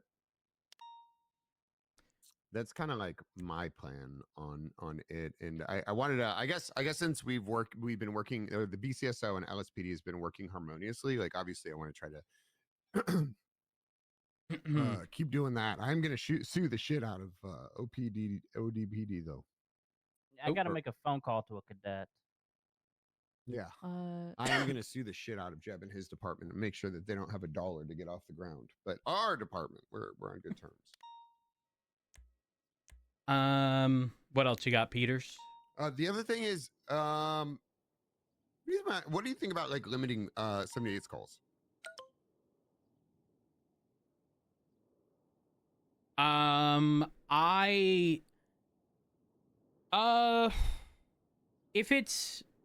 If it's unknown, how do I best word this? I think for like relatively static 78s, yeah, I was gonna say for like static 78s, I'm not opposed. I really dislike that. This is gonna sound terrible, but like I hate that when there is a bank truck, there is not a response to any other fucking call, and it could be quite literally hours between the cleanup, the evidence collection, whether or not we even fucking survive. Like, you know, everyone gets medical, they have to be ferried back to their vehicles. And again, back to the evidence collection, then ensuring all of it's in evidence law. Like, it takes so much fucking time. Yep. I'm entirely for, like, listen, if people wanna opt in and like have at it, but like I'm not gonna hate anyone for not wanting to. I don't know what an appropriate cap would be though. Okay, let me just say this though, because you might say this, but when I go up and I say that, everybody points at Jeb and says, he's not going to respond to 78s. We hate him.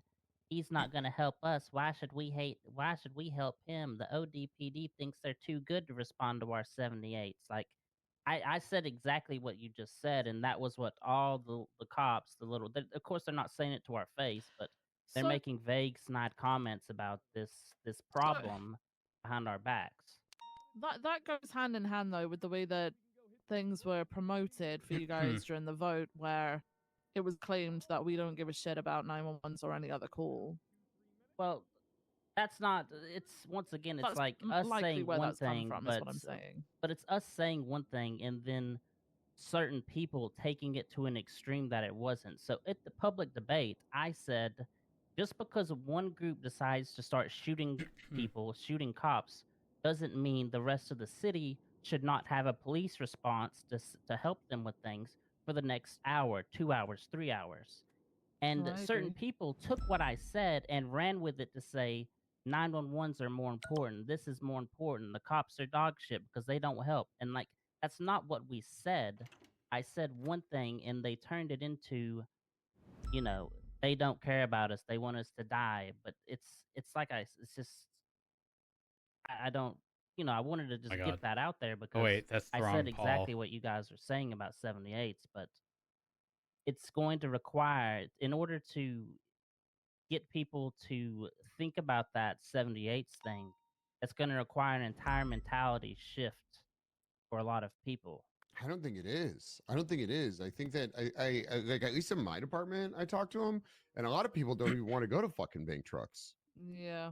Like I think my suggestion would be limiting it to 12 units, and then capping it at like 15 or 20. Obviously, in the earlier hours, we don't really have that. We don't have a choice. And I mean, if there's 6 officers on duty and there's a bank truck, I'm very. We're not responding. Yes, thank you. Okay, all right, there you go. Yeah, no, we're not that dumb. But I think in the later hours and as shit kind of picks up, like limiting it. I mean, I think 6 people, especially if it's a holdout. Like I don't think sending 20 officers in is that bad, but. You know, maybe we do like soft cap to like 15. They have to be on the card. If you're not on the fucking card, you're fucking suspended or some shit. I don't know. We also have to have a.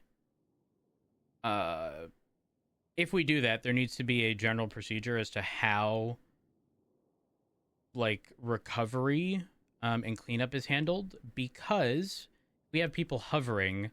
Those people are never going to leave that area because they're going to assume we are still the active threat. They're not going to be aware that we're not going to be sending in more people until it's clear. You know what I mean? Yeah. So we definitely need to figure that out before pushing any change like that. For me, I wouldn't want any unit in the area for like, I don't know, a minimum of like 5 minutes comes to mind. I would hope that if after the last 13 Alpha goes off, there have been no police sightings in 5 minutes, that they would leave. I don't think cops even go in there. I think EMS should respond. And I mean, if we have cops available though, because those are typically, I mean, they would need 3 ambulances just to transport that many people. I think 3 or 4. But then even evidence and stuff, I would. So that's the next point is you treat evidence like if that's the case and all the cops get shot, just. We don't collect evidence there. That's the other thing.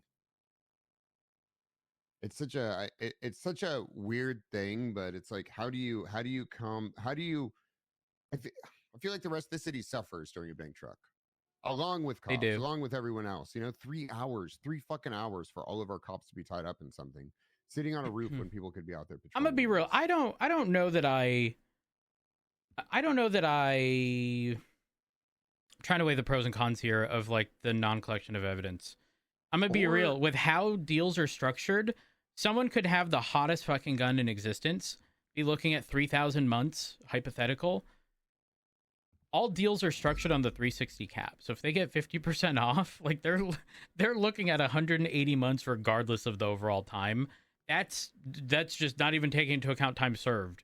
Not even taking into account if they request an, you know what I mean? Like the time I don't really think is that big of a deal to where the hot guns and stuff matter all that much. I don't know. I don't want there to be an encouragement to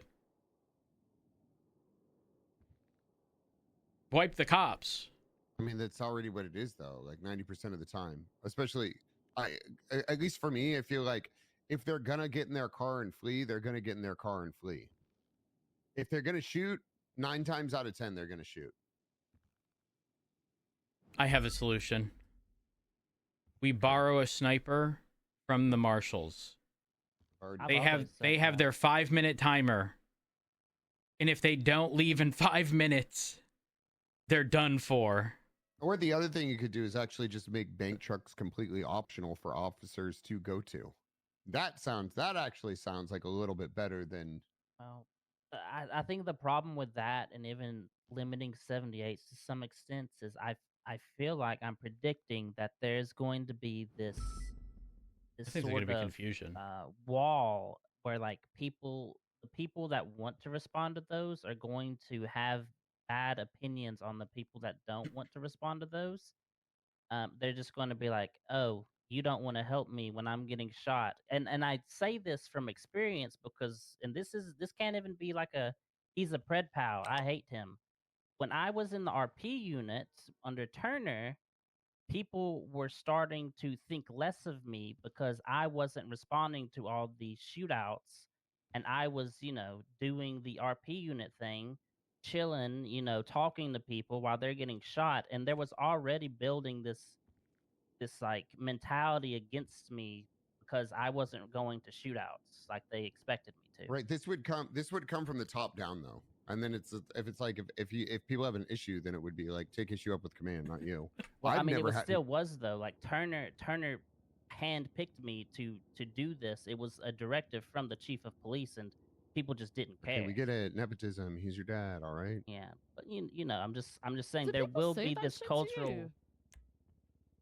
Yes, I heard there was sly comments made several times, and I was just like, I brought it up, and it was just like, they would get talked to about it, but it was just like, there would just be sly comments every, oh, I don't expect Jeb to come help with this, just little things like that. So there will be this cultural divide between the people that want to go to the bank trucks and people that don't, and that maybe they just hate me, but. There was animosity there because I was not going to the shootouts.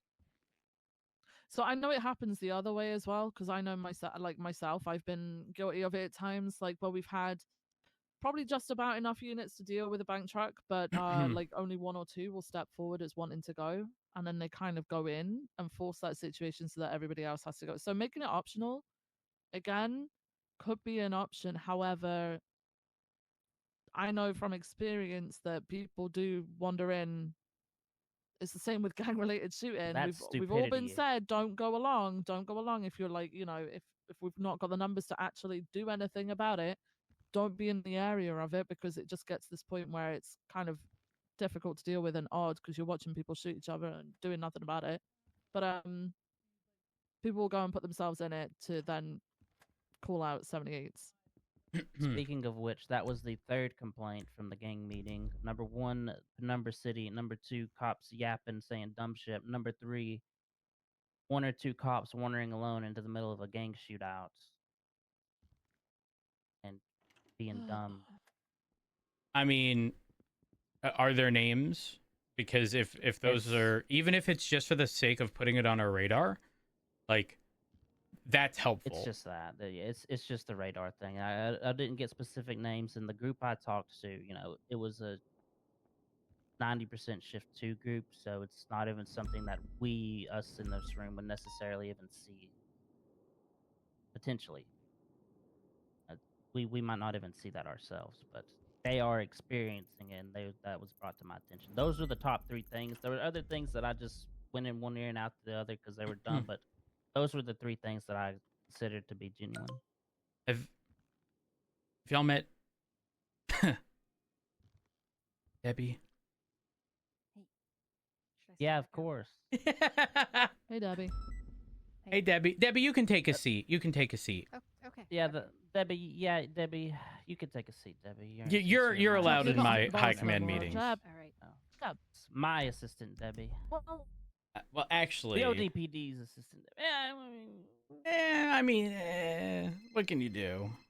I mean, we'll figure that out. I mean, we'll let Debbie decide. Yeah, fair enough. Fair enough. Listen, I went through some really, really rough custody stuff as a kid. I don't need my parents fighting over me again. That's okay, Debbie. We don't actually care what you think. This is about us, not Oh, you. Okay. Yeah, and we weren't ever married to begin with, so That's fair. Yeah. And I have a neither sister. will my at this parents. point, whoever you feel Hey, Peach. treats you better, you know. And considering he's on the phone with Mhm. Peach, True. who accused you of not so great things. Yeah, that's okay, Peach. Yeah. Go on. That's fine. Peters, in case you don't know, Debbie's my personal assistant, but also the PR person for the LSPD. Okay, sounds good. She can be trusted with anything. Just to circle it back around, then, are we looking at maybe what do we want to do? Set the limit or make it optional? I feel.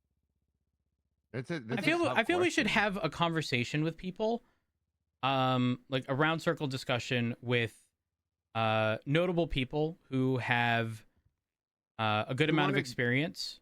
You want to do a joint meeting next week, like with command? Yeah, I actually think that'd be a good I'm idea. down for that. Okay. Yeah, let's I'm around every single day next week, so perfect. Maybe you guys come up with a time. I think and then Maeve's put in a notification, so I think I'll just do the same thing. that's I'm doing a meeting with my command on Monday. Oh, okay. You want a joint one separate? Okay. But I'm more than if we want, I could have Maeve reschedule that, and we could kind of do like a joint command meeting together. Yeah, that's at the Ocean Drive Police Department. You I guys think aren't we should do invited. it there. You guys aren't invited. I think I told think we Richard should Dark to host take it. away your tags. So I don't. I think What are you gonna do about it? What's Fred gonna do about it? That's what I was gonna ask. I was gonna ask if y'all had I any did it, but idea, I can't be forced to testify against my husband. He can't be forced to testify against me. It's all a J, by the way. Right, so I'm gonna try and get command meetings set up for each of the shifts. I want the captains basically to feedback to us, and then we can have a joint one Okay. for people who can just attend. I will argue that the shift 3 one should be combined with 2. I think Davenport and Maple both have overlap with Key. I don't know if Davenport shows up right at the meeting. I'm pretty sure Maple shows up before. So that might work best to sort of get a 2-for-1 if possible. I don't know how. I was gonna many do 2 split command- meetings. If we want to do one Yeah. early, and then I could go into shift 2/3 and carry over with the notes. That would work. So I know you guys are primarily like late shift 3 to shift. I'm 1. gonna be honest. This isn't really going to be much an issue for shift 3. If we're talking about unit caps, the likelihood that we even encountered those during 3. I think more so just that they feel informed. You know what I mean? Yeah, no. It's also of to course, talk of about course. the other stuff about like how we're approaching scenes and stuff Yeah, like that true. too, and setting an example. So I mean, if we do like a maybe like shift 1 into shift 2, and then I could meet with like Davenport or my command Odette or whatever. Yeah, Debbie, when you've spoken with people, have any of them mentioned like the police are too lax in situations sometimes? Of course, Absolutely not. Of course, people aren't going to say that because they just want to get in their car swaps and drive away. What do you mean? Listen, I don't know what it's like to be a criminal, Rhodes. I have no idea what it's like. But if I could only imagine, right? Let's just say, you know what? I'm gonna go and pretend I'm in the besties. You know, and I'm a gang member with the last name Webster. Right. And my name is Aubrey. Right. I'm going to feel like, what the fuck is going on? I don't feel like these guys are cops. In fact, I feel like they're just overall part of just this get-together book club where they just get around and stroke each other's dicks and don't treat these situations necessary. I don't know. No one's recording this meeting, right? That'd be a PR disaster. No. Imagine if the public heard this meeting. Yes. Okay. All right. Just making sure. Go on. I'm recording it. And part of the reason people get mad, I feel like, is because it goes from some people. I feel like some officers have a level of consistency, and obviously nothing is ever going to be 100% consistent. But it goes Put that away. It goes from some people taking situations like dead serious to, oh my God, they're just standing outside talking. Jeb, my apple. That actually has been one of the biggest complaints across the board, is just that there's a lack of consistency in escalation and how situations are handled. And sometimes, like, cops are willing to do, oh, this is a fun chase, and the next time it's somebody being pitted 2 seconds into the chase, you know? You know, Debbie, I thank you very much for getting that information as part of your jobs as the ODPD. Wait, hang on.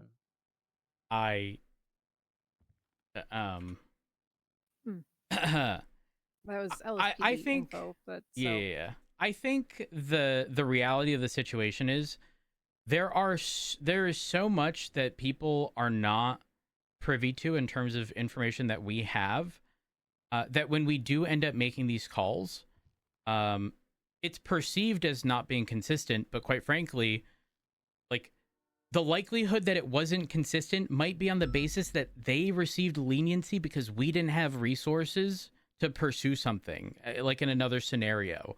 Or we're spread too thin, there's too many things happening, and it's impossible for them to know what our circumstances are or why today we're overly aggressive and yesterday, under very similar circumstances, we were lenient. But truly, it could come down to just the fact that we didn't have units. But like we've changed certain things to address that. Like, for example, we used to roll up to gang related saying, "Put your guns away and leave." Now it's like, "Put your guns away, you're under arrest." So there's no expectation that they were ever free to go. So there's no confusion behind that.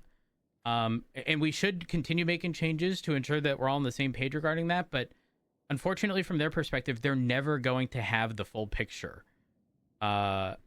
So I don't know if we'll ever get that 10%. Like, the other thing is, we were speaking with Pred earlier, and Pred's right. People say they want consistency, but they don't. It's one of those, they think they do, but they don't. Consistency means every time you get pulled over, you get a ticket. But really, when they're complaining about consistency, it's because they wanted the leniency they had gotten last time now, but they're not getting it, so they're angry. But that's not consistency. But well, it depends on what we're talking about with consistency. Also true. You're 100% right with that. But if you go to a bank and then all of a sudden I show up on scene and say, "You better keep your fucking guns on that hostage or I'm gonna breach," and then the next fucking 20 minutes later you're at a cash exchange and you're just running around with like a chicken with your head cut off outside, and all the cops are just standing there talking, I think that's like a different level of consistency in itself. Yep. Jeb, did you... Are there bite marks on this? Let me take a look.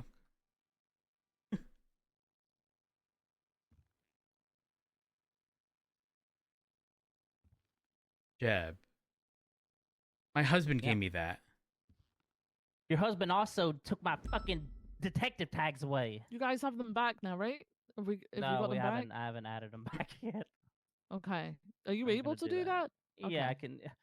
If he could take them away, I can add them. I'm the one that added them. Also, can I get clarification for Grayson? He's got the captain tag specifically because he's doing rank related stuff, right?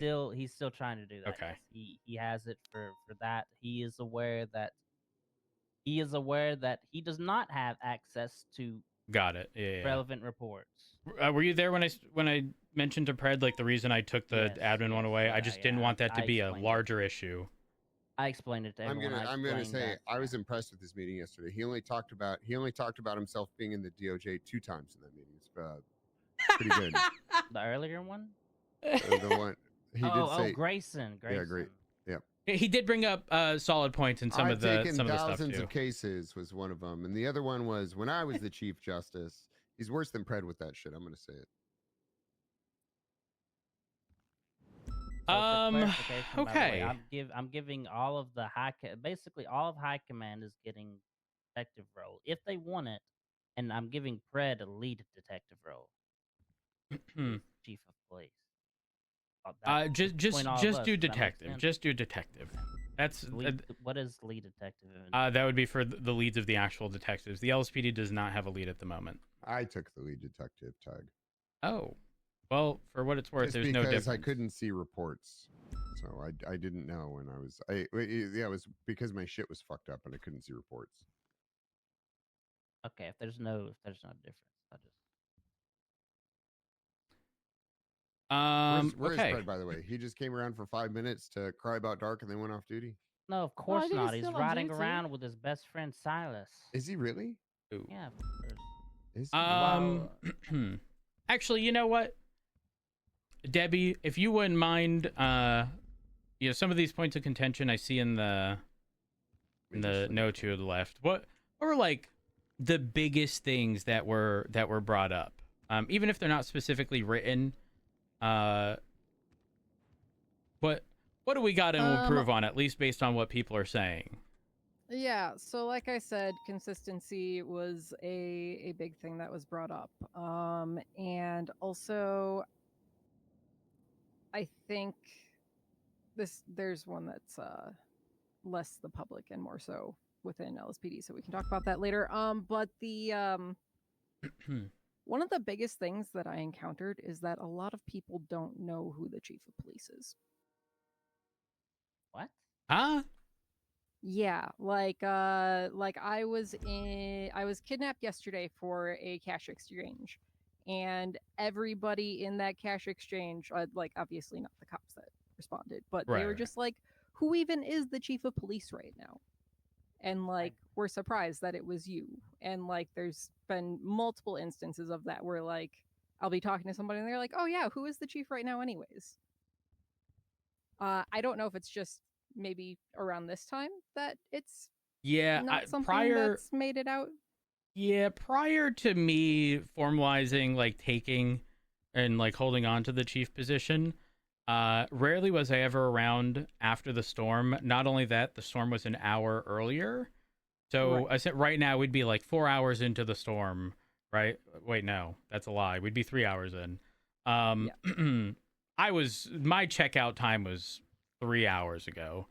So the likelihood that those people would have ran into me pretty slim. So that's not actually surprising. What's up, Peter? Those were the big things I wanted to talk to you, Rhodes. I'm going to get out of your hair now. I think, we can make judgment calls in the meantime regarding stuff like bank trucks and try things out. But I think in the command meeting, we, sort of round circle, come to an agreement as to what we should go with. And then implement that and go from there. I think that would be best course of action. Okay, sounds good. All right, I'm gonna get out there. I'll see you. Have a good one. Get some rest. Before I go, I did. Debbie, it was great meeting you.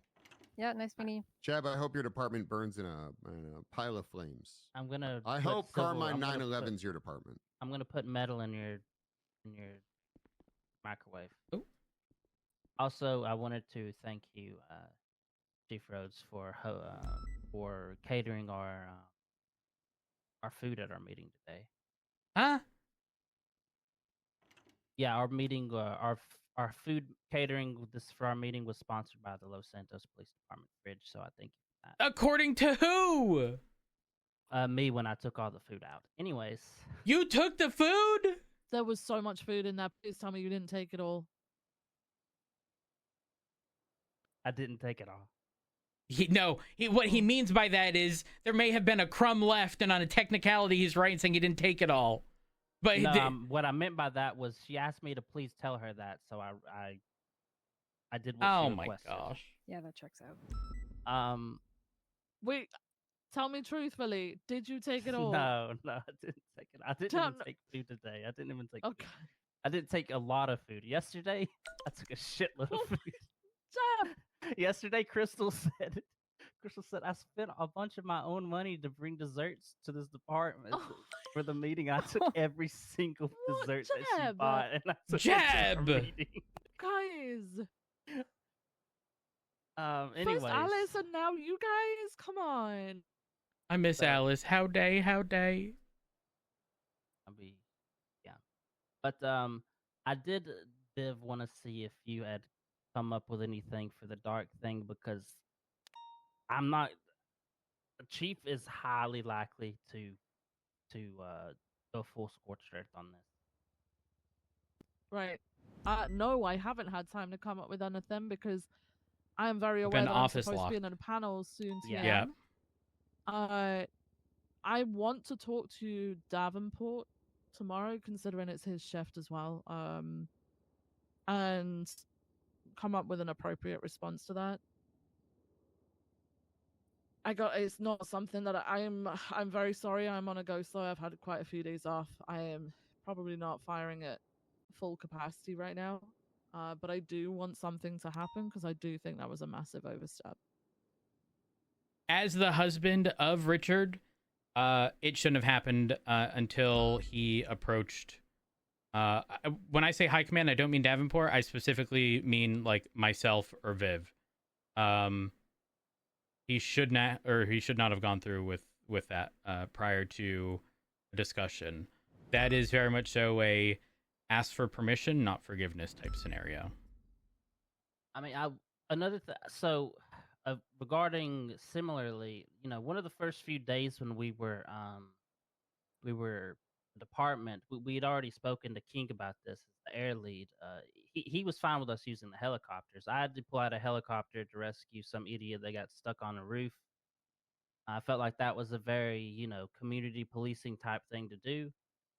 And I thought he was joking at the time, but in hindsight, maybe he wasn't. But Dark was kind of giving us a lot of shit, saying, these are our helicopters. Why were you using? I thought it was banter, but I feel like from the very first day of our operations, like he might have been just going at us hard. I mean, as long as people are certed for Air One, there shouldn't be an issue.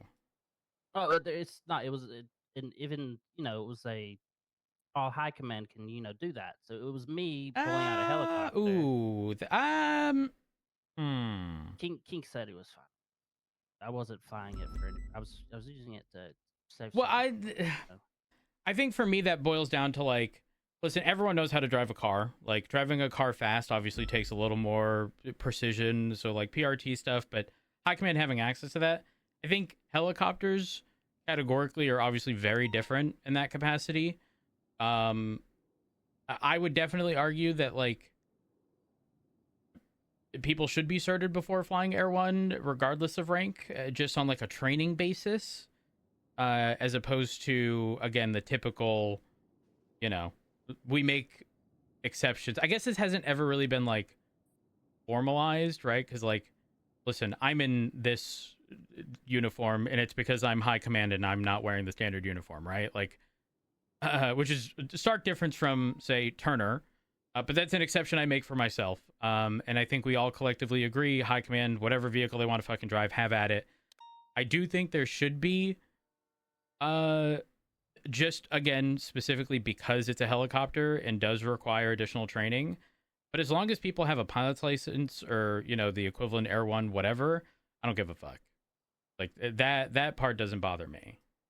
Well, I mean, I'm not disagreeing with you when it comes to, it was me using it to get a cat out of a tree, basically. I would never do it for a actual pursuit. You're not going to risk a hot drop with very mean? little experience, blow a bunch of people up on accident. I mean, I'm not even going to pull it out to do a car chase.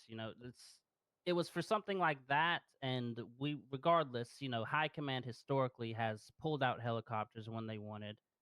And it was one of those things, hey, it wasn't even about that. It was more of a, hey, this is our helicopter. You can't use it. And we're like, yeah, we've talked to King. He's in charge of the flight stuff. We can use I just didn't. I don't. didn't think Yeah, much of there's it at no the issue with you time. guys using the helis.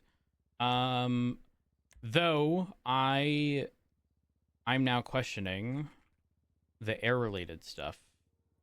No, I've had a look. It doesn't actually say anything about us using our government heli and being certified. Really? Yeah, which is odd. But I think the point comes back to obviously how that's being handled. I think It is I'm not trying to interesting. make up excuses because I've said this like this entire time. I just want people to continue doing their job and acting professionally. And obviously, we're now seeing people act unprofessionally, a little bit more than we did before. I think the way in which things are being handled, the comments that are being made are just unnecessary. I do want to talk to. Obviously, we got Dark Side of why he removed stuff today, but regarding the heli stuff, I do want to obviously talk to him about that as well. But it's also the same situation with Key. I think people have got their backs up, and this isn't, again, like I said, it's not trying to make an excuse for them.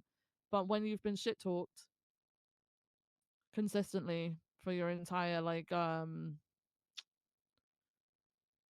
I guess your vote, your what do you call it? Campaign. There we go. That's the word. I think maybe I'm hoping people have taken that a food's little in bit the more to fridge. heart than we realize, and people are acting out because of it. It shouldn't be happening. We would like to address it and change it. Ultimately, the thing that we've tried to push is that we continue to work as normal and work together. It's not going to work if we don't work together, right? That's true. I mean, I agree. It's, Fred's gonna go up there and he's gonna tell everybody they're dog shit, no matter who they are, and that's probably where most of the, PD is claims that we're saying the PD is bad's coming from.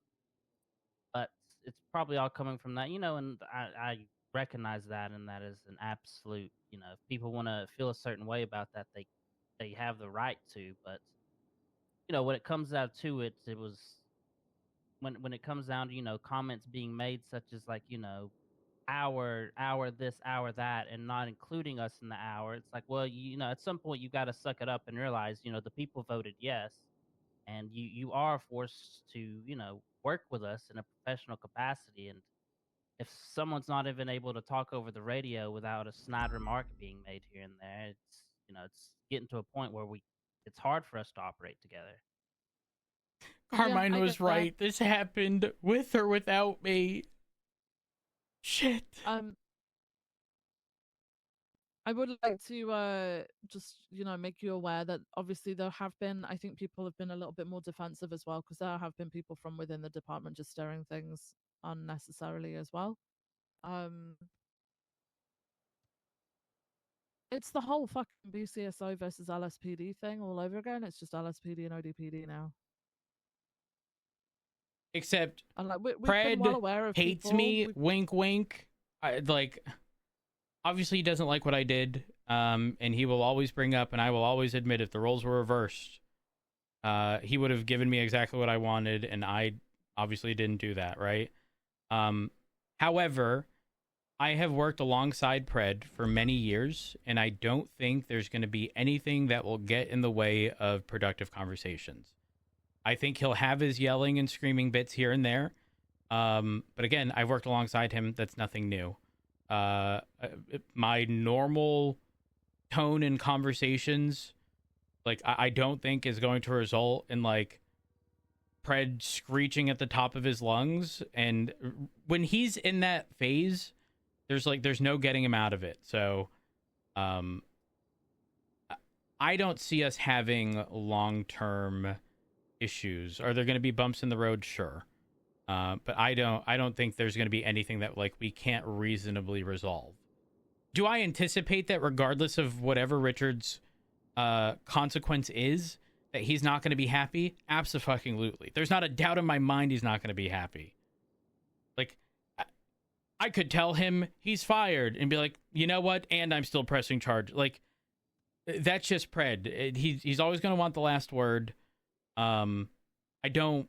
Listen, I'm not pressed about it, if I'm being honest. at all. So again, I don't see it being an issue. I think everything will resolve over time. I think a lot of people are, everything's kind of just up in the air because there isn't a solidified, I don't want to say ranking structure, but like obviously the large scale recruitment hasn't happened yet in ODPD. So I think a lot of people are sort of like side-eyeing people, if you will, within the department. Like, are you leaving? Are you not leaving? That was already so. For a little bit of context, like Bubba was being accused of being an ODPD transfer before we'd even talked to him at all. The reason he was going to eventually come over was because apparently what he told us. I don't even know if he's a trustworthy thing or not, but he was essentially being kind of shit on by his command. Lots of little bullying, sly comments being made about, oh, you're going to join ODPD, aren't you? They were kind of like giving him shit for that. He came to us with that information, and then we were like, well, shit, I mean, we'd love to have you. I don't know if you guys were ever made aware of that, but yeah, no, there's more to it. Yeah, I'm like I said, that's just what we got told. We tried to get more context, and we were kind of stonewalled, and everyone was like, yeah, well, it's hard for us to make these decisions when, you're going to people and trying to get the other side, and they're refusing to give it to you. Yeah, like I said, that will be addressed, because that shouldn't be the case. Yeah, typically how I like to approach things is I will get both sides and then try and you always get told one person's side and then the other person's side, and the truth is somewhere in the middle, right? Like that's how I try and view most situations. Yeah, it's unfortunate how that happened, but we've also had people who've made it very well known that they would like to go without explicitly saying so, but then turning around and calling people snakes and shit, and like we've had to deal with that for some time. So I get that people are being defensive, but people just need to get over themselves and just get on with their work at the end of the day. They need to be professional about things, right? We're allowed our opinions, but our opinions are exactly that. If it's not going to be professional or constructive, you keep it to yourself. I agree. I mean, I disagree, because I remember when people said they're going to the BCSO, I'd call them a little snake fuck, and then that's what I would. I'd do it too. No, it was the people who were, like for quite some time, it's been obvious that Kingsley has wanted to go to ODPD, even despite right. So people have made it very obvious by who they hang out with on duty, etc. They go and do their work with, who they work well with. That's fine, right? If people want to move because they work better with those people, that's fine, not a problem. But the moment someone said, "Hey, you interested in ODPD?" people have acted like we've TLDR spoke with Angel. I don't know. Fucking murdered their dog or something. Like the shock and the horror that people have very similar given us back interpretation from of that. me. However, I do agree. It's a lot more serious than it is. She's gonna write up an update and share it with us. When I was calling to allow us to inventory pouches, but also clarities around books, because it is old law. He's a clown. Yeah. Okay. Perfect. That works. Thank you very much. I appreciate the heads up. This is what we've been told by the people it's happening to. I don't. I'll be honest. I don't care if they're ever doing that. I just think when it's eventually. I mean, I should have cared. I didn't care, but now I'm only starting to care now that I realize it's actually becoming this actual issue where it's just like people just have no care for, like, I don't know, no respect for the department, even though like you gotta work with us, So I think the circumstances are different because this is a new department versus and also very tiny in comparison versus when the LSPD BCSO drama happened. So it's hard to instill in people, like act professionally, take that, just keep your fucking chin up and do your job and everything will be fine, sort of thing. When we're literally listening to people scream about how dog shit people are, what they're putting in place, like dragging people through the mud, to the point where I was watching Peach at one of those things, and even Peach was like, whoa, hang on a second, trying to talk people out of saying what they were fucking saying. I'm going to be honest, it's Carmine and Pred, right?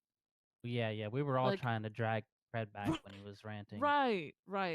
So I kind of understand why people got defensive, but like, what, we're on week what now since you've passed, and it's like at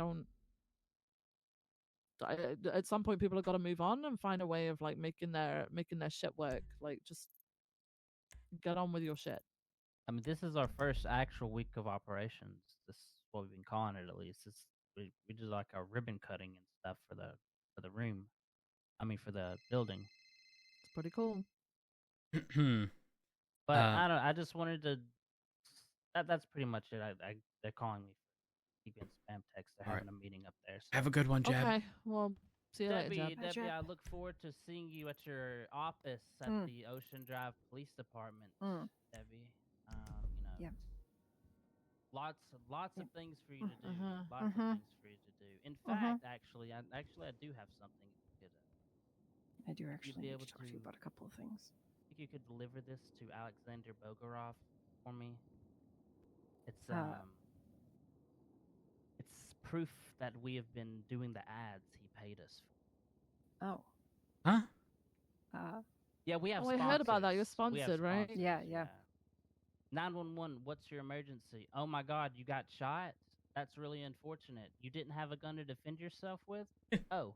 Well, why don't you go down to the Mirror Park cul-de-sac and purchase a water gun from BOGO Squirters so you can defend yourself. Oh my gosh. There's a couple of EMS restaurants is that on want the to way. sponsor food for the meetings too. Debbie, that's a PR nightmare, isn't it? All right.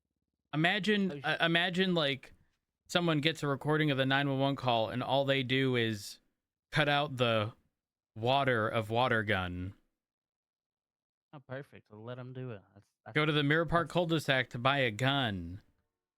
Hey, guess what? They paid me a shitload of money to say that. I'll use it for the lawsuit. Oh my gosh. They paid me Wait, a how much lot did they of money. pay? Hundreds of thousands. Okay. Hundreds. Wow. You should have heard. Oh, I had this one guy really mad yesterday. I had to call somebody to tell me his car got vaffed. And I was like, yeah, well, it's vaffed. Maybe you would have gotten away if you went to Project R Performance and Repairs and got your car suited up. Oh my God. Oh, okay, that's actually a good Rosner, one. He was sponsored. fuming. Yeah. Oh my gosh, that was good. That was good. Yeah, Debbie, you can put the you can look at the tape. I got proof of some. That's actually a 2-for-1. I did a traffic stop sponsored by him and answered a 911 at the same time. Wow. Okay. Get that tape to Alexander Bogorov. We do have money in the account, so you'll be getting paid for these. Okay. See you later, Jeb. But yeah. I gotta get sorted with this. Are you staying for this Opal panel? Yes, I am. Okay, I think we wanted to bring it forward. Yeah, I think it's gonna happen shortly. They might be tied up in something at the moment. But while we have Debbie still here, Debbie, can you bring up the additional things that were LSPD specific? Yeah. So I there's been a few things. It's honestly more HR than PR. Okay. Oh my gosh, wait, we haven't formalized our HR department. Shit. We have not, and that was also a thing that because like I was riding with Castle and Opal somewhere the other day, and Castle mentioned that he was HR, and I was just like, oh well, that's good to know. One moment. Damn yep. There. Dickhead, I've been in meetings for 5 hours. What can I help you with? Well, I just wanted to say, Rose, I think you're doing a great job. You think I'm doing a great job? I think you're doing a good job, bro. Who's in your ear? What you talking about? Who's complaining about me? Nobody. I was just thinking about you, not for any reason in particular. Viv says hi. Okay, I'm gonna do a drive-by on her ass. I got more important things to do. I gotta go. He's gonna do a drive-by on your ass, Viv. That's what he said. Oh shit. Okay. So, we definitely need to formalize. I say formalize HR, but like, you know, it's HR, but like, without severe consequence. You know what I mean? Right. Yeah. And then I saw in the notes the Chronicle stuff. Oh yeah. So Frank wants to talk to somebody, ideally today, to cover the Bubba J story. He mentioned that he had brought it up to Ruby previously, but wanted to talk to a high command member who was involved in it and could speak on it. I honestly, I don't think I know a single person in Shift 2, so I wasn't sure who to recommend to him or who to get a hold of. Also, what can and can't be said about the situation. Yeah, I don't know what's still active. I don't know if he like pled guilty to any, like, I don't know how any of that's going. The main point of contact for that will definitely be Key or Ruby. I will be swinging by in like 5-6 hours when they're around to bring that up. So I don't know when Frank's typically around. I've actually never met Frank. So okay. Generally he's around in like an hour or two. And is he around for a while? Yeah, I think so. Okay, perfect. If that's the case, I will. One moment. I'm writing this in my notes. My to-do, well, not my to-do list, but just my notes, and it's going towards the top.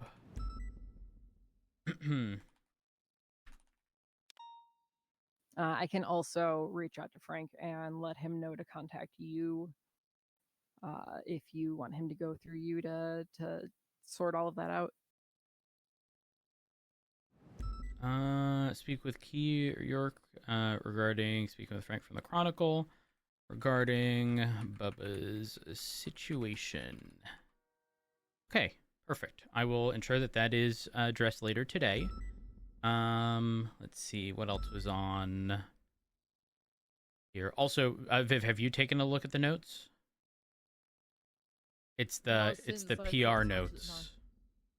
Oh, the one note on there about like a training or like audit. It came up because Johnson sort of touched on this during the meeting today, but the cadets have been having a lot of trouble. Apparently, like P&T wasn't speaking to the FTOs about anything that was going on with the cadets. I know Ricardo specifically had been out multiple times with officers who were FTOs and only had a single report written for his FTO sessions prior to testing for PPO.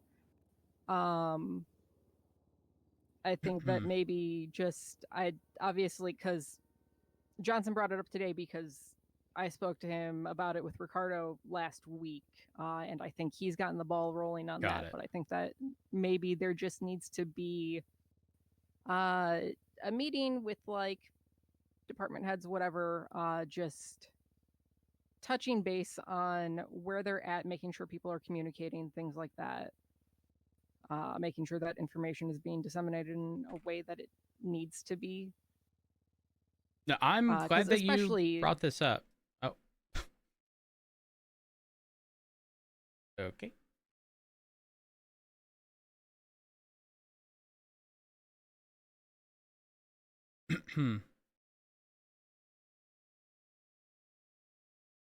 Not like this.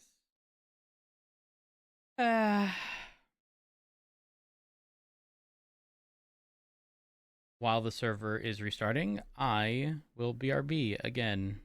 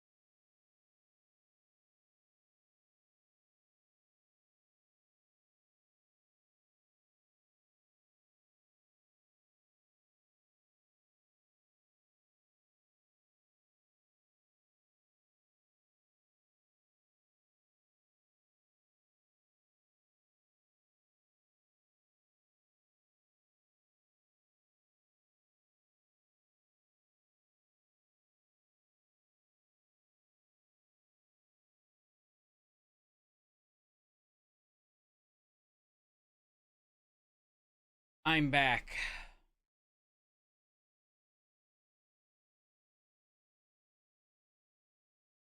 Connect.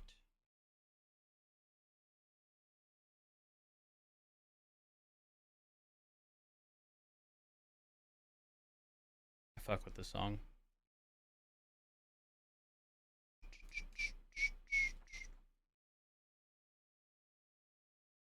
Not gonna lie, I could have done a Duncan run.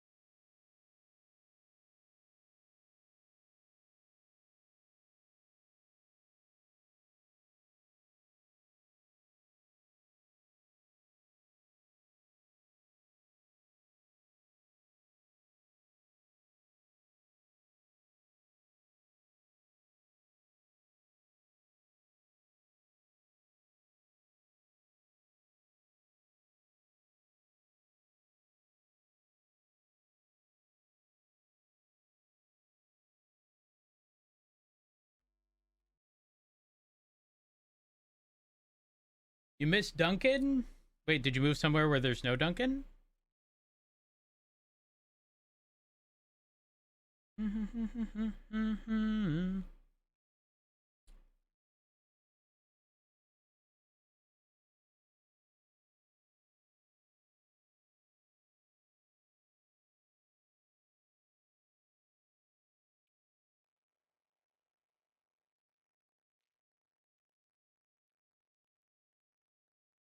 You just live in Mass? Oh.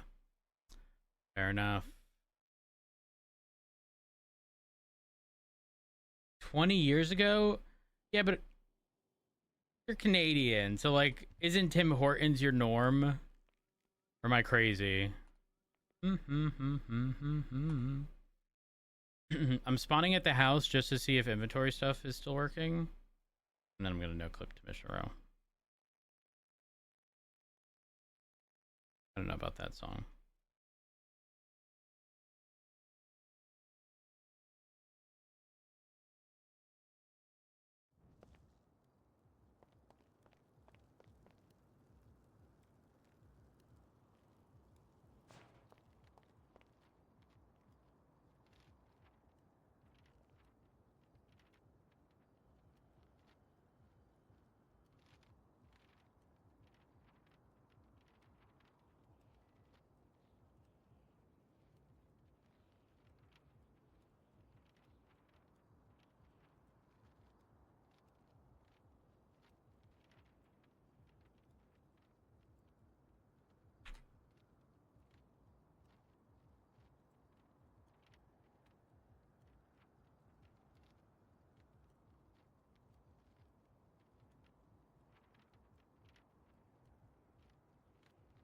There we go.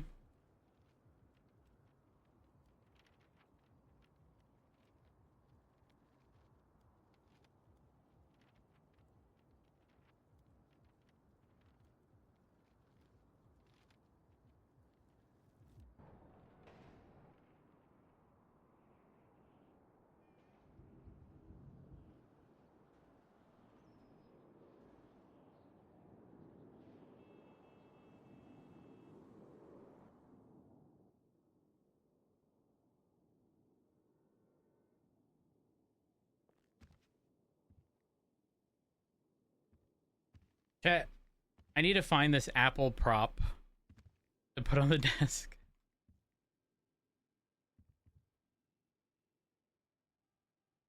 Apple.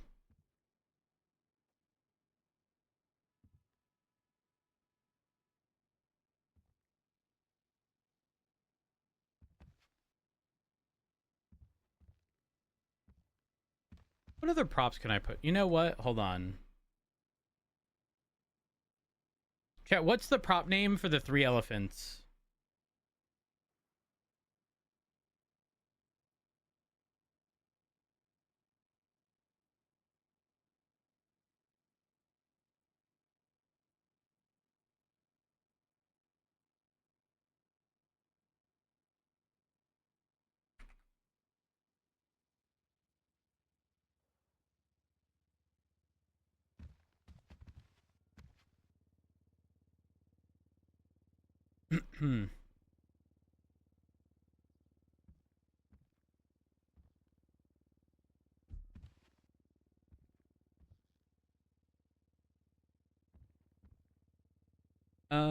Let's see.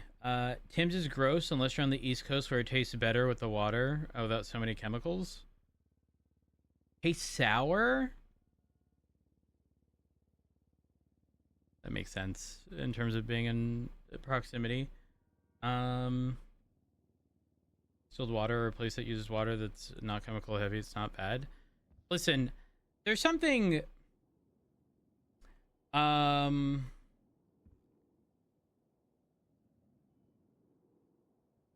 the best way to explain this... Oh, I'm not on duty. The best way to explain this is Duncan's biggest issue is, like, consistency. But when I say that, I mean, like, from location to location. For example, I know if I go to my local Dunkin', I do not need to ask for less ice in an iced coffee. However, if I go to a different Dunkin', if I don't ask for less ice, I'm not kidding when I tell you a large iced coffee is like 2 sips before it's gone.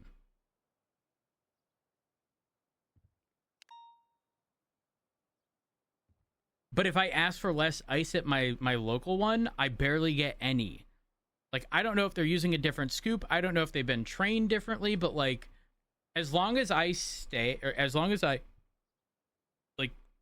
order from my local one consistently, I never have a problem.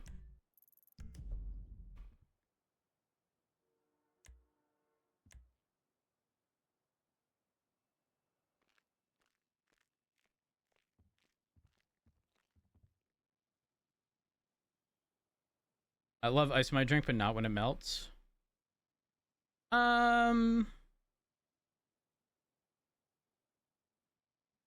Yeah, okay, so Winter, you're not wrong, but there are certain drinks that require it. Like, having iced coffee without ice is ass. Like, cold coffee is not the same as iced coffee. Because, like, within 10 minutes, there's an immediate temperature difference. Let me see. What prop is this?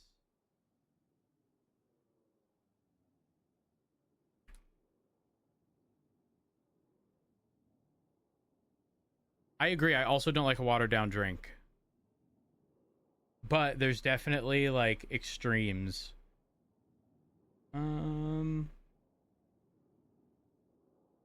Bookmarks.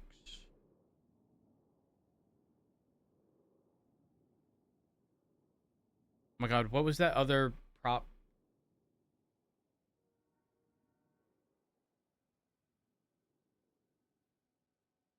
I found it.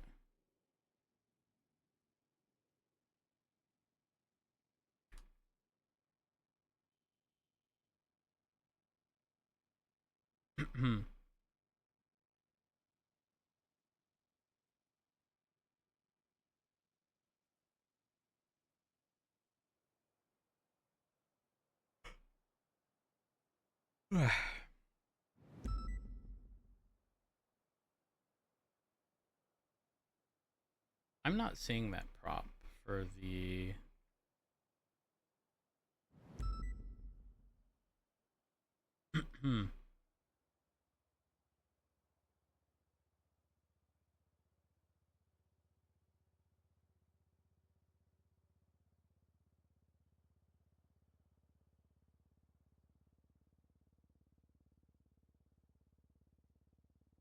Sorry, I didn't end up looking for the apple. I'm looking for the elephant.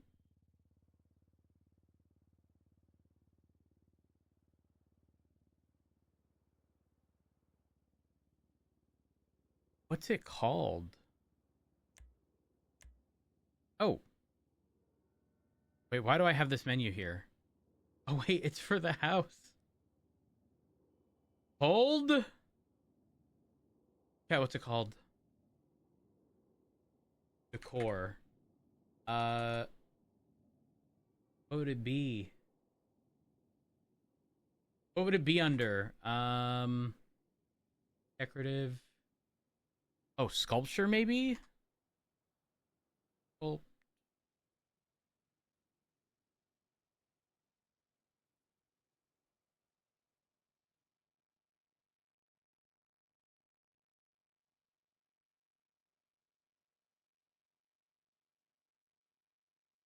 and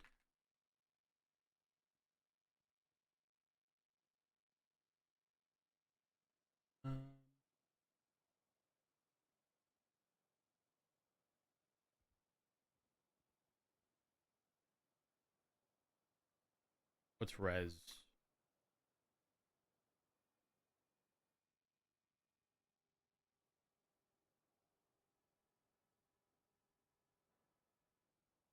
Gotta be around here, surely.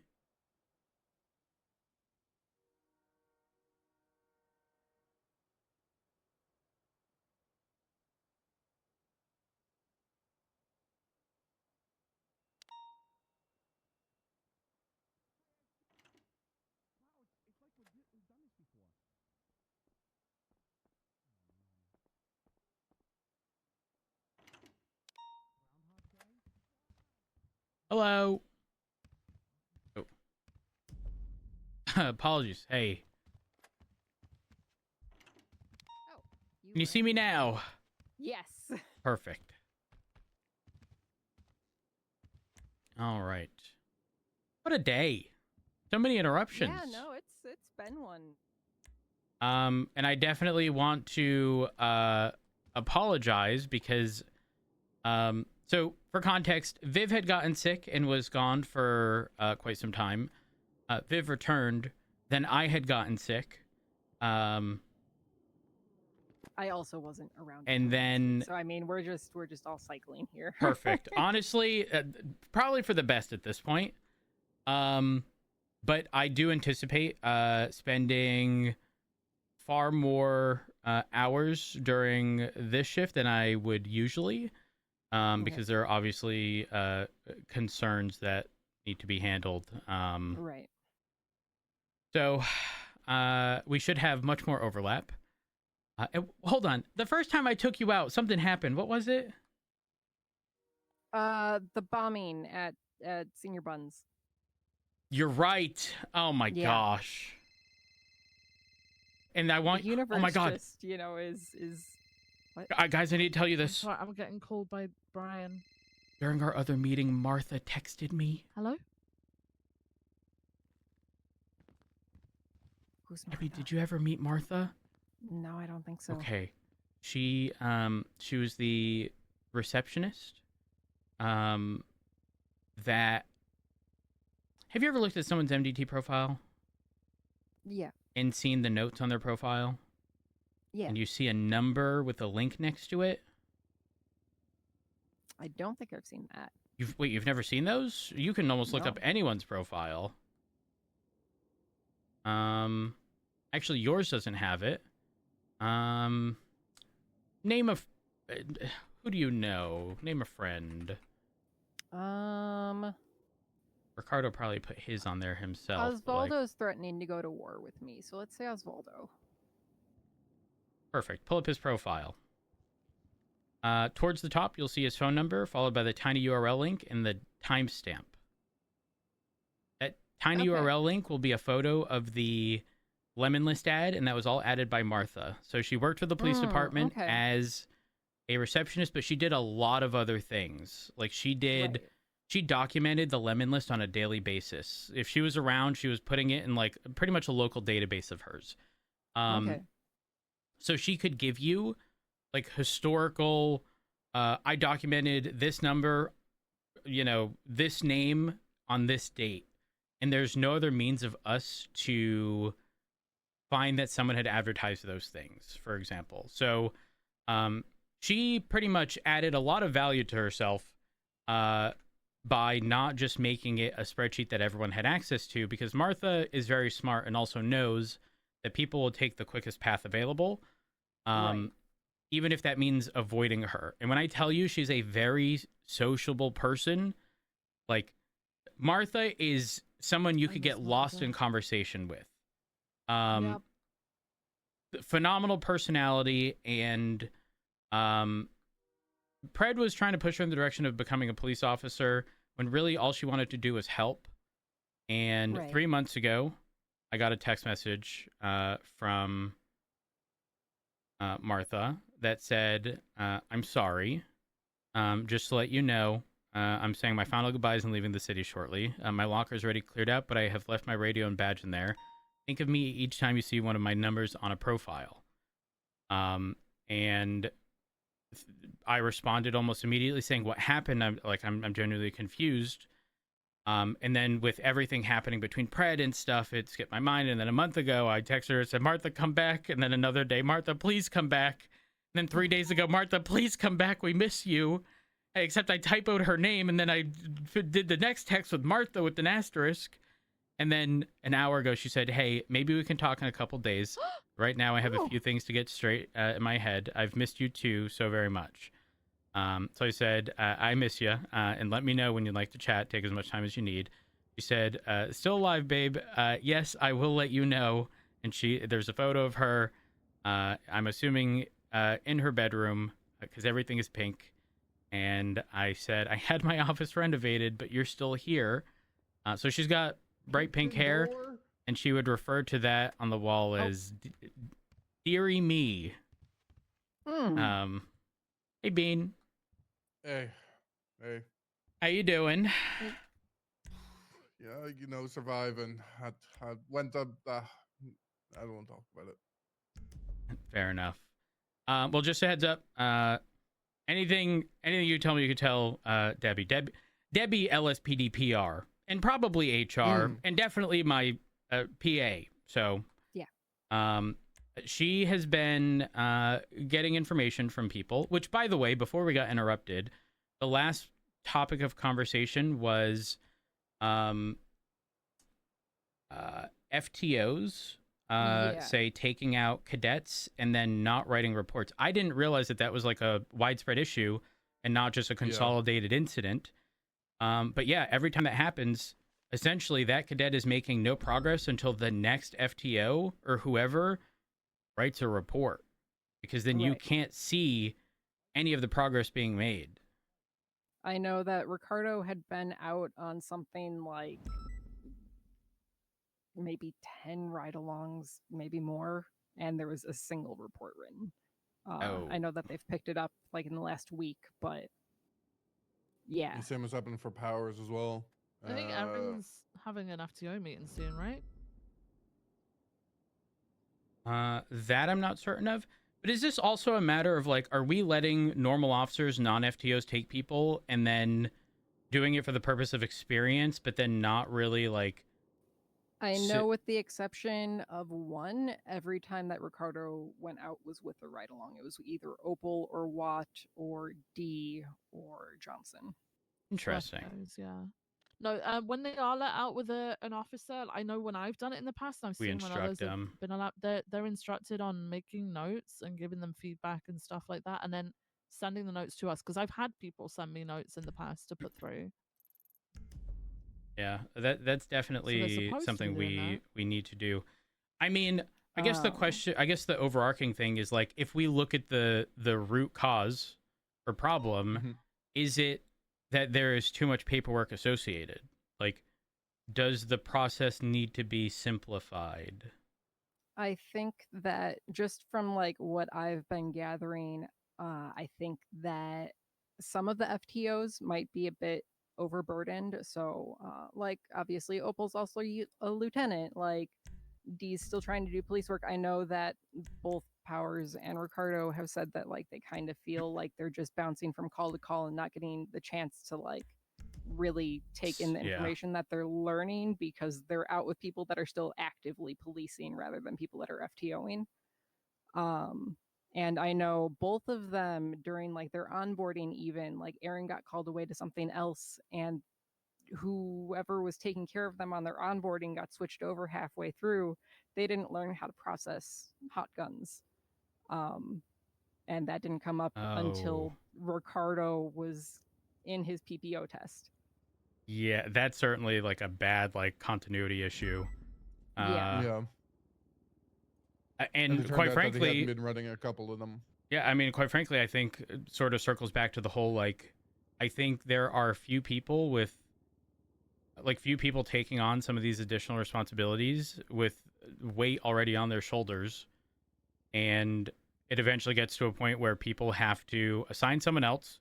Not that I'm going to label that as cutting a corner, or they themselves have to cut a corner to ensure that everything fits. Like, I'm going to be so fucking for real when I tell you the only time I've been outside of this building today was to respond to the shots that were being fired outside of Mission Row PD. For the past damn near 6 hours, I've been in this office, and I feel so bad because like we have something coming up with Opal. Debbie, I'm telling you that, I need to catch up with you, and then Brian out of nowhere, hits us with like 2 or 3 different things back to back to back, and I'm like, Brian, is this able to wait until like tomorrow? Because there's a few things happening today. He's like, no. I'm like, fuck. Like, so essentially, it's so as much rough. as we're here sorting out shit after shit. The rest of command also are doing that because we are then delegating down to command. And I'm going to be honest, the majority of FTOs, especially for shift 1, are probably command or senior officers, right? Right. Yeah. I mean, definitely worthy of a conversation with PNT, because maybe there are things we need to make a little more efficient, or maybe less of a burden on people. Because let's be honest, some people will just refuse to take an FTO if they're going to have to sit there and write a full-length report regarding every single thing.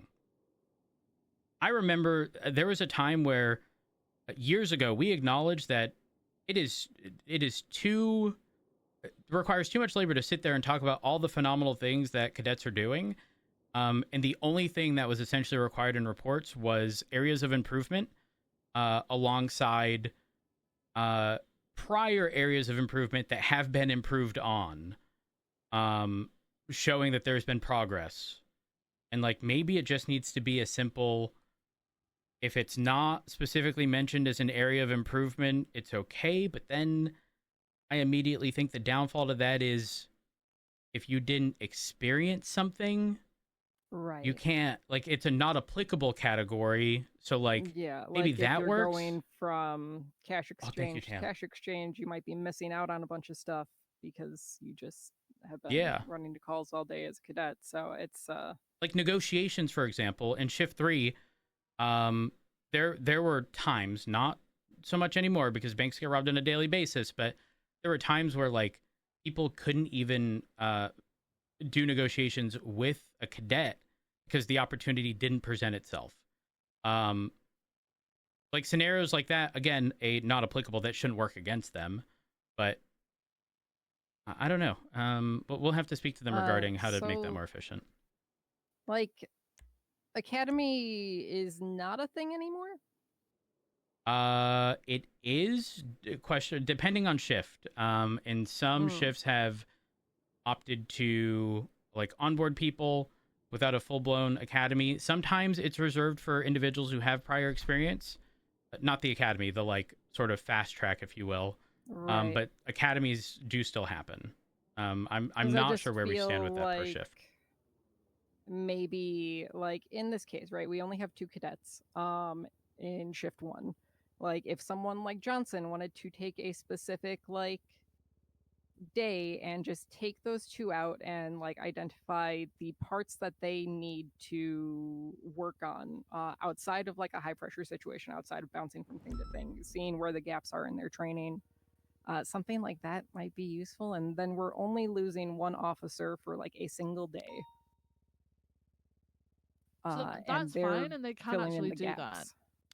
They can actually do that. They can arrange to do that with people. The unfortunate thing is we're limited on the amount of people who will do that. So Johnson would be one of those people. Yeah, you're not the wrong. issue with that is then you get one person's perspective and habits on policing, which is Right. why we do try and encourage people to have different FTOs throughout their sort of Yeah, training I'm just experience, saying which as is just like difficult. Yeah, I'm just saying it's like a gap filler for the things that they might Right. No, not be encountering in the I day to day. I get you. Yeah. The only thing is he can only really do that if people are doing the fucking paperwork. And if people aren't doing the paperwork, he's not Right. gonna know Yeah. specifically what these people are lacking properly. Yeah, it's Okay, an this issue. I is know, gonna sound oh, dumb. What if we, not that I'm gonna say swap the roles. What if we swapped, what if we swap things over to the cadet? What if we had a cadet write about their day, what they experienced, and then essentially just a sign off from the person they were with? Right? Because that then will, number one, try to push the individual to remember the specific things that they hit on. Right. If they had received prior feedback indicating hostage negotiations could have been better, like whatever, right? The FTO or whoever took them out can reference that. And if it happened again today, that FTO would be able to just, give a little check mark indicating, yeah, no, that they, did good at that today. Like something basic that doesn't require all of the burden to be on the FTO. Right. And if the FTO needs to make a note because the cadet left something out, then they can do that. But it's gonna be a lot less writing for them. Exactly. I mean, I'm not opposed to that. What are y'all's thoughts? The issue is it would end up going into a regular report, I guess, because they don't have access to FTO reports, and that is purely because it's the FTO reports are for FTOs to communicate with each other on things that may specifically. We could I don't know. repurpose. Viv, I have a solution. Do you know how we talked about that extra command category? We could repurpose it to be I could literally just rename that, give it to cadets and FTOs regarding I don't know, but essentially those would be like the only ranks that have access to it, so it doesn't flood normal reports. It'd be easy to identify. Yeah, I mean, know. people would have to come to an agreement that they don't have access to other people's reports, because then you'd have one of the cadets that we were in shift 2, their issues, some of their issues were that they were getting lapped by the cadets being hired after them. You're gonna get cadets start comparing themselves to other cadets, so we're just gonna have to make sure that they agree not to open other people's reports. Oh my gosh, wait. I actually really like this idea. And I like this idea because there could also be a separate area for the cadets of like where they felt they could have improved, or a questions area.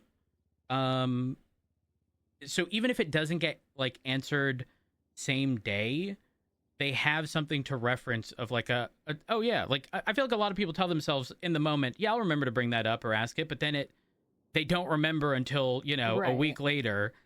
And I feel like transferring the burden to mostly the cadet in some capacity, not a bad idea. I think it'll help in multiple ways, but we'll definitely need to figure out the logistic portion. But I fuck with that. Yeah, because I think this kind of could go back to what we were talking about earlier with like inconsistency of enforcement of things, right? Is that like if people aren't getting consistent training, then they're not going to be able to enforce the law consistently because they might be having gaps in their training. So, maybe starting at the ground floor and solving that will fix a lot of problems. I agree. I do agree. Yeah. Okay. By the way, Erin is attempting to organize an FTO meeting. I did notice, I think it was yesterday that she was attempting to do that. But she is trying to get, I guess, a time in the next week or so to meet. Perfect. With the FTOs for Shift 1. Yeah, I'd like to be present for that to discuss stuff like this. And this is going to come from the mindset of like, we're trying to ease the burden because obviously the burden is on very few. Like straight up, I can't do PNT stuff. Like I did that shit years ago. That shit burnt me the fuck out. And I don't want to touch PNT with a 10-foot pole. And I know there's so many other people that same, like, I've just been ran through mentality.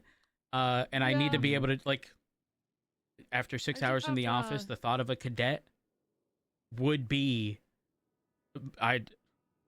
no, I can't.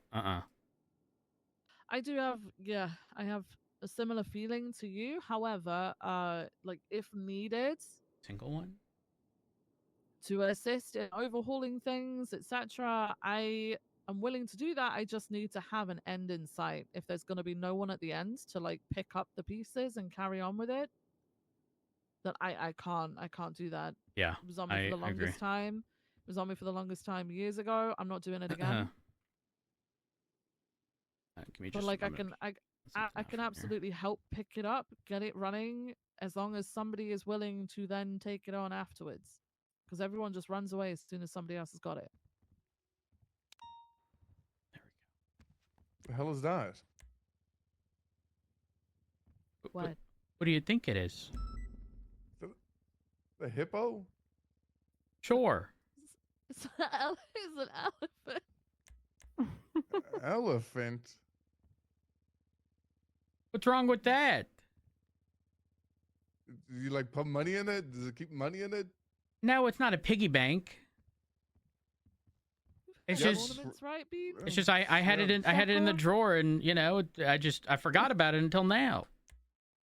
Yeah, maybe. Yeah, I'd probably keep that one in the drawer, but that's just me. That's okay. That's okay. Well, I mean, you know, if you kind of like squint your eyes from a distance, you know, it does look like a Squint bean. one eye, close one with feet. eye, squint Wait, it the looks other, like and a then what? close A bean? both. It looks like a bean with feet. Like a lima bean. Exactly. Looks like some of the things I've dropped off in the toilet, if I'm being honest. You should see a doctor. You should see a doctor. Yeah, I probably should. Okay. We do have the Opal stuff. Is Opal around right now? She is. Okay. Debbie, was there anything else? Also, Debbie, I do need to get you paid. I don't even remember what we agreed on, but I do need to get you paid. I also don't remember what we agreed on. I don't think that there was anything else. I'll reach out to Frank, let him know that you'll be in contact with him, or that he can reach out to you. I'll give him your info. Key? Mm-hmm. Take a seat. Oh, This is the person. This is the person we need to speak to. I'm not speaking to Frank at all. I've never spoken to Frank, and apparently it's going to continue. Key, Frank from the Chronicle, would like to have a conversation regarding the Bubba situation. Oh, exciting. So I imagine they're going to be running an article on that. Key? Yeah, I'm just gonna. I'm just gonna smoke. Wait, under the table? Yeah, No, he's on the table. He's on the table. No, hold on. Yeah, you never taken a cigarette break under a table, Bean? You clearly haven't been working hard enough. You're not working hard enough. Yeah, clearly. Maybe you should have taken that when Bubba was in the room. Yeah, maybe. Frank Skinner wants to talk about Bubba? Sure, fine. I imagine. Is there any? By the way, Debbie's my personal assistant / PR person for the LSPD / HR. Pleasure to meet you, Debbie. So, she can be trusted. That said, I don't know like his whole case, whether or not all the Bubba stuff is concluded. Like I say surface level stuff with Bubba, because if it's going to be an article, I imagine it's going to be, you know, in the midst of conversations of, you know, releasing said individual, pulled out a gun and started firing. Like, I don't know if it's going to be that. I obviously don't want any active stuff to be compromised. I have a tidbit from director Brian Knight. Skinner called Brian and alluded that somebody had gone and spoken to him about more than just the Bubba incident. Brian and I surmised that given the newspaper was talking in plurals, you know, not they spoke to me or he or she. The it cadets. was, you know, them. You know, the cadets. Yeah, okay. And the timeline is prior to them being terminated. So I think what it's going to be is the entire ordeal. Bubba's case is concluded. He's charged. His subpoena is referenced in Frodo's case. So obviously anything regarding that would be not spoken about. The cadets is a little sticky to speak about. just since their phone subpoenas are present in Frodo's case, and that isn't yet formally approved, so it's not public information yet. So speaking Okay. about those is going to have to be full PR, because quite frankly, like, I'm not able to disclose the specifics of why. One, because it's unprofessional, and two, because it's not in public domain yet. Yeah, if it's active investigation stuff, I'd make it very clear. I doubt that they would push further on that, but yeah, I mean, the most PR response in that case, Debbie, correct me if I'm wrong, is unfortunately it's an active investigation, and I can't really discuss that. So yeah, that pretty much covers it. Like, if there's stuff that we can talk about, like, just, you know, it was a tragic situation, talk about anything that happened in Bubba J's court case that isn't related to Frodo's, but overall, How is Frank? there's not gonna be, Like, what do you mean? I met Nora for the first time 15 minutes after rolling out of bed, out of that couch. Actually, I rolled out of that couch. Richard walked in and said, "You have a meeting with the Chronicle in 15." But when I tell you, Nora just left the ball entirely in my court to, like, say whatever it is I wanted to, my vision for the PD. Like, it was a very low, borderline no risk environment. It wasn't like I was suddenly asked, you know, insane questions or you know, Right. anything specific brought up. Is Frank similar-ish in that? Frank Like, I don't. specifically said that, like, his whole thing with wanting to talk to us is that he wants to get both sides. So he has definitely talked to Bubba J already. So I don't know if he's going to come back with questions that are branching off of what he talked to Bubba J about. Got it. Okay. So, but I assume that he is prepared with questions for this, especially given that everything has already gone through in court. He was ecstatic that there's somebody handling PR now, so I don't think he's going to push too hard to, like, try and he doesn't want to ruin this relationship now that he is getting something that he has been looking for, apparently. Fair enough. So I don't think that it's going to be like a super, super hard-hitting interview, but he might push a little. Key, is that something you'd be able to sort out? You or Ruby or Oxby? Ruby and I will probably go together. He did. Actually, I invite think to that'd be speak really to good. us. Yeah. I want to answer them, but anything that's regarding the case should be skipped over. Captain Carmine has already spoken to me about why we terminated Paul, and Oh, he was not. They were not happy, by the way. The I'm general sure they ODPD were. They said that, like, the reasoning was very vague, and not specific. And then Viv and I made it, like, pretty clear that, unfortunately, like, the vagueness sort of just stems from the fact that, like, there may not have been direct, like, actionable things, but, like, there being trust issues as a cadet, whether that be command not trusting the cadets or the cadets not trusting command, or both, as a cadet is enough reason for termination. End of story. Yeah. To put it on the table, just to, you know, hash everyone over, the reason for terminations are twofold. Lucy is potentially complicit in the crimes of either Bubba or Frodo, not willfully, right? She, through negligence, she is potentially complicit in their crimes. And in the original interview with myself and Ruby, Lucy said verbatim, "I trust them, Bubba and Frodo, more than you." And Ruby and I had to reiterate what specifically it means to not speak to command on questions and high command on questions being asked in a formal setting, what that means. And then she pivoted and said, "What? Am I going to get fired? Oh, I'll tell you." Fine, okay, you know, depending on how the discussion had gone at that point, that's termination on the spot. But it shows their original intent of wanting to withhold info, and that's a problem. And then the worst part is that she walked out of the office, and her first call, Paul Hammerstein. Her second call, Bubba J. Bubba J then shows up to a meeting 10 minutes after that call and shoots us down because he knows he's getting fired. Then, whilst we are in the hospital, she calls and texts Frodo not 30 minutes after we get to the hospital, and says, I'm sorry, I wanted to keep your name out of my, like, I didn't want to bring your name up, but I had to. I was scared I was going to get fired. Meet me at the cadet house. Then after that discussion, there's text between Frodo and Kyle Pred where Frodo says, hey, I want to come and join ODPD. I'm sick of Shift 2 Command and their witch hunting asses. Blah, blah, blah. I'll do anything for you, Chief. While standing at our beds, saluting and crying. Yeah. Now, a lot of that's Ugh. drama.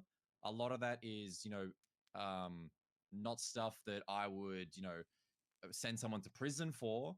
But the reality is every conversation we had with Lucy, through the subpoenas, we have evidence that she would go and call the usual offenders: Frodo, Bubba, Paul, every time. Yeah, all of that so is any command meeting, red flag territory. And then Paul Hammerstein, he is not complicit as much as Ruby. Sorry, not Ruby. As Lucy in the calling Bubba the minutes before we were shot. But it's the same thing of anytime we spoke to him, he would then immediately call and go and meet with the usual offenders. And I feel vindicated in the decision on Paul, because where is he the day after we terminate him? Well, he's standing in a circle with ODPD, relaying his narrative version of the story. So she is definitely the worst offender, but Paul is the thought that I have, and I think this summarizes it. Any reprimand or any negative experience he has within the LSPD, who are the people that he's going to call, and who are the people that he's going to speak to it about? People that will have nothing good to say and nothing positive to contribute, and no constructive criticism, just venom and viritol, right? Yeah. It's not going to work. So the both of them, as it stands, terminated on good terms. There's a possibility in the future, within the LSPD. Bubba and Frodo, no more Elio for them. Right. Quite frankly, I don't care if they get hired by ODPD. The reality is that I just can't trust them in the LSPD because they don't like our command, whether because they're manipulated or because they've genuinely felt scorned by us. Got it. And then the lack of explanation to them, I imagine, is specific to the fact that they approached ODPD before the conclusion of all of this, and that with Frodo's involvement of ODPD and whatnot, and the expectation that, he was going to be transferring and essentially working against the LSPD on behalf of ODPD. I'm assuming that's why there was a lack of the full detail ambiguity on the suspension into firing was because we made a reasonable assessment that if I were to go nuclear and fire Frodo, Lucy, and Paul from the onset of the corruption charge being uncovered, the thought was, what more damage could Frodo do? And it is a very real possibility that in an act of spite, he could have sabotaged far more than the evidence that he actually already did. My immediate thought was, if we go nuclear before we're ready to press charges and get him up in broad daylight, what more can he do? And it's not about hurting our feelings. It's about he deleted a month's worth of evidence in active investigations. If he wanted to, he could delete all the evidence he's ever contributed. He could delete every there's so much more he could do. Yeah. And in my opinion, the guy's a psychopath. So why even give the risk? The cadets got caught up in a big mess, but the reality is anything that I told them was going to be relayed to Frodo, who could then utilize that information to do whatever he wanted. And the limit was, well, the sky's the limit. Deleting evidence from the MDT and active investigations was on the table for him. So I feel like he could have gone harder, right? So it was wait till we're ready, do it all at once, and then that way there's no room for them to wiggle around and fuck us over. Sounds good. I obviously very much so have no issue with any of that. Okay. All right. Debbie, was there anything else? Presently, no. I think we covered just about everything. I'm gonna have a new task for you as well. Okay. And I mean this genuinely. I'm probably gonna get. Have you seen the white couch upstairs, the solo one? I don't think so. Okay, so at the end of the hallway upstairs, there's a single couch. I think I'm gonna move that, and I'm probably gonna put a small little desk. And I'm gonna have people, or I'm gonna have you, maybe on certain days, or whenever you're around and you can 3-on-1. want officers to be able to give feedback. And when I say anonymously, obviously they will be speaking to you. Right. But sure, we can put this on a fucking, a Dropbox or something. But like, I would prefer if people could provide detail and just, say things. Right, and you pick up things from the tone of people's voice Exactly. and And the expectation from you is don't submit this to us in any specific order, randomize it, there to be no names. Like, I want people to like feel that they can be candid and not hide anything, because if there are concerns, I want to know. Right. So that won't be like a today thing, but I do intend on setting something like that up, and it would be announced at a meeting. And I'd like to know the general feedback that you get from that.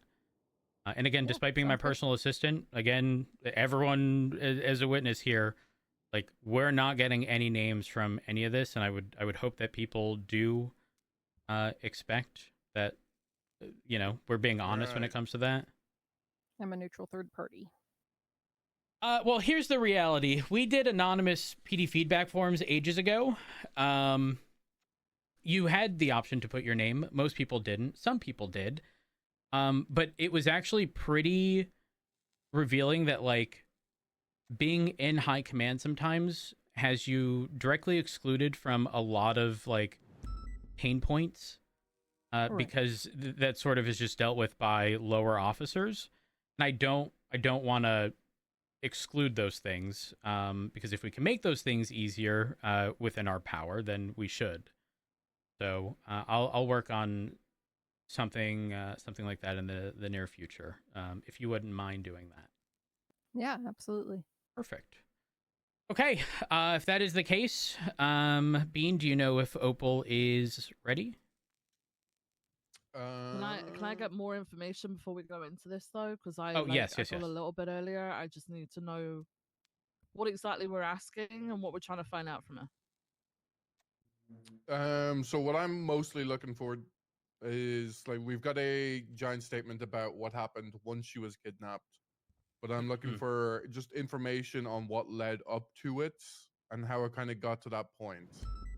Because all I'm aware of right now is that she had a kind of like a CI meetup with Sean McQuillan, and then things went bad.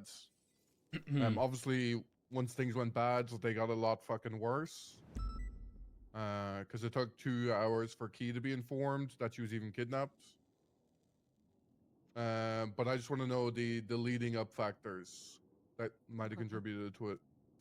So there was mention that so Maeve had said something about she was gonna Bravo if she got shot, and not to call 78s. Yeah, that's that a may not be reiterated true. statement. That was given by both parties, everyone involved, and it's this idea of, I'm likely to get shot, but you can't like, don't make it into a big deal. If anybody asks who shot me, just say it was a CI, and just come and retrieve my body and don't pursue. That's what I was told on the day, when I found out 2 hours after. But what's the report for the by Madeline herself? Because how it went is, Madeline called me and Ricky, and this is on the High Command report as well. There's an original timeline. Madeline called me and Ricky down, and then we started getting this like story, and I'm listening to this story and getting more and more confused in the span of the 2 minutes it took to be told.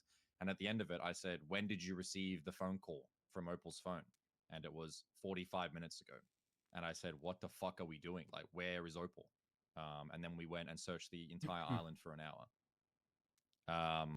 What's the report number been for Opal's statement? I've never been able to read that. Dark, put it up. Hang on 2 seconds. Okay, I'm gonna let you guys handle this. Sounds good. Thank we'll you, be in touch Debbie. with I you. appreciate you. Yep. Pleasure to meet you, Debbie. Yep. Yep. Nice to meet you. Have a wonderful day. Bye. You too. 2 seconds. I've been ignoring my personal assistant. I had to buy her flowers. I paid 20 grand to get them delivered yesterday. It's an investigative 45520. report. You paid what to get them delivered? 20 grand from Sadie from Go Postal. Say it again, Bean. 45520. Okay. This mostly entails the aftermath of being kidnapped. I'll my biggest my biggest problem with this is that everyone said, and this is the key bit of information, that don't do anything, right? Like, this is not to escalate. And then Opal was taken and left for the wolves, and the people involved were very confused and unsure of what to do and panicked. Whatever, they've been dealt with. I just need to know.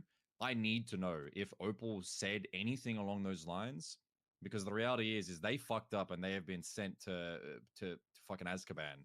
But we need to know like where that came from. If Opal told them that anything along the lines of "I'm just gonna Bravo, like don't pursue, don't tell anyone, just let me go and do this," that is not gonna fly. And I just don't believe personally that two veteran officers, though they made big mistakes, would ever, under any circumstances, go through 2 hours of not telling anyone, if not for something like that being said. Like, I refuse. Well, correct me if I'm wrong. Didn't Fisher midway through leave? Fisher left midway through, yeah, and then it was just Madeline alone. But I just refuse to believe that any cop would, without being told or anything thrown into their mind, would just omit the fact that an officer was kidnapped on duty and their blip was, disabled or removed. There's no way. I refuse to acknowledge that. That's not something that I'm going to accept as possible. So I need to know how we got here from Opal's perspective. Yeah. if it comes to light that she did tell them to do that, that's not an order that she should ever be given. Yeah, because it's not an order that someone can obey. That's the type of thing that I would ask people that someone. were put into danger over that whole situation because of how it was planned out, how it was executed, and how it was handled is insane. It could have gone so wrong. I mean, the truth It's not is, just herself it she's did. putting in danger. She's putting every other officer who then had to handle it in danger. Yeah, I've been on similar kind of overwatches with, say, like Brian, where he's gone to meet a CI, and I've kept an eye on him. Very similarly, but yeah, I mean, if his fucking blip disappears, yeah, I would move in instantly to get eyes on the fucking place and then fucking see what the fuck happened. Yeah. There's just something is being omitted or not properly clarified, because the fundamental of I am doing an undercover operation that cannot escalate because it might sour the future, that's a fine policing tactic. But the truth is that we would have people knowing that and ready to respond, not this ambiguity of like, we should have known, like there should have been, the entire police department should have been aware, or 10 cops, like telling one unit to just sit and wait and don't do anything is ridiculous. She's taking the hot seat. We'll sit on this side. Ooh, I like that. Let me get comfortable. And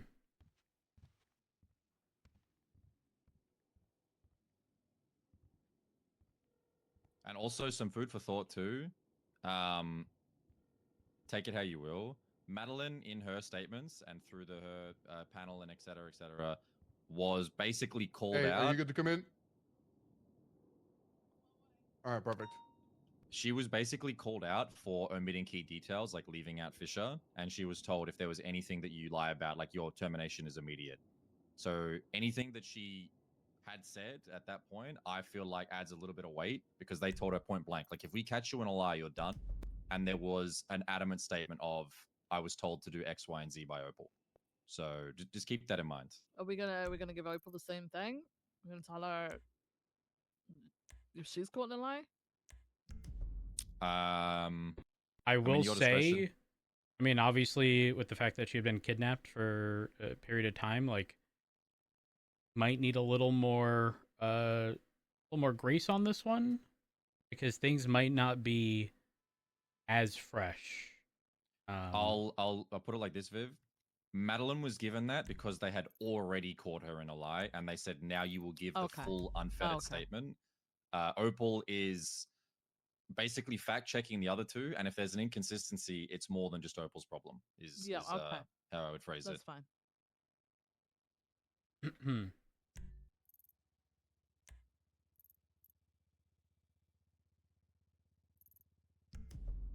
I'm blip watching. She's in the kitchen. She's either very hungry or she saw the four I'm of just us gonna sat prepare here. mentally for this. Me too. I'm a stress eater.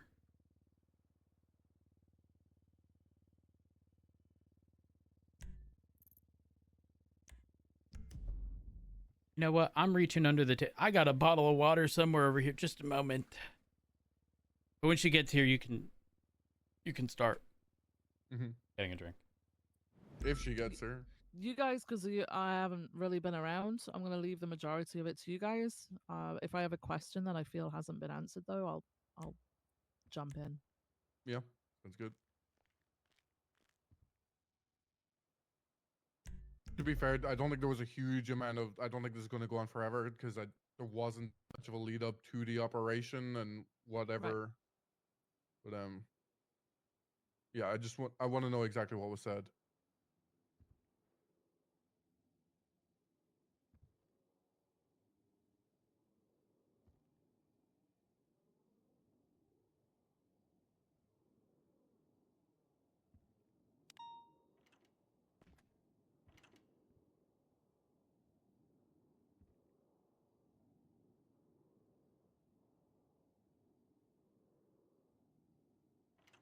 It's right standing on the desk.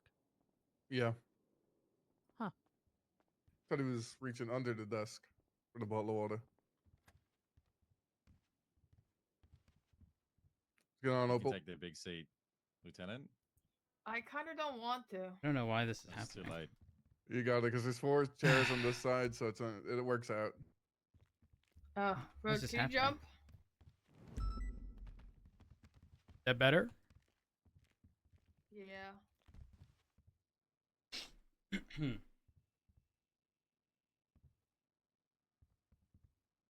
Keith, did you grab me? No.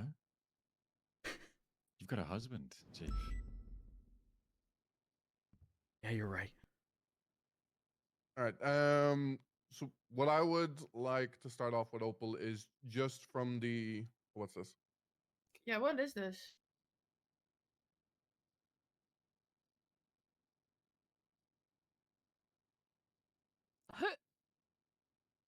Who shared this? I don't Who made click that? random links. Probably best not to. Probably best not to. Only person on their phone when this went out was Opal. Opal, did you put this out there? Yeah. Okay. We'll go to the bottom of that one. We Sorry. appreciate honesty.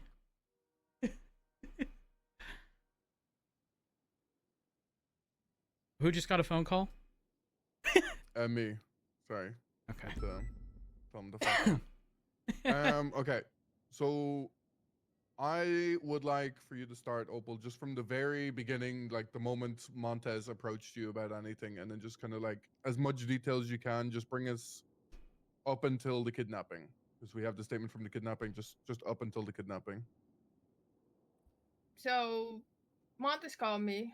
I think she like asked if I had if I knew Sean McClellan, if I if I thought he'd answer a question, and I said, well, it depends. What question is it? And then she started explaining how she was looking into this murder, and based on subpoenas, she had figured out that he had a meeting with the murder victim a day before she was murdered. And she believes it was ADMC that did it. But she wanted to know about the meeting, and I said, well, I think asking about ADMC, he's probably not gonna answer. They have kind of a complicated history. I said I could try, but chances are he's just gonna walk away, tell me to go fuck myself. But I'll try. I think if you're gonna be asking someone like Sean that kind of question, it needs to be someone that has rapport and experience with him. Because he's said in the past, if people make like jokes about hounds and ADMC and the origins, he will just shoot them in the face. But I, know from my own experience that I can talk to the guy about the most aggravating topics to him and be fine, just because I have built that connection with them. And so I said I would try. And I said, but if we do this, because of how everything is with PD, and how people view snitches, and especially the already fractured relationships between ADMC and the Hounds, we can't let anyone know that he's going to be meeting with us to discuss this. This can't be like in an interrogation room, because then he will not talk and we will be nowhere. So I told her I would set up a meeting with him. I would meet with him, and I didn't want her, for now, to mention this to anyone, because I feared it just get leaked, right? And kind of the whole idea was, I talked to him. He either tells me to go fuck off, or he does actually give me something, and I would tell him, well, listen, this doesn't have to come from you. This doesn't have to be like I even met with anyone. This could literally be someone left me information in my mailbox.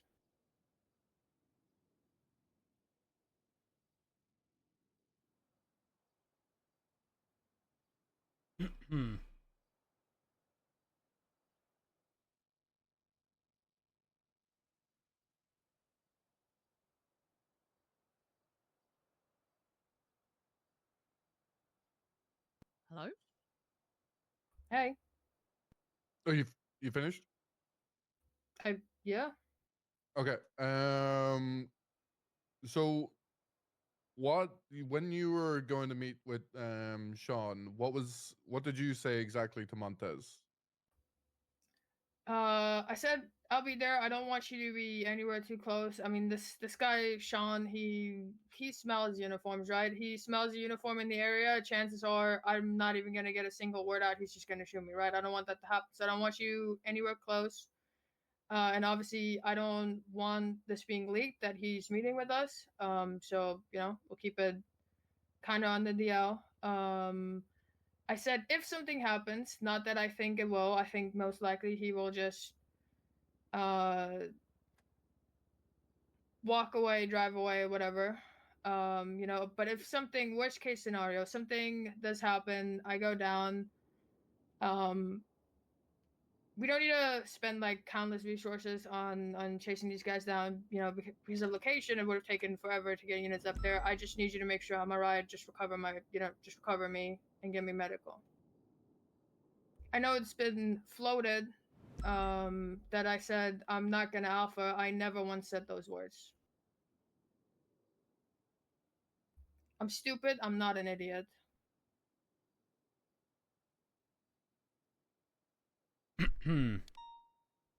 Just to clarify on that as well, did you happen to mention anything about that you'd be bravoing instead of alphaing? No.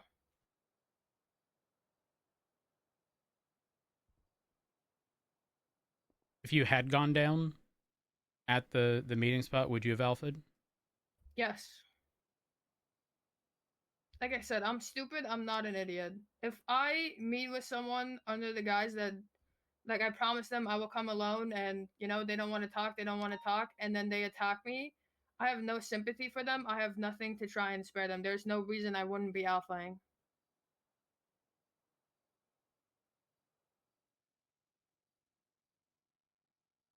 Did you and Montez? Sorry, wait, 1 second, just because I'm taking notes and stuff. Rhodes, did you just ask whether Opal would answer, would alpha? Was Yes. that what you asked? Yep. Okay. And her answer was yes. Actually, my answer was I'm stupid. I'm not an idiot. Okay, well, yes or no? Would you have alphaed? Yeah, because I'm stupid but not an idiot. Okay. Did you and Montez discuss like where she would be staged or anything along those lines? She said she would be around Mount Chiliad, yeah. I mean, that's grapeseed.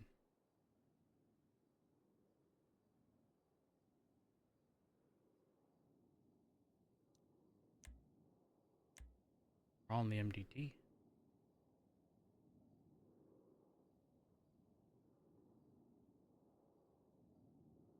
Okay, that's all the questions for me. Anyone else have any questions?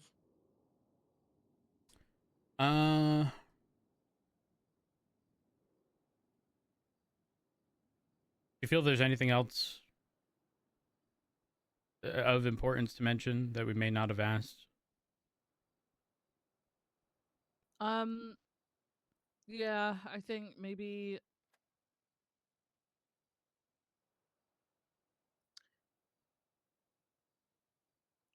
I understand. Obviously, you said that you had this rapport with Sean. Would this be something, if you were aware of it as a lieutenant, would this be something you would allow somebody else to go through with a CI that they're close to or have a rapport with? With just two people being involved, i.e. the person meeting up and one person overlooking? This is a good question.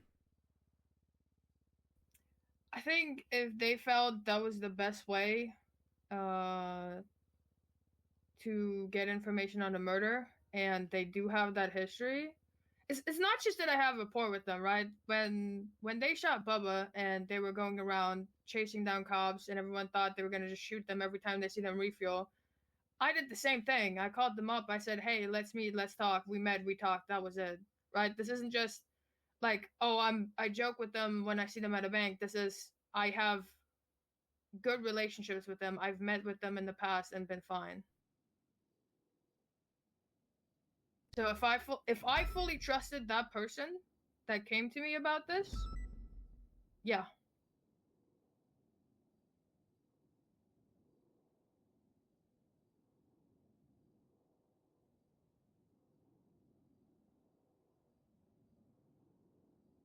I mean, Rhodes, you said you would have done. You said you would have done the same thing, right? So. Yeah, I made it clear to you that I think there are circumstances in the past where the reality is we would never have received a breadcrumb, and if the alternative is asking someone for information with the promise of this doesn't end up in paperwork, this, you know, I just need you to point me in the right direction so I can figure out the answer. I think 9 times out of 10, as long as I have rapport with the individuals. I mean, it's a judgment call. Not all of them are correct. I mean, inherently, our job is unsafe, but yeah, if I'm being frank, probably would have made a similar decision. That is not to say it is right or wrong, but I just know where that threshold is for me, and again, I know where I know the threshold where I'd be able to, you know, live with myself or not, should it come to that. So, yeah, to answer your question, yeah. Opal, I want to present something. My grievance with this is not what we've gone and done, because there are plenty of scenes where it's something that we need to do, and we need to be flexible in not just solving things one way. You know, we don't just arrest McQuillan and say, now you're talking, and we just force everything to happen the way we want, right? Sometimes we need to use tact. Do you think that it would have been proper to inform more than just a senior deputy of this plan? Because how I see this going is it went bad, but what if you did Alpha, right? There was no blip disappearing, no kidnapping. They shot you dead. And then Madeline went to help you and retrieve your body, as you asked, and then they shot her, right? Like, that's a very feasible and completely possible situation. And then we have 2 dead cops and nobody knows. Like, did that, just, you know, tell me how you feel about that. Was it proper that nobody but a senior deputy knew about this? We weren't going to bring up the conversation with the others, but we will. There's no way she doesn't say she should have here. Or she shouldn't have, rather. I mean, using hindsight, probably no. I mean, I thought I could handle myself. You know, I figured it'd be fine. But you know, in hindsight, no, I don't think so. Because again, I can agree with the chief. I can agree with you. We can all agree. Utilizing our brain to do things in a different way, going and having these solo meetings to get something we wouldn't have access to otherwise, fine. But normally there's a brief. Normally there's a member of command or high command, a couple of people staged, however far away they need to be, but a channel on the radio, right? People aware. And then I would be told, I would imagine, by someone like yourself, hey, Captain, this is going to happen. This is what's going to most likely how it's going to unfold. If it goes wrong, I need you to like ready to pull units. I don't want to fuck up the CI thing, but this might escalate. I think that all in all, we got off lightly, and that's where my concern lies. That this somehow turned out so terribly, and yet it could have been so much worse.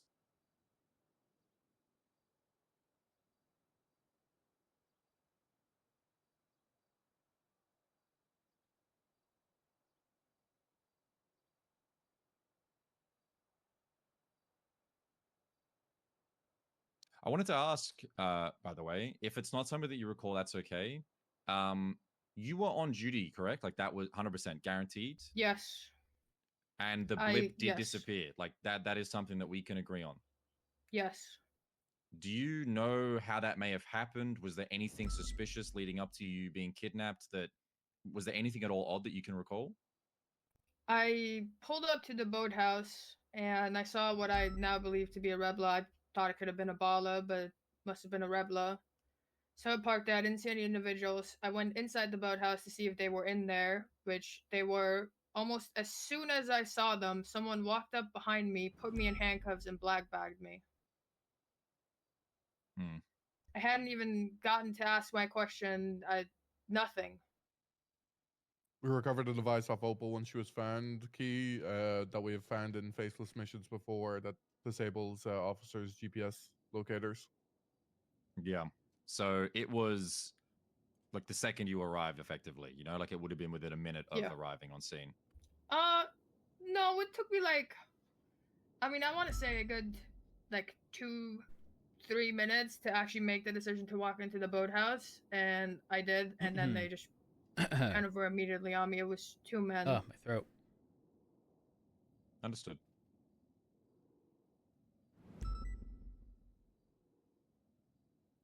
All right. Anyone else got any questions?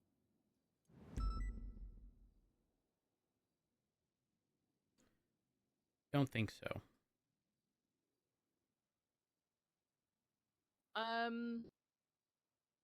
Just real quick, I know obviously this was one of the first questions asked. It was asked about the whole Alpha Bravo thing.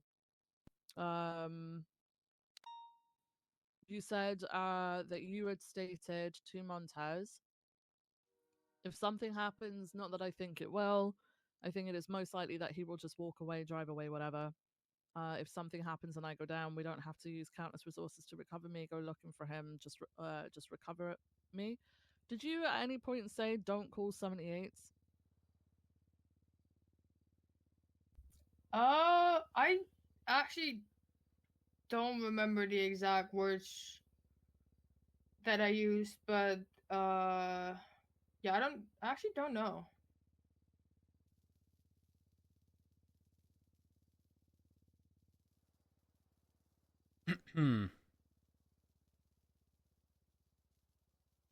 Okay. Can I just confirm then that your intent was Alpha just to be retrieved and us not pursue them in any capacity, right? Just to confirm that. Should it have ended up in that way, where they had just shot you down and Maddie was able to retrieve you, that was all you wanted, just to be secured and taken to the hospital, and us not to pursue them to, you know, sour the operation? Yeah, my thought behind that, because I feel like without my thought behind that, that kind of pains me as an idiot. My thought behind that was, if something ends up going south here, it won't be because I asked them a question. It'll be because of who this question is connected to.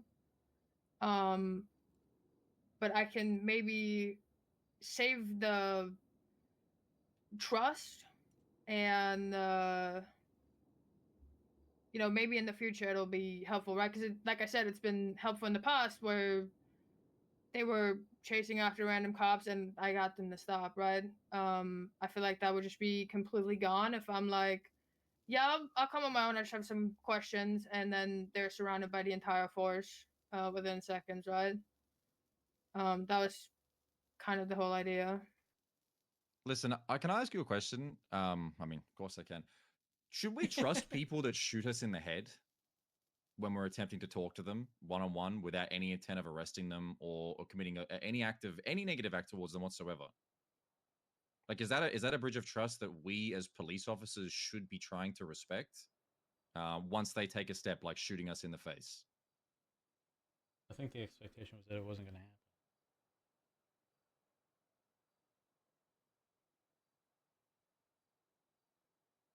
I mean, I just didn't think it would happen. You know, I mean, you know, you were aware that it could happen, right? Depending on how it went and how they were feeling and what you were asking about, it could happen.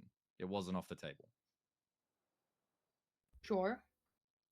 Do you think after everything that happened today that there's a future where that relationship of trust could be salvaged for us to utilize in the future again, given what happened to you?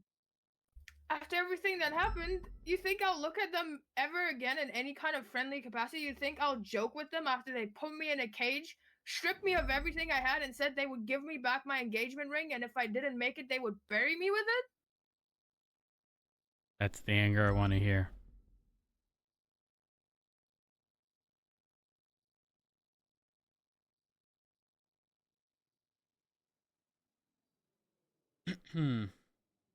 Does anyone else have anything? Nope. I think we're good. Nope. Can I ask a question? Yep. Why was Dan Fisher demoted? And most importantly, why did any of that happen before anyone even spoke to me and got my side? From my understanding, it was a combination of Fisher wanting to step down for a combination of things. I was briefly told by Davenport, but the general gist of it was he was stepping back from PNT and also didn't want command responsibilities. And I'm assuming some of that may have stemmed from I guess maybe going along with what occurred. I'm not 100% certain, but it wasn't just a Fisher, we heard what you said, you're demoted. It was realistically something that he was in line with.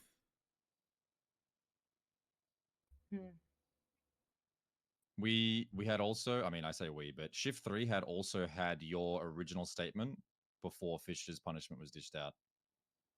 So we did have your statement on record, and I imagine they probably utilized it somewhat. I mean, the statement that I gave to Dark doesn't really answer any of the questions that you've just asked me. It doesn't really give the context of why I did what I did. More than likely, they just made a decision based on what Fisher did and his own feelings regarding command, etc. The chief just went over.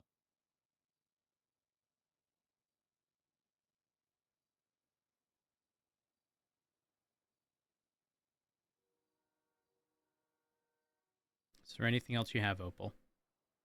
I'm trying to think how to word it in the least offensive way possible, because I'm not trying to be offensive. No. Opal, if you say something and it sounds offensive, I'm not going to take it in an offensive manner. And I would hope others wouldn't. Do you think all of these disciplinary actions would have happened already if I was still in that cage? Because as far as I could tell, they were intending to keep me in there as long as they could. So if I was still in there, right, let's say you have proof of life. You knew I was alive. You know, maybe you know I'm in a cage somewhere. All that would have happened? The discussions that I was present for, were, and this was with the undersheriff, were that nothing was to be done, no disciplinary actions met out until Opal was secure. The number one priority was getting you back safely. And if you had been gone for a month and we had been looking for you tirelessly day after day and we knew you were out there for a month, would there have been actions taken? Maybe. But in the immediate aftermath, everything that was said to me and that I said to others is, I don't give a fuck about what got us here. We are getting Opal back and we'll deal with the problems after. That was the unanimous decision from everyone that I was able to speak to. Yeah. Which, considering everyone's involvement, I mean, correct me if I'm wrong, weren't we sitting in this room and Madeline had gotten a text from Opal's phone, which was likely Sean? To do anything to sort of like, not sort of, but to compromise utilizing a position like that to our advantage would be silly.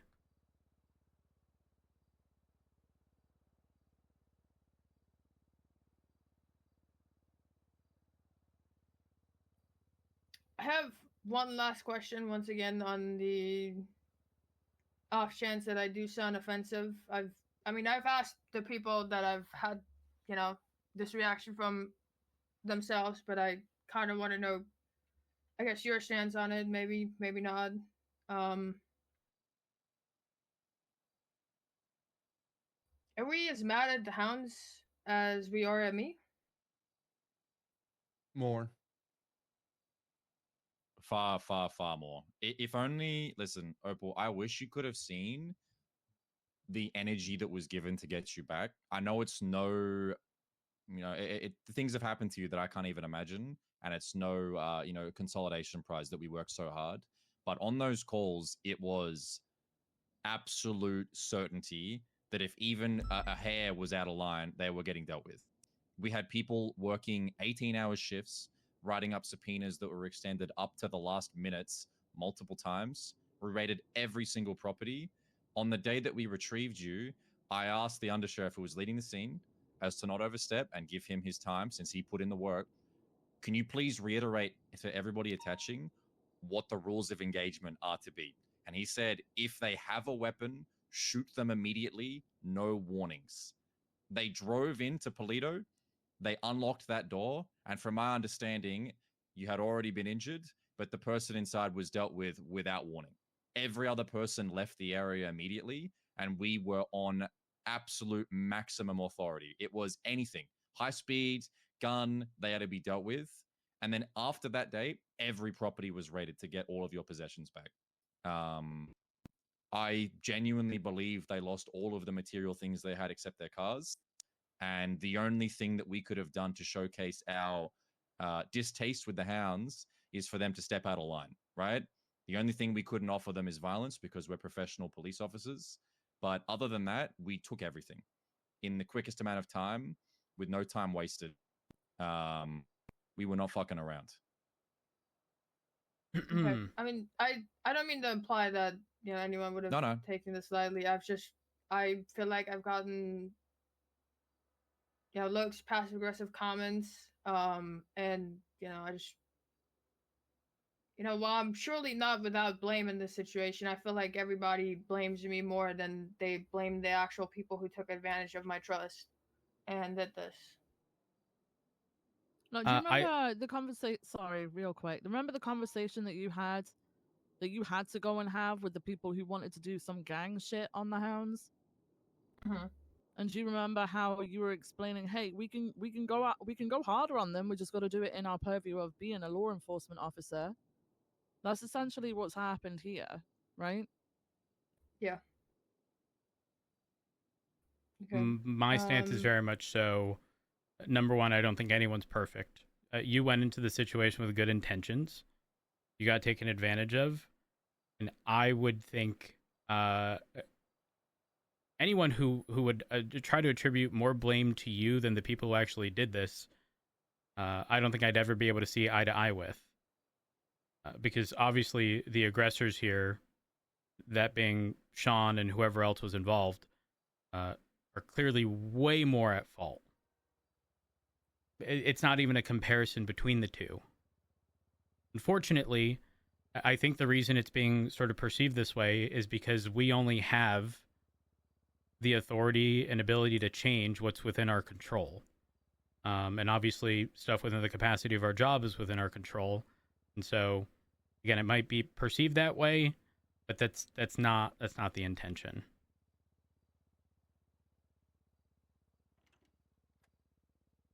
Well, I know the question didn't come up, but just in case you were wondering if I'll ever go meet with them again, not without a locked and loaded Class 2 in my hands, backed up by as many people as I can round up. I do think one of my biggest flaws is that I try to put too much trust and faith in people, and time again it's abused, and still I try and put that trust back into people because I think people can change. I think just because one person has done me wrong doesn't mean everybody will. But I think they were past the point of redemption for me when they took my engagement ring.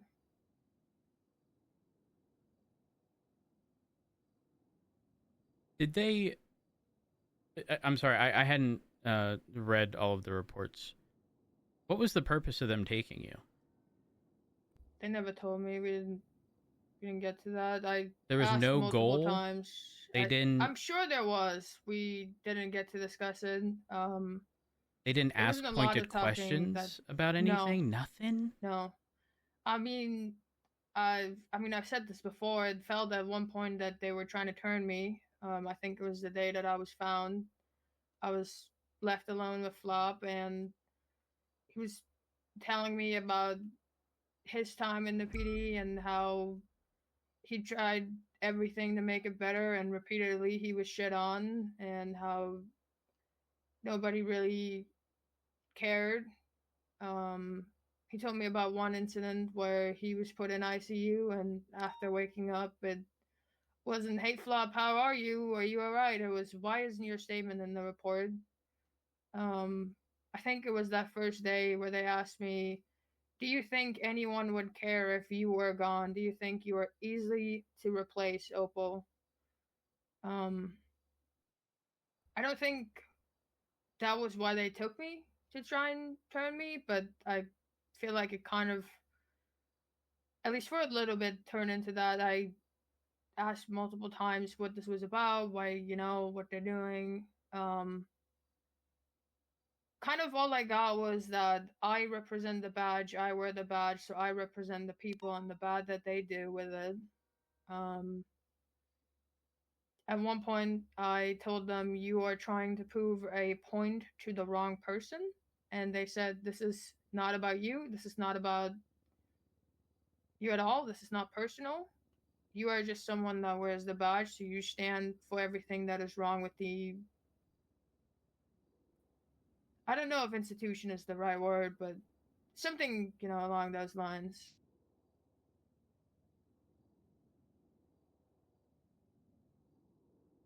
All right. They did mention that first day that they wouldn't believe a word that comes out of my mouth, and they will torture me to get the truth, but they never actually physically hurt me. Were you asked anything that you didn't answer? No. But based on what they originally said, they were going to ask you questions but never got to that point. They at one point asked me about their radio, how I knew about their radio. And I told them, I didn't really... Well, at first I thought I had reason to be cocky and reason to have faith. I said, "I have a tracker shoved so far up my butt you couldn't physically remove it if you tried," and that's kind of when it clicked that, oh, I might have that, but I don't think it's broadcasting, and it was confirmed. I don't know so much of it. I don't remember if it was confirmed through words that they had jammed it, or I obviously felt the device on my belt. I'm familiar with the device, so I didn't really feel like I had a lot of going for me to not answer questions truthfully. So I told them how we got the radio, and they said, "We don't believe you." And I said, "Well, it's the truth." And they said, "We'll see, when we torture it out of you, we'll make sure it's the truth." Did you go there in a PD car? Yes. Did your vehicle have a dash cam? I'm not sure it's Maxwell's car.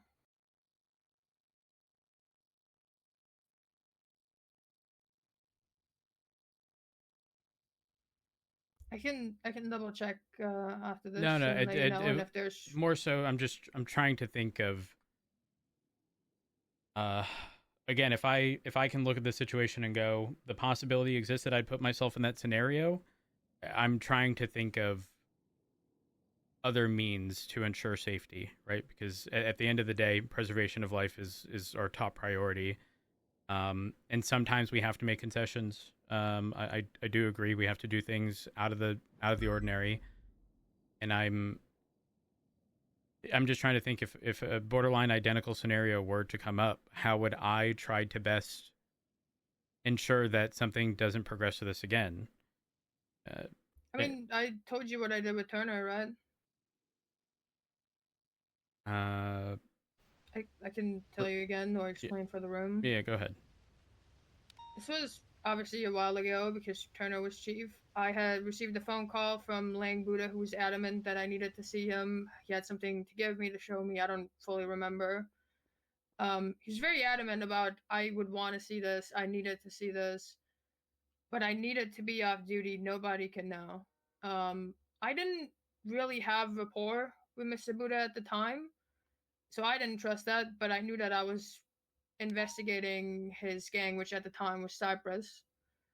I briefed High Command on it, simply because I did not have that rapport. I did not trust him, but I was intrigued. I did want to go.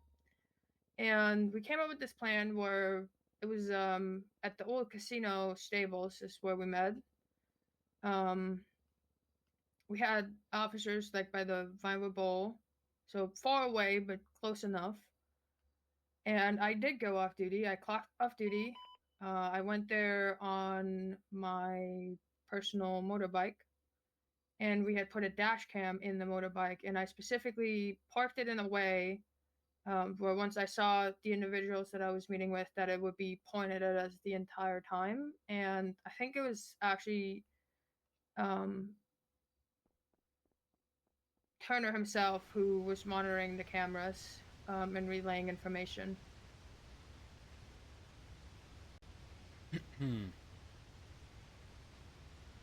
Did it cross your mind at all during this scenario to attempt to do something similar? I'll be honest, I thought because I was on duty, I would be safe, right? I thought worst case scenario, they shoot me. If I go back to that day and I were to ask myself at that moment in time what I thought the possibility of that happening was, probably less than 1%. Yeah, a fraction of a I percent. think it is unreasonable to expect anyone to take precautions for a GPS jammer. I've only myself seen a jammer once. That was with Brian Knight when we were testing it, when we first learned about them. And then the usage, I only know of once, but we were prepared. We knew that they were looking to take someone and that they would likely be utilizing a jammer to make sure that we don't find them once they've taken them. At no point in time did it ever cross my mind that a group like the Hounds would just have access to a GPS jammer. So I figured me being on duty, me being in uniform, me pulling up in my car would be like a all the precaution that I would need because I have that history with them. I just genuinely didn't think anything would happen. Understood.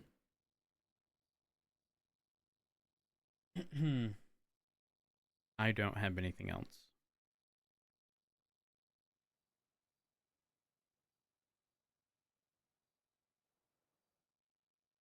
All right. I think we're good then. Appreciate you coming in, Opal. I wait outside or No, no? no, you're good to go. I'm Normal good to patrol. go. You're not you're being sent home. You can go back on normal patrol. And I'll hear the results tomorrow. There does need to be discussion, yeah, and we'll update you when we can, okay? Okay. But for now, Are you we're expecting something different, Opal? I mean, kind of. Would you like to be placed on a 24-hour suspension so that we can give you a formal answer tomorrow at the end, same time? Is that something that would make you comfortable? I mean, not really, but I feel like if it's gonna play into demotion or anything, I'd rather just not have to worry, you know? Well, the truth is, we're probably going to have to speak now, and then we're going to finalize the decision. So my suggestion is, if you're not comfortable getting out and patrolling with that up in limbo, maybe take the shift off.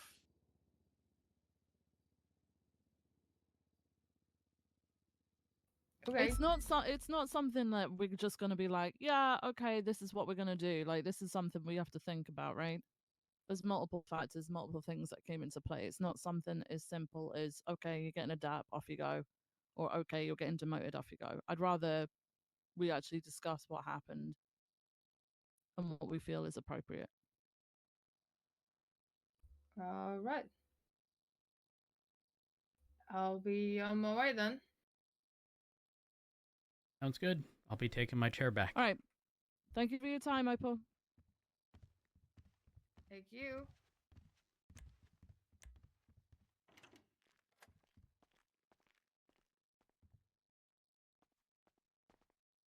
Let me just make sure this is locked.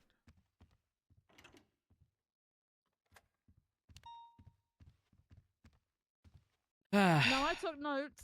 There's probably like parts missing, but there weren't parts that would like change like the answer, if that makes sense. Mm-hmm. I tried to get as much as I could down. You guys talk fast. Thank you for that. Just a heads up. The question that she had asked regarding me, whether or not I would have done the same, stems from a conversation here in the office a few days ago, where the general premise was like her explaining her mindset.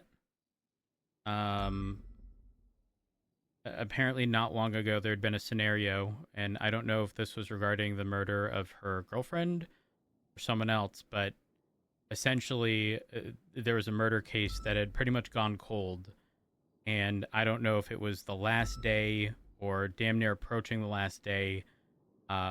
Something was brought up, like it was the only breadcrumb they had gotten, and unfortunately, based on the timing of that breadcrumb, the actual murder itself landed outside of statute, and I don't believe the DOJ would have allowed it to be pushed.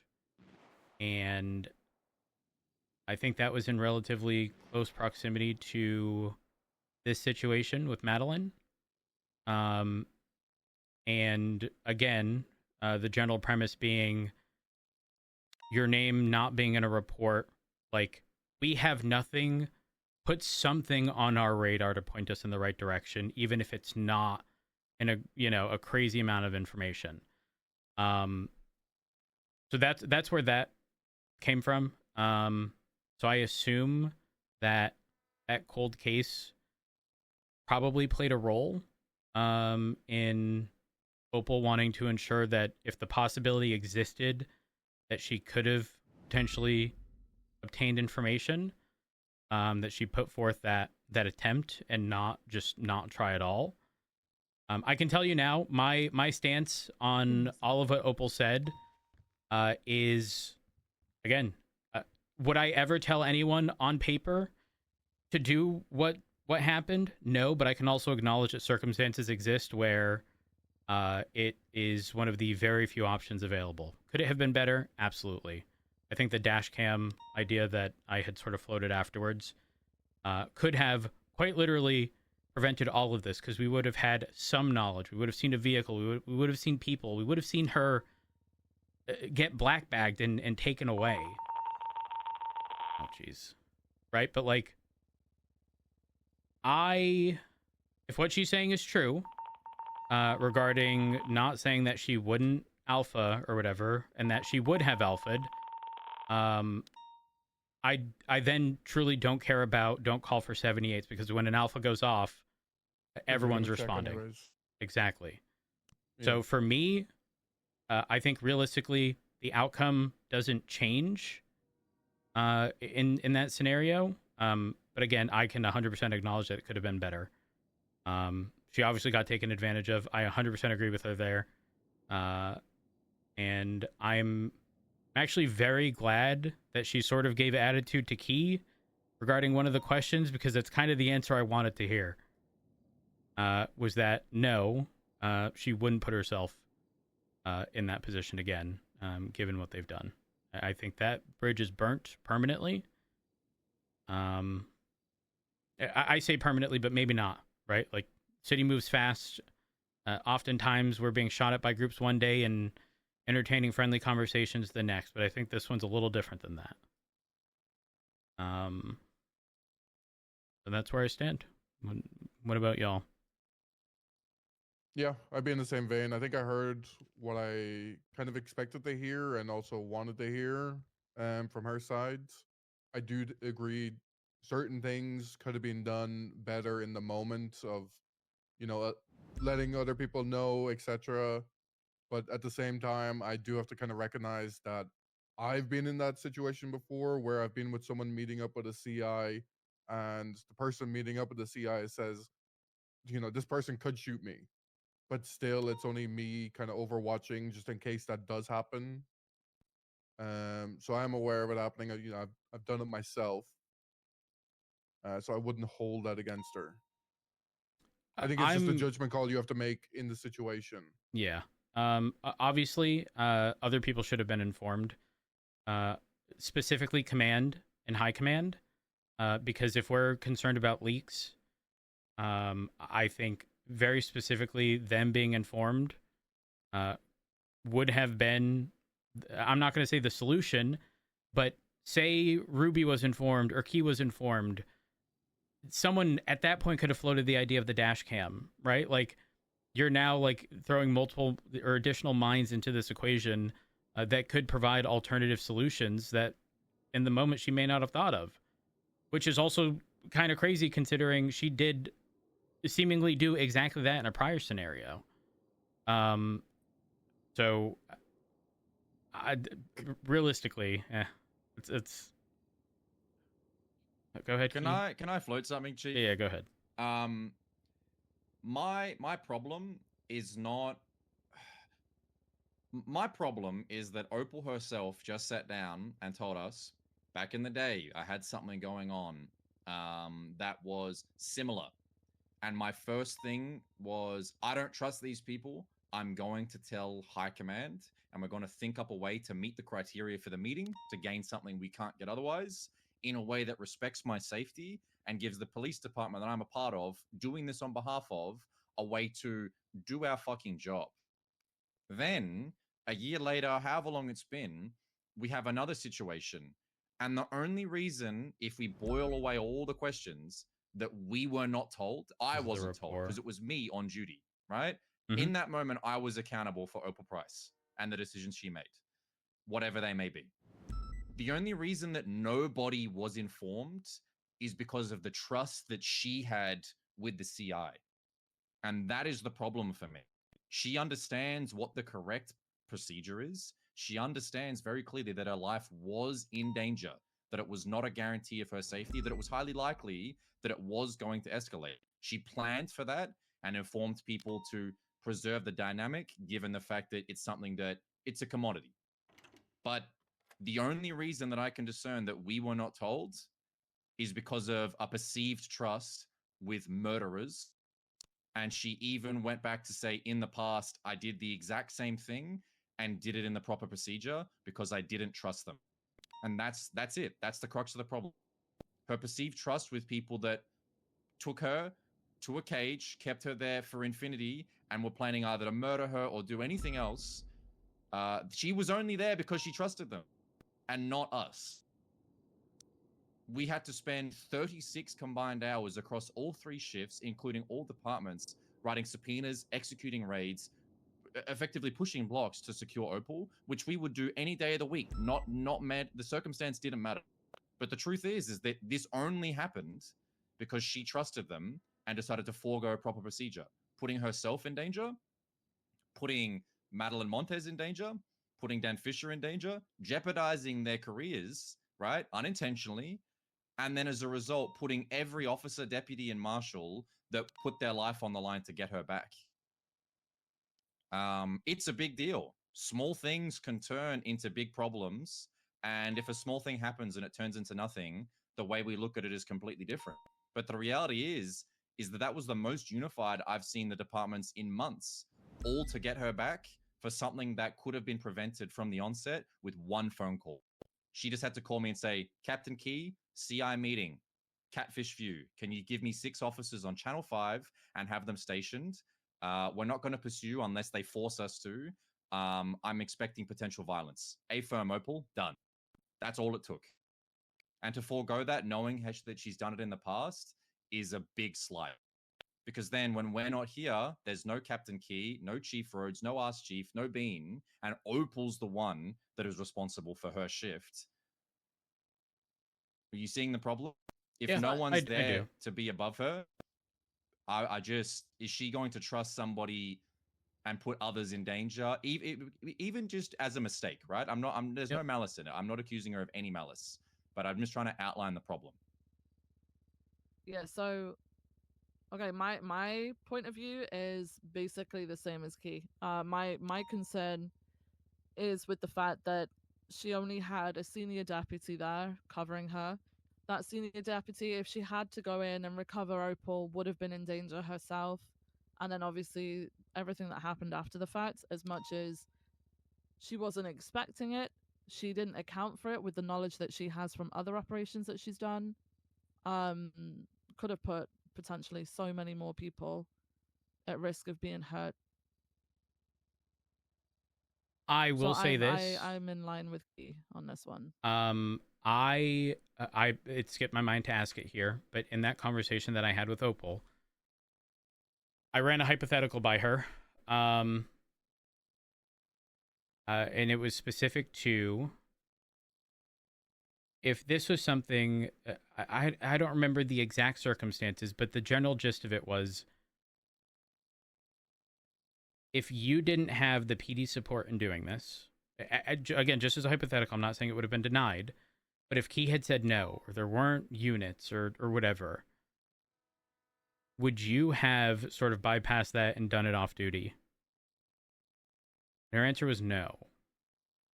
Not that changes anything, but I specifically asked it because I wanted to know, like, whether or not this was on the basis of, I guess, being like, I don't know if emotionally charged is the term I'm looking for. But remember the whole, like, case had gone cold, they received something like last day and then it went out of statute and now there's no conclusion to whatever this case was or whatever murder it was. Again, not an excuse for not informing Command or High Command at the time. But I did at least want that known. She did very specifically say no, that she wouldn't have done it off duty. I guess the question becomes, what do we do? Obviously, what happened shouldn't have happened, but it did, and here we are. Key, what would your sort of proposed, I guess, consequence be? Well, the deputy and the officer were stripped of all their ranks back to officer and deputy. They lost all their certs as well. Maddie got 5-day suspension and Fisher got 7.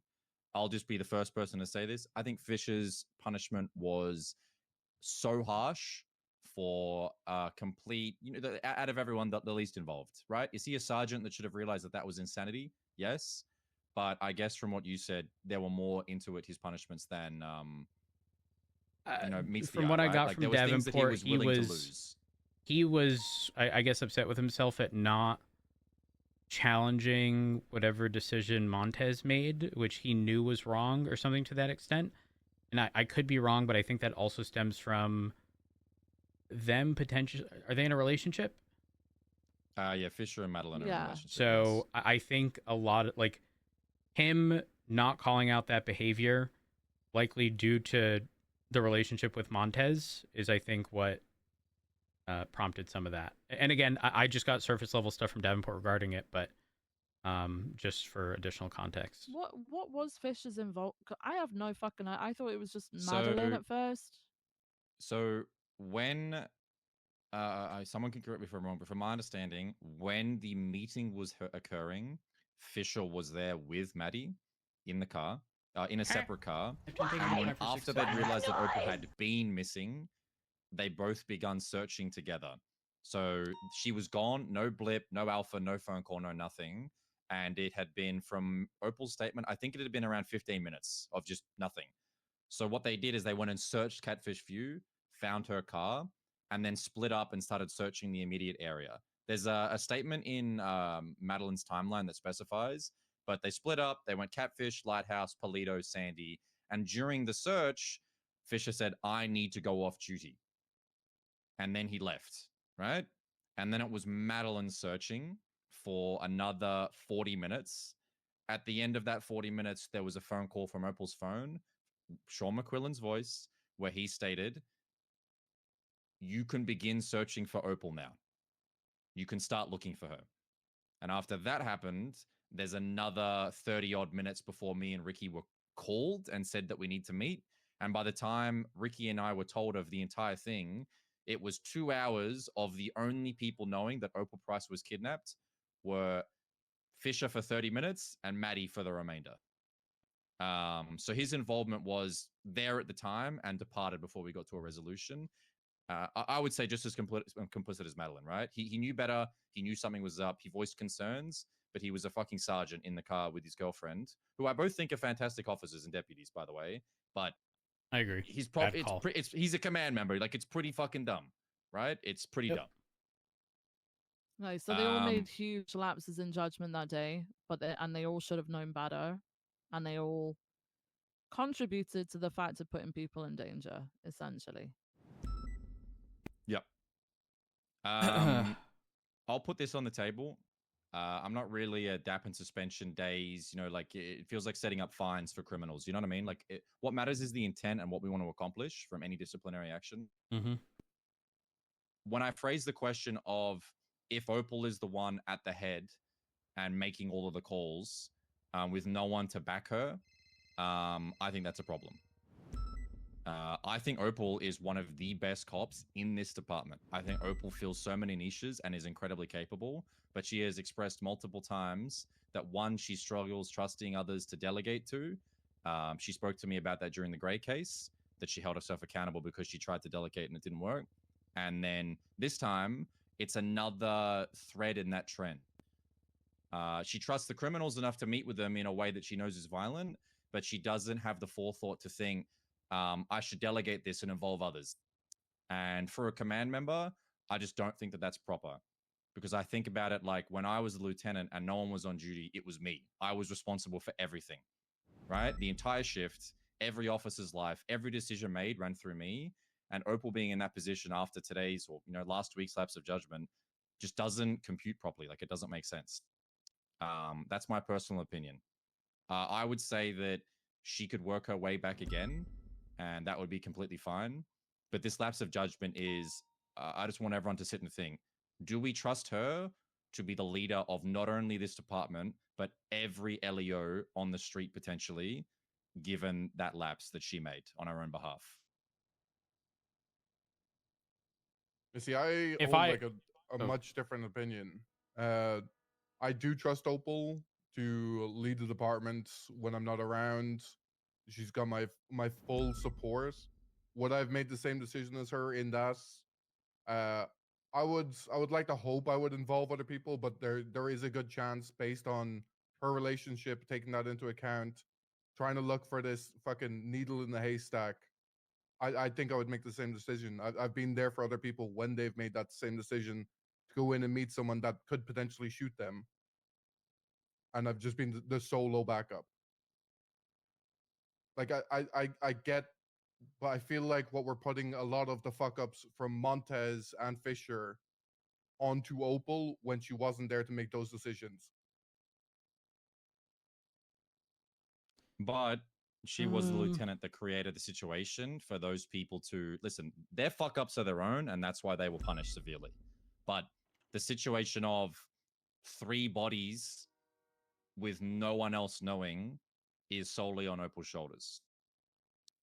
Their decisions after the fact are severely just insane. Like they're downright stupid, and that's why they were sent.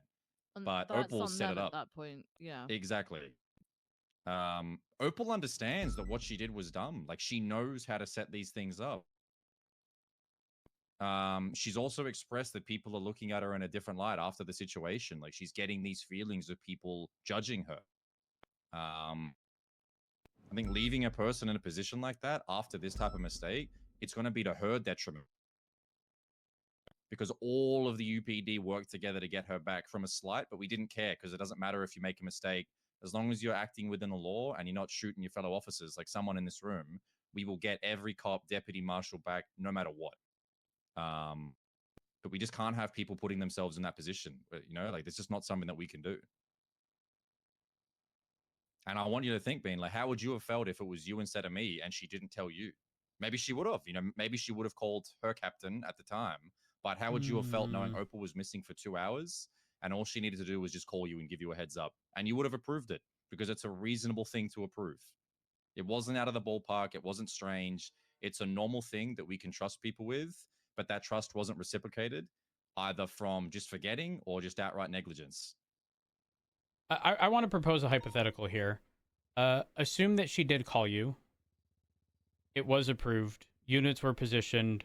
Say she got black bagged, put in a helicopter, dropped 5 minutes into the helicopter, flying away into a vehicle, and it was gone, and we lost her because the jammer was being utilized, right?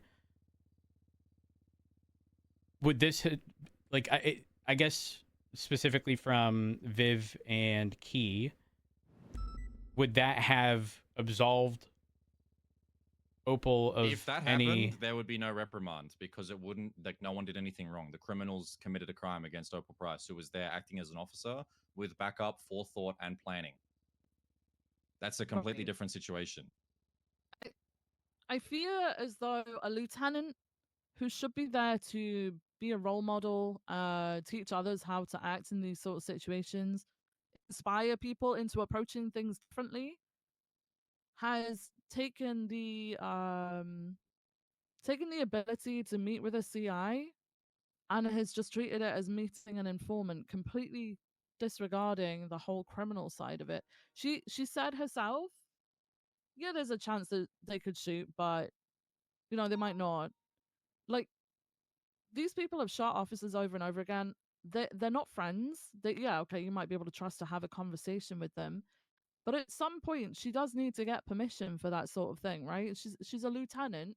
She can't just take it upon herself to go and meet with someone with just one singular person as backup. But I think we should trust lieutenants to make those decisions. Maybe I'm seeing that wrong, and maybe that should only ever come from high command. But I think as a lieutenant of the shift, she should be empowered to make those decisions. Yeah, I'm not opposed to that, but I mean, ultimately, this boils down to it being a bad decision. Not the meeting part, but the preparation for the meeting. That, in my opinion, that is very clearly the point of contention, right? Because in this hypothetical that I proposed, a helicopter black bagged, they got away. It's not that they got away and utilized a jammer and we just didn't know. It was that we were reasonably prepared. And in this case, there was an effort to some degree, not a great effort. But I don't think 2 units alone would be enough with 0 visual contact. But I don't know. I don't, because for me, I'm weighing like we're sort of throwing this down to like worst case scenario. Worst case scenario for me would have been she met them with absolutely 0. What did you just do? You know, information provided to anyone regarding what happened. We don't even know that Opal is kidnapped at all, and we'll never know because she never informed anyone. But there were people here. It just wasn't a very large amount. It wasn't the appropriate response that should have been ready. And again, sort of getting double shafted by the fact that the jammer was utilized, which is, again, if we're thinking, when Opal was explaining like her thoughts on the chance of that happening, in my mind, I said a fraction of a percent, and she said less than 1%. And I think that's reasonable, but I don't know that I want Opal kicked down to just officer. I think it was a bad call, but I don't know. I don't think she should be kicked down to just officer, but I don't think she should hold lieutenant right now. And no one is contesting the use of a jammer and being able to be prepared for that. The fact of the matter is Opal is very well experienced in sort of situations like this, operations like this. Like she said, she recalled upon that time with Turner. This was a crazy lapse in judgment for sure. She made a huge mistake. My biggest issue is that with her previous experience, with her knowledge, she made that decision.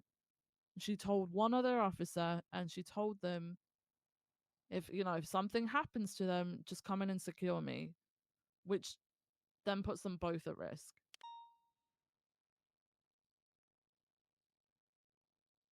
Yeah, and I agree with that, right? That's why I gave her that question of just to outline Jordan, just thank you for the the 61 stupidity months. of it. If I'm shot down, I will alpha, right? Fine. Right. Just come and secure my body. I don't want you pursuing them. What happens if Madeline was found out during the meeting, right? Like the necessity of people knowing is for all of our safeties, not just Opal. So hey, Maddie, please help. I'm doing this for your investigation. I'm going to be here, Catfish View. I want you up on the Lighthouse Hill. The hounds know that. For whatever reason, they're suspicious. They find Madeline, black bag her, handcuff her, no blip. Then they execute Opal. They execute Maddie. We arrive to what? Dead bodies? Or even worse, Opal gets shot down and not kidnapped. Madeline rushes in there, responding to the 78s, trying to relay to people not to pursue this, that, and the other, and then they shoot her next. Then it's a whole PD shootout, right? Like the fact that only one car was there to support them, like just Fisher and Madeline, is outlandish. They were in the same car, not separate ones? I believe it was separate, but the fact that only 2 people were there without anyone being aware on any radio is just outlandish. It is such a big lapse in judgment, not because we never meet with criminals one-on-one, but just because it's impossible for us to control that scene in any capacity. I think that the fault's on Madeline and Fisher, Maddie especially, right? Because Fisher went off duty before it had time to get out of hands. But not telling anyone and panicking is a fault on her own. But setting up a scene where every person there was at risk, outnumbered, and we're all expecting violence is just dumb. She just can't say otherwise. She didn't. She said, "Yeah, I expected that it could happen. I planned for that, but you didn't plan for how the PD was going to deal with everything that came after." Hypothetically, if we were there and they took her away, like you said, and she got away, completely different, because then that's on us, right? That is on the PD. But this one falls solely on her shoulders for every minute up until she was taken hostage. And then it passes over to Madeline, who spent 2 hours umming and ahhing about a confusing situation and picked wrong for 2 hours straight. Separate, but it starts with Opal. No one, a senior shouldn't have even been put in that position. And I want to reframe it as how we would feel if we had an officer that was just given detective tags and this was the first operation they ever did, right? How would you feel if a fresh officer was given detective tags and went and did this exact same context. I think that people would be thinking, well, they're pretty fucking incompetent. We're going to take that detective tag. That's my personal feeling. I don't disagree with that. Don't. I think if I had to, I guess, select a consequence here, for me it'd likely be demotion to sergeant, and I wouldn't really realistically push anything beyond that. I think Opal does a whole lot, and the last thing I want to do is kick someone while they're already down. Opal obviously now would or has stated in hindsight would have done things differently. And as stated, she's one of the most competent officers we have. This shouldn't have happened. It did, but there's no shot I see her dropped to officer. I'm content with sergeant. With assuming nothing crazy happens in the following 30 days. I'm not saying after 30 days she gets promoted back, but I wouldn't be opposed. But I would say a 30-day minimum before any consideration of reobtaining said rank. I think that is a reasonable thing. Just because Opal herself just needs to acknowledge it, which she did, and it needs to be reflected for everybody else. We shouldn't be afraid to discipline people, and if it became more commonplace, we could do stuff like this without the song and dance, because it makes sense. She made a mistake. She's in a very privileged position that people look up to, and she needs to be taken down a notch, full well knowing that she is still phenomenal and more than capable, given the fact that she's literally done the same in the past, right? She knows what to do. We just need to make sure that it's understood that we can't let mistakes like that go unpunished. Yeah, no, I agree. Bean, thoughts? I mean, obviously she's shift one. I mean, to be honest, I'm going to disagree. I think knocking her down would set a bad example for anyone that's involved in any investigation. Listen, if you want to investigate someone, get the whole PD into a room, set up something massive every time you want to have a conversation with a criminal. I'm not a huge fan of it. We have people on the radio all the time say, hey, I'm going to be 10-7 meeting up with someone at XYZ location. Everyone, they ask for fucking, someone to radio check me, make sure I'm Ocean King, all this. I rarely ever, when someone does that, hear someone say, hey, McNulty, for example, are you Ocean King? It is a very rarity. I think, punishing people, I know it is a bad decision and it was a bad outcome, but people go out there, they do their jobs. We put our lives on the line. I think it will discourage people from doing something similar in the future. Sure, it might make people act a different way, but I think a lot of meetings and a lot of discussions will not happen because they'll remember what happened to Opal. So I don't think maybe the example you were given was just like an extreme. I don't think the intention was a hey, everyone meeting room type deal as much as it was a phone call just informing Key during that situation. So not like I don't think we're introducing this massive barrier to entry to something like this. It quite literally is just keeping individuals informed so that we know how to respond if and when something happens, which was furthered by the fact that the person she trusted with essentially a recovery mission, if things went south, then didn't inform anyone for, you said 2 hours, Key? Yeah. From the onset, good. 2 hours. Yeah, but I think that is solely a Madison fuck up. Like, I've received numerous phone calls in the past from Brian Knight being like, hey, I'm going to meet someone here. I need you kind of in the area. Shit might get wicked. I'm not there setting up like a huge thing to protect Brian Knight. It's just me there in a car waiting nearby. No eyes on, no nothing. I'm going to put forward the other side of it. If we're seen to do nothing, people are going to see that a lieutenant thinks that it's okay to send minimal people out there with no information to do that sort of thing. I think with how many people actually do investigations and whatnot, it's not a big pool of people that will be doing it anyways.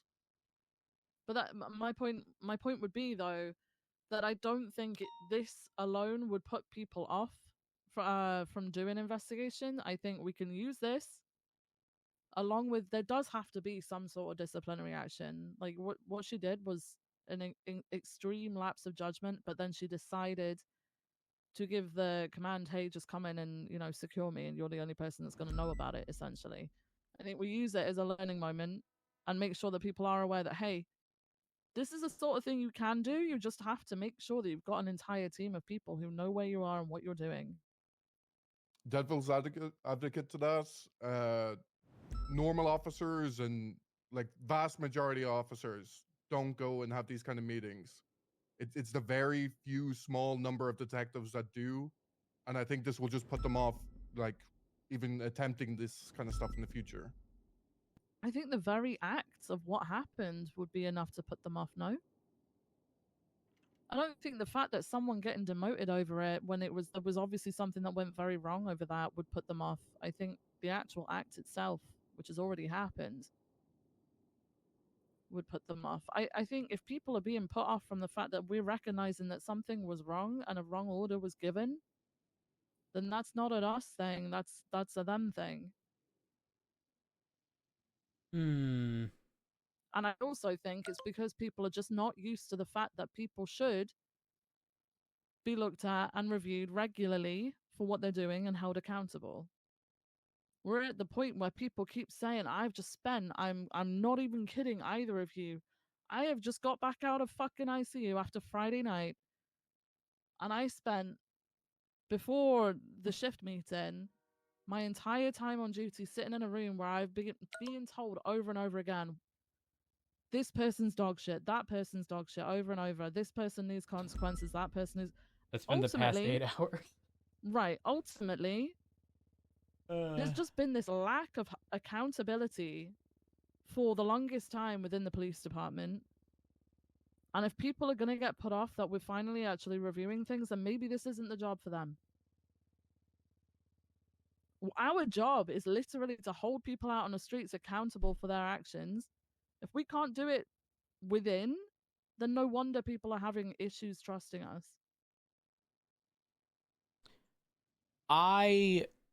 So Bean, I do agree with you. I'm kind of like, I'm in this in between between Key and Viv and you, Bean. Damn,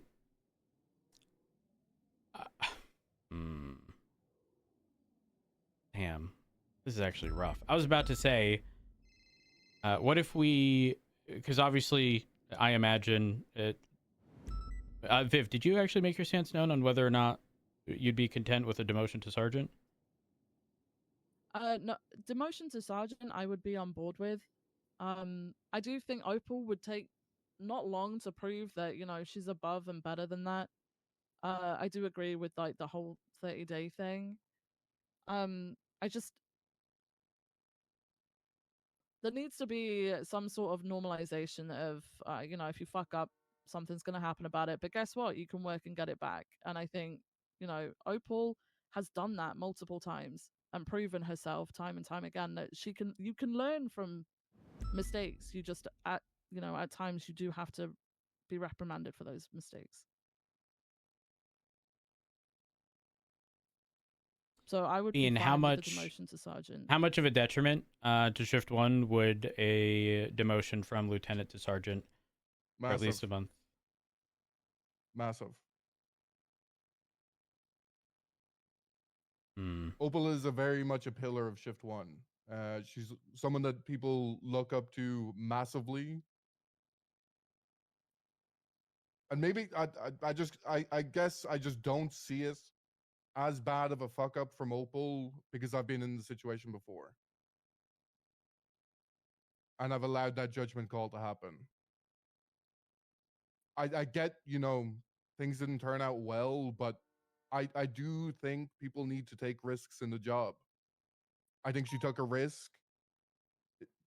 and she got ultimately completely and utterly fucked over by the other people that were on scene.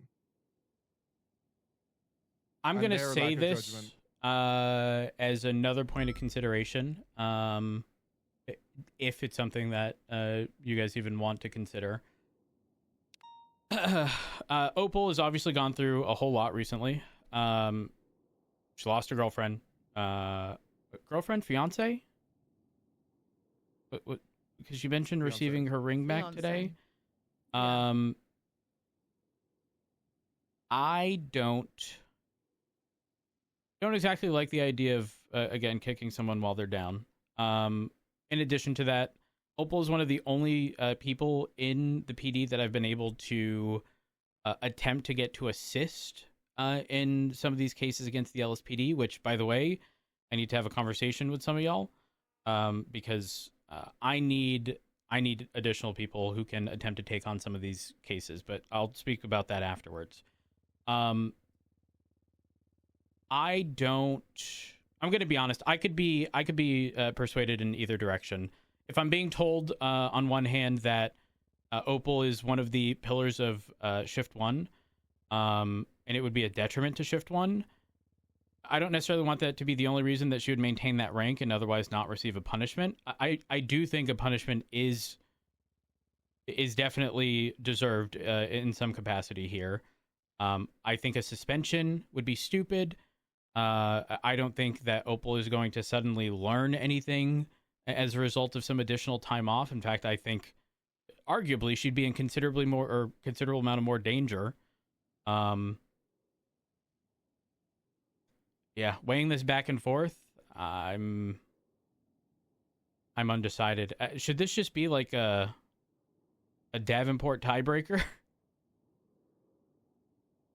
Because I am concerned about Shift 1 in the event where Opal isn't working in that capacity. Well, actually, I say that, but realistically, if she's sergeant, she's still command. So is anything really changing?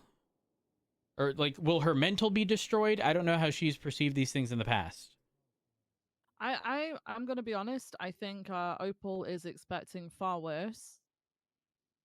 I think that's why she reacted the way that she did at the end of the panel, because she knows of the other two.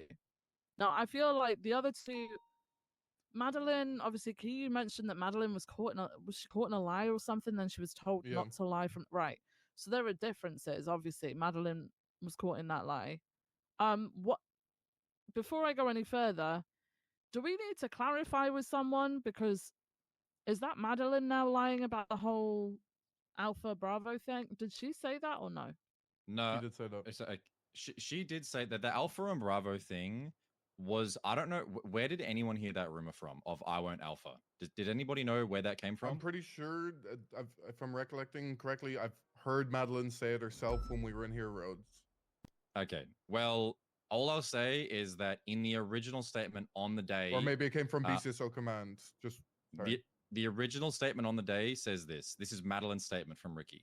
Opal said if something happens, if she gets shot, if she alphas, I don't want people to chase them, just recover. That is the initial statement. The portion that she, in quotations, lied about was she omitted Dan Fisher's name, but that was found out on the day, which then was brought up in her panel as, if you are caught in any other lies, it's immediate termination, which I think is valid. Okay. Fisher was in part concerned and covering for Maddie, his girlfriend. Maddie was in part concerned and covering for Fisher, her partner. That makes sense. They were caught and it was put on the table. If you fuck around like that again, you're done.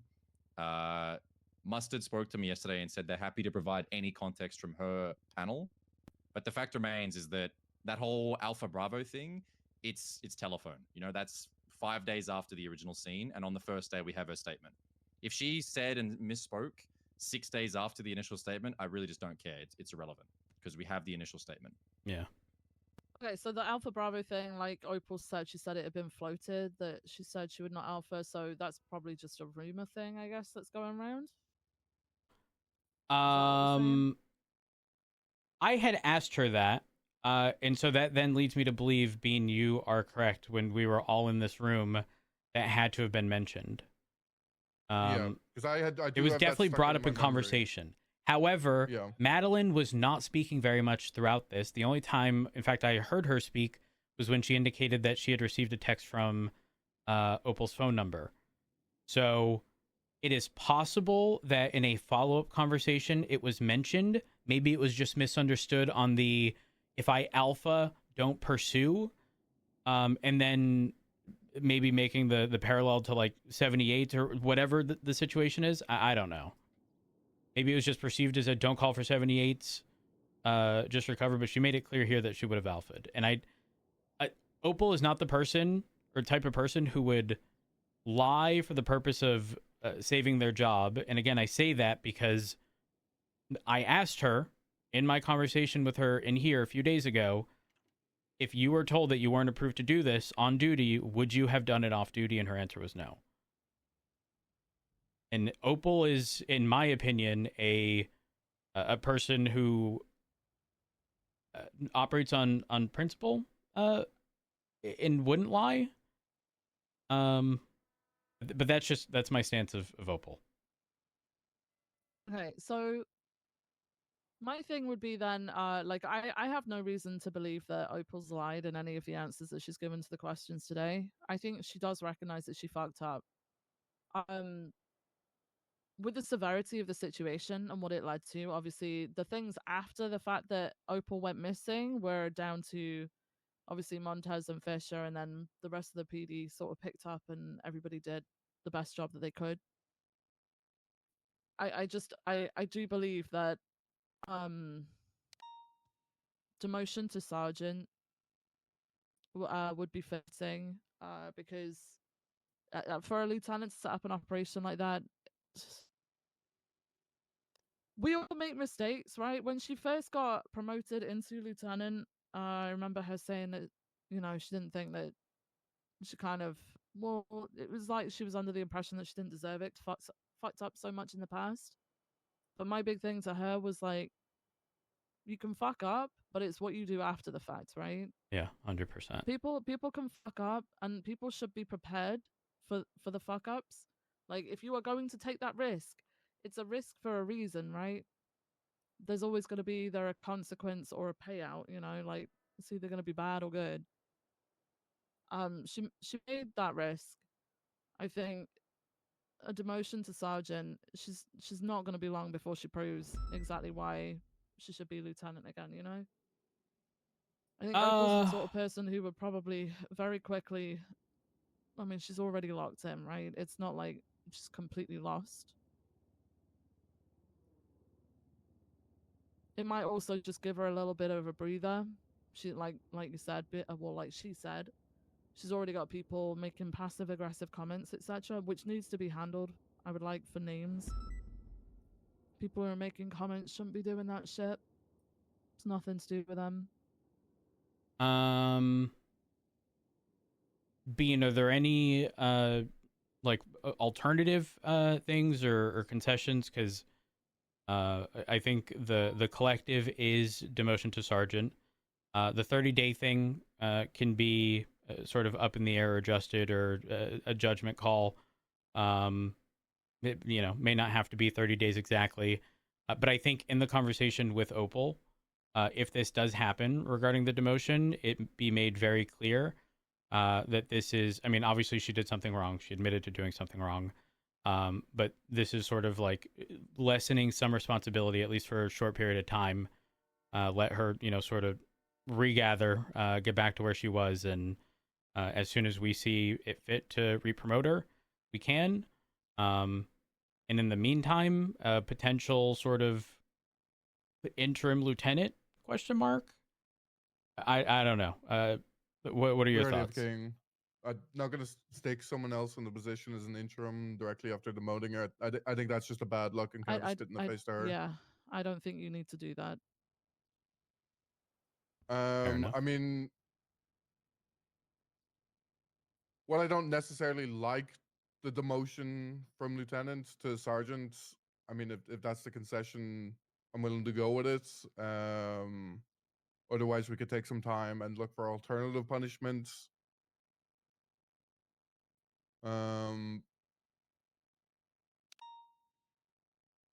You know what? We should have asked Opal. If she was sitting on the other side and presented the same, what she thinks the consequence would have been or should be. Also, she did text me. She said, I forgot to say during the panel, I'm sorry, and I'm thankful for the response and how fast everyone got me out of here. I don't take that for granted. Almost forgot to mention that. That was 15 minutes ago.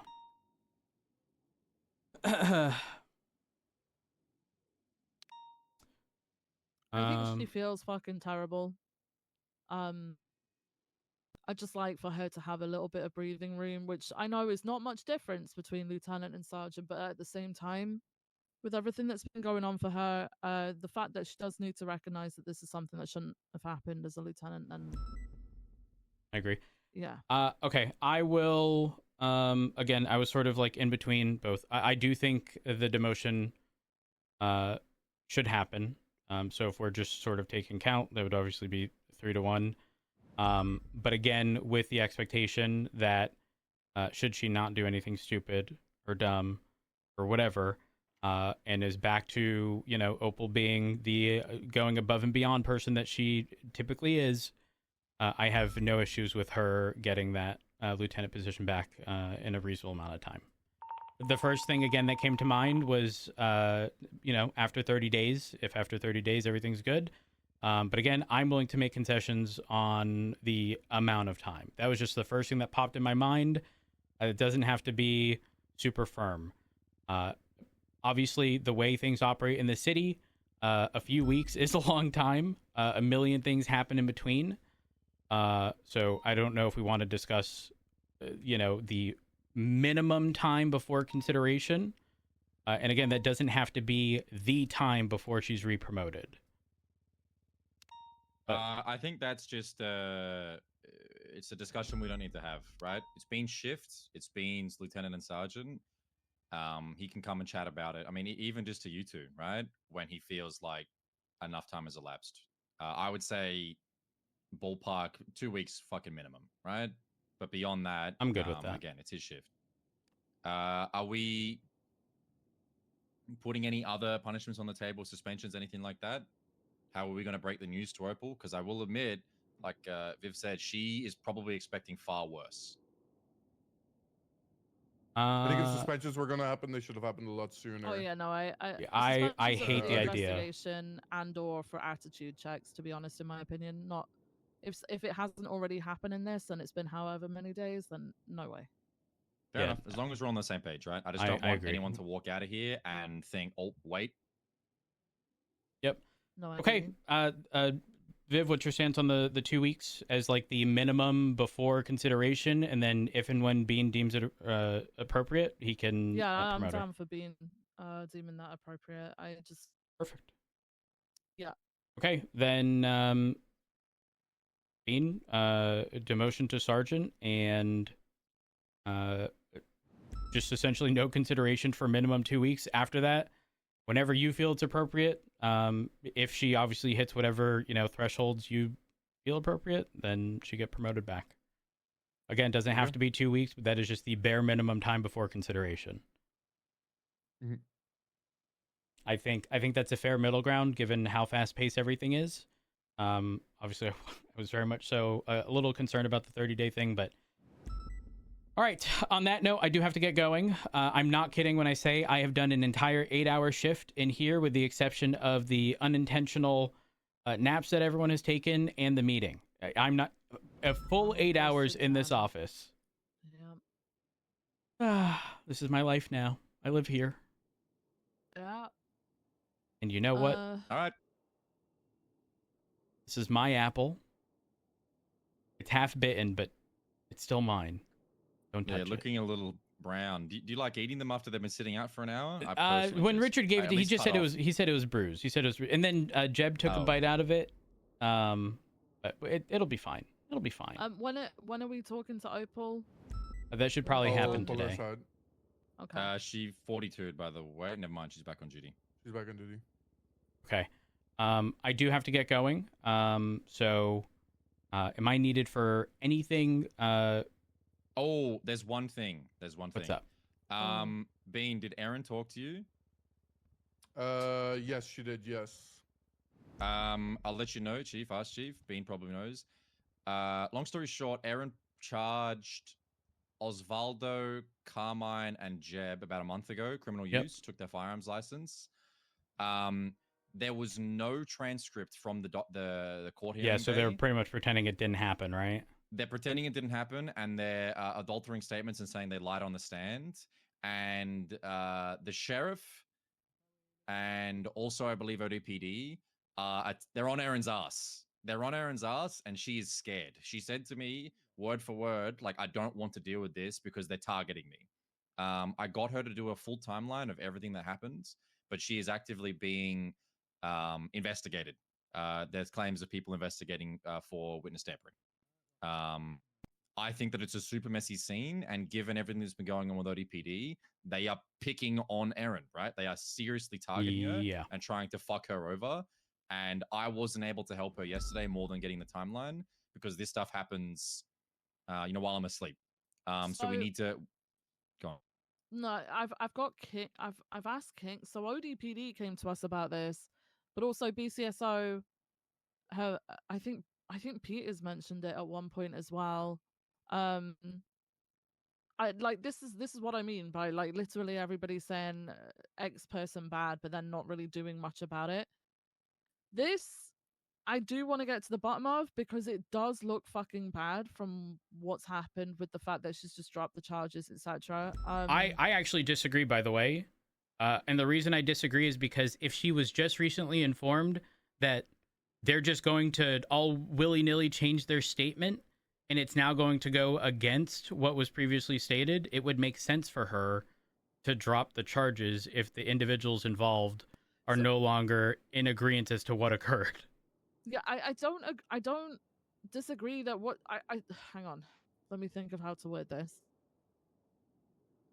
So the dropping of the charges makes sense, but optically it looks like what they're saying is true in respect to I'm not even on about the Osvaldo thing at this point. Okay. Jeb is trying to claim that she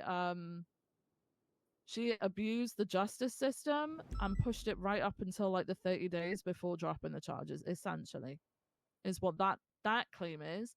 Then the Osvaldo one, Jeb is saying that he overheard it? Like she told Osvaldo that he'd be facing a hag charge and the death penalty, is what we've been told.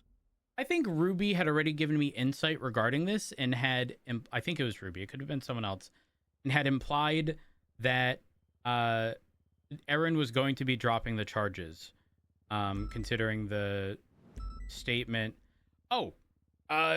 Key, one of the things mentioned before was they claimed Erin stated she was going to pursue the death penalty. Well, that's, yeah. For perjury. I didn't hear anything. Which sounds outlandish. Yeah. So I don't know if this is just I'm going to be honest. I don't want to pay too much mind to this in a scenario where it stemmed from a bench trial with no record and they are essentially deeming it as if it didn't happen. That is an absurd take. Because I don't even want to talk about that. All I think is we just need to get Erin's exact timeline. My worry is that they are picking and prodding and they want to do damage and they want to hurt people. Crystal, Erin, anyone that they can pick and prod at, they're going to target. And I'm not going to let Erin get pulled into the mud over what I am going to, take at face value as lies and mistakes, not her problem. Do I think she should have dropped the charge? I don't think so.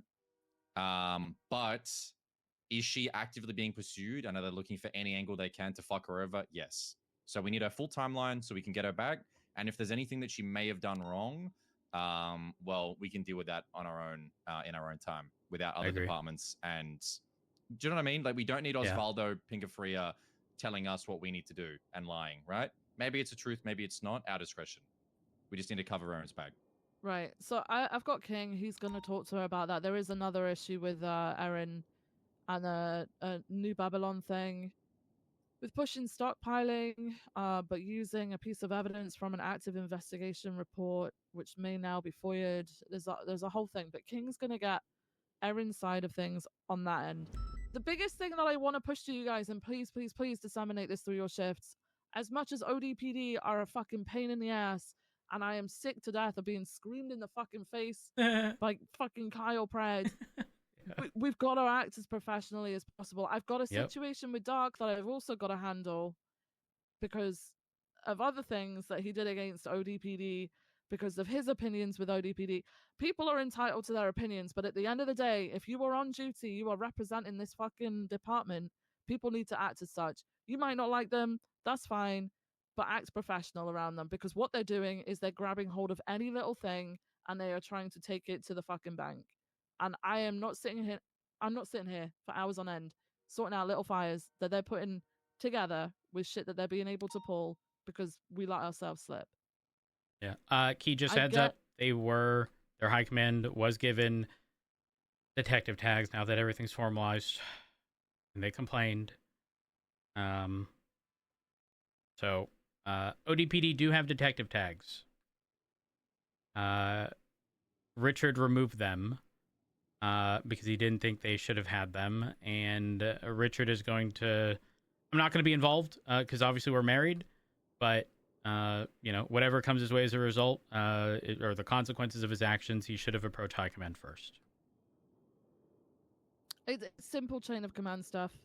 Their high command sergeants shouldn't be deciding what a high command can and can't do. That's a decision for high commands to talk together.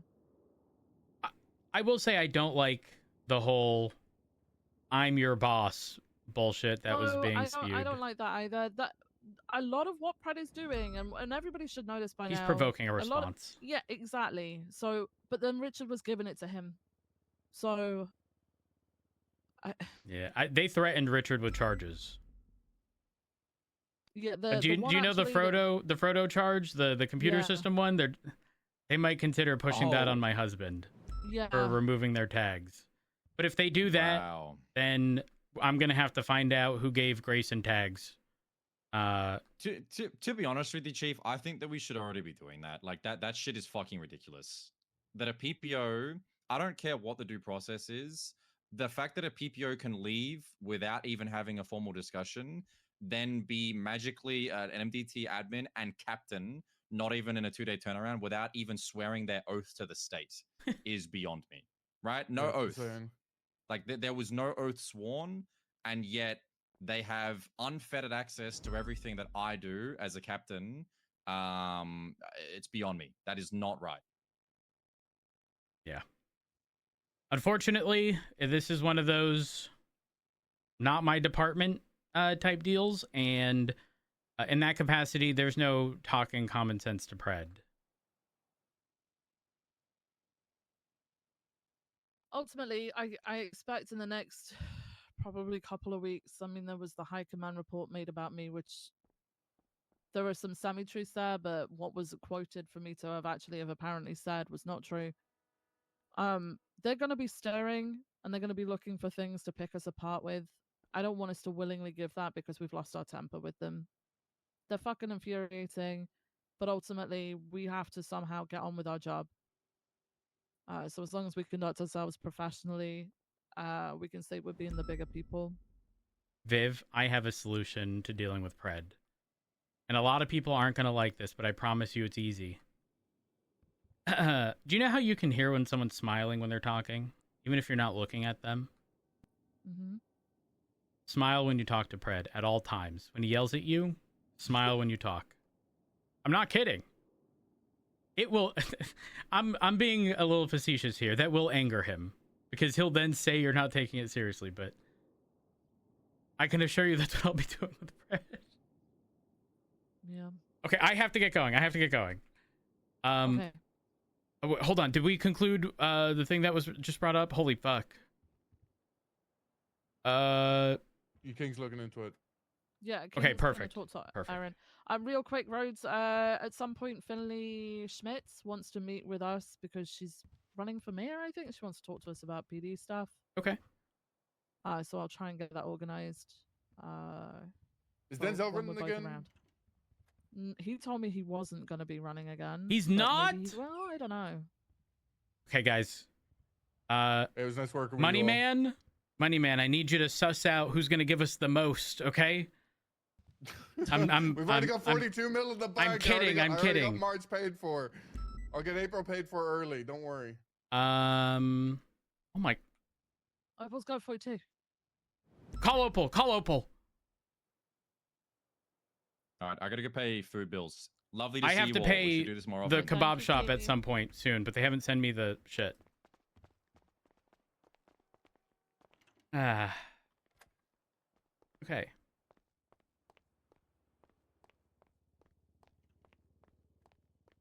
Bye. Goodbye, Rhodes. Have a good day.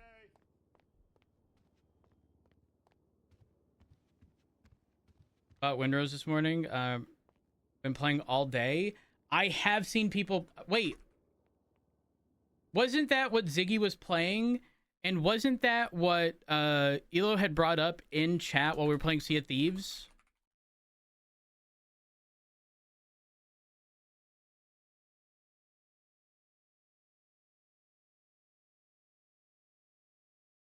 Oh, I'm gonna get sucked into another game, aren't I? NoPixel hasroot.com. Are you sure it was Archon that mentioned it? I don't remember Archon mentioning it. Who do I send you to?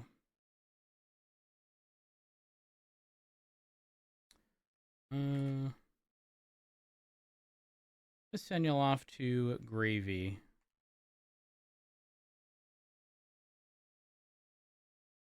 Raid. Oh, whoops.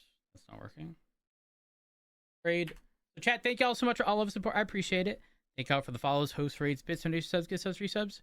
I say this each and every time. I genuinely cannot have asked for a better community to be built around channels. Thank y'all for being absolutely amazing. If y'all haven't already, follow me on Twitter, twitter.com/Curvyelephant. Join the Discord, discord.gg/Curvyelephant. And if you enjoyed what you saw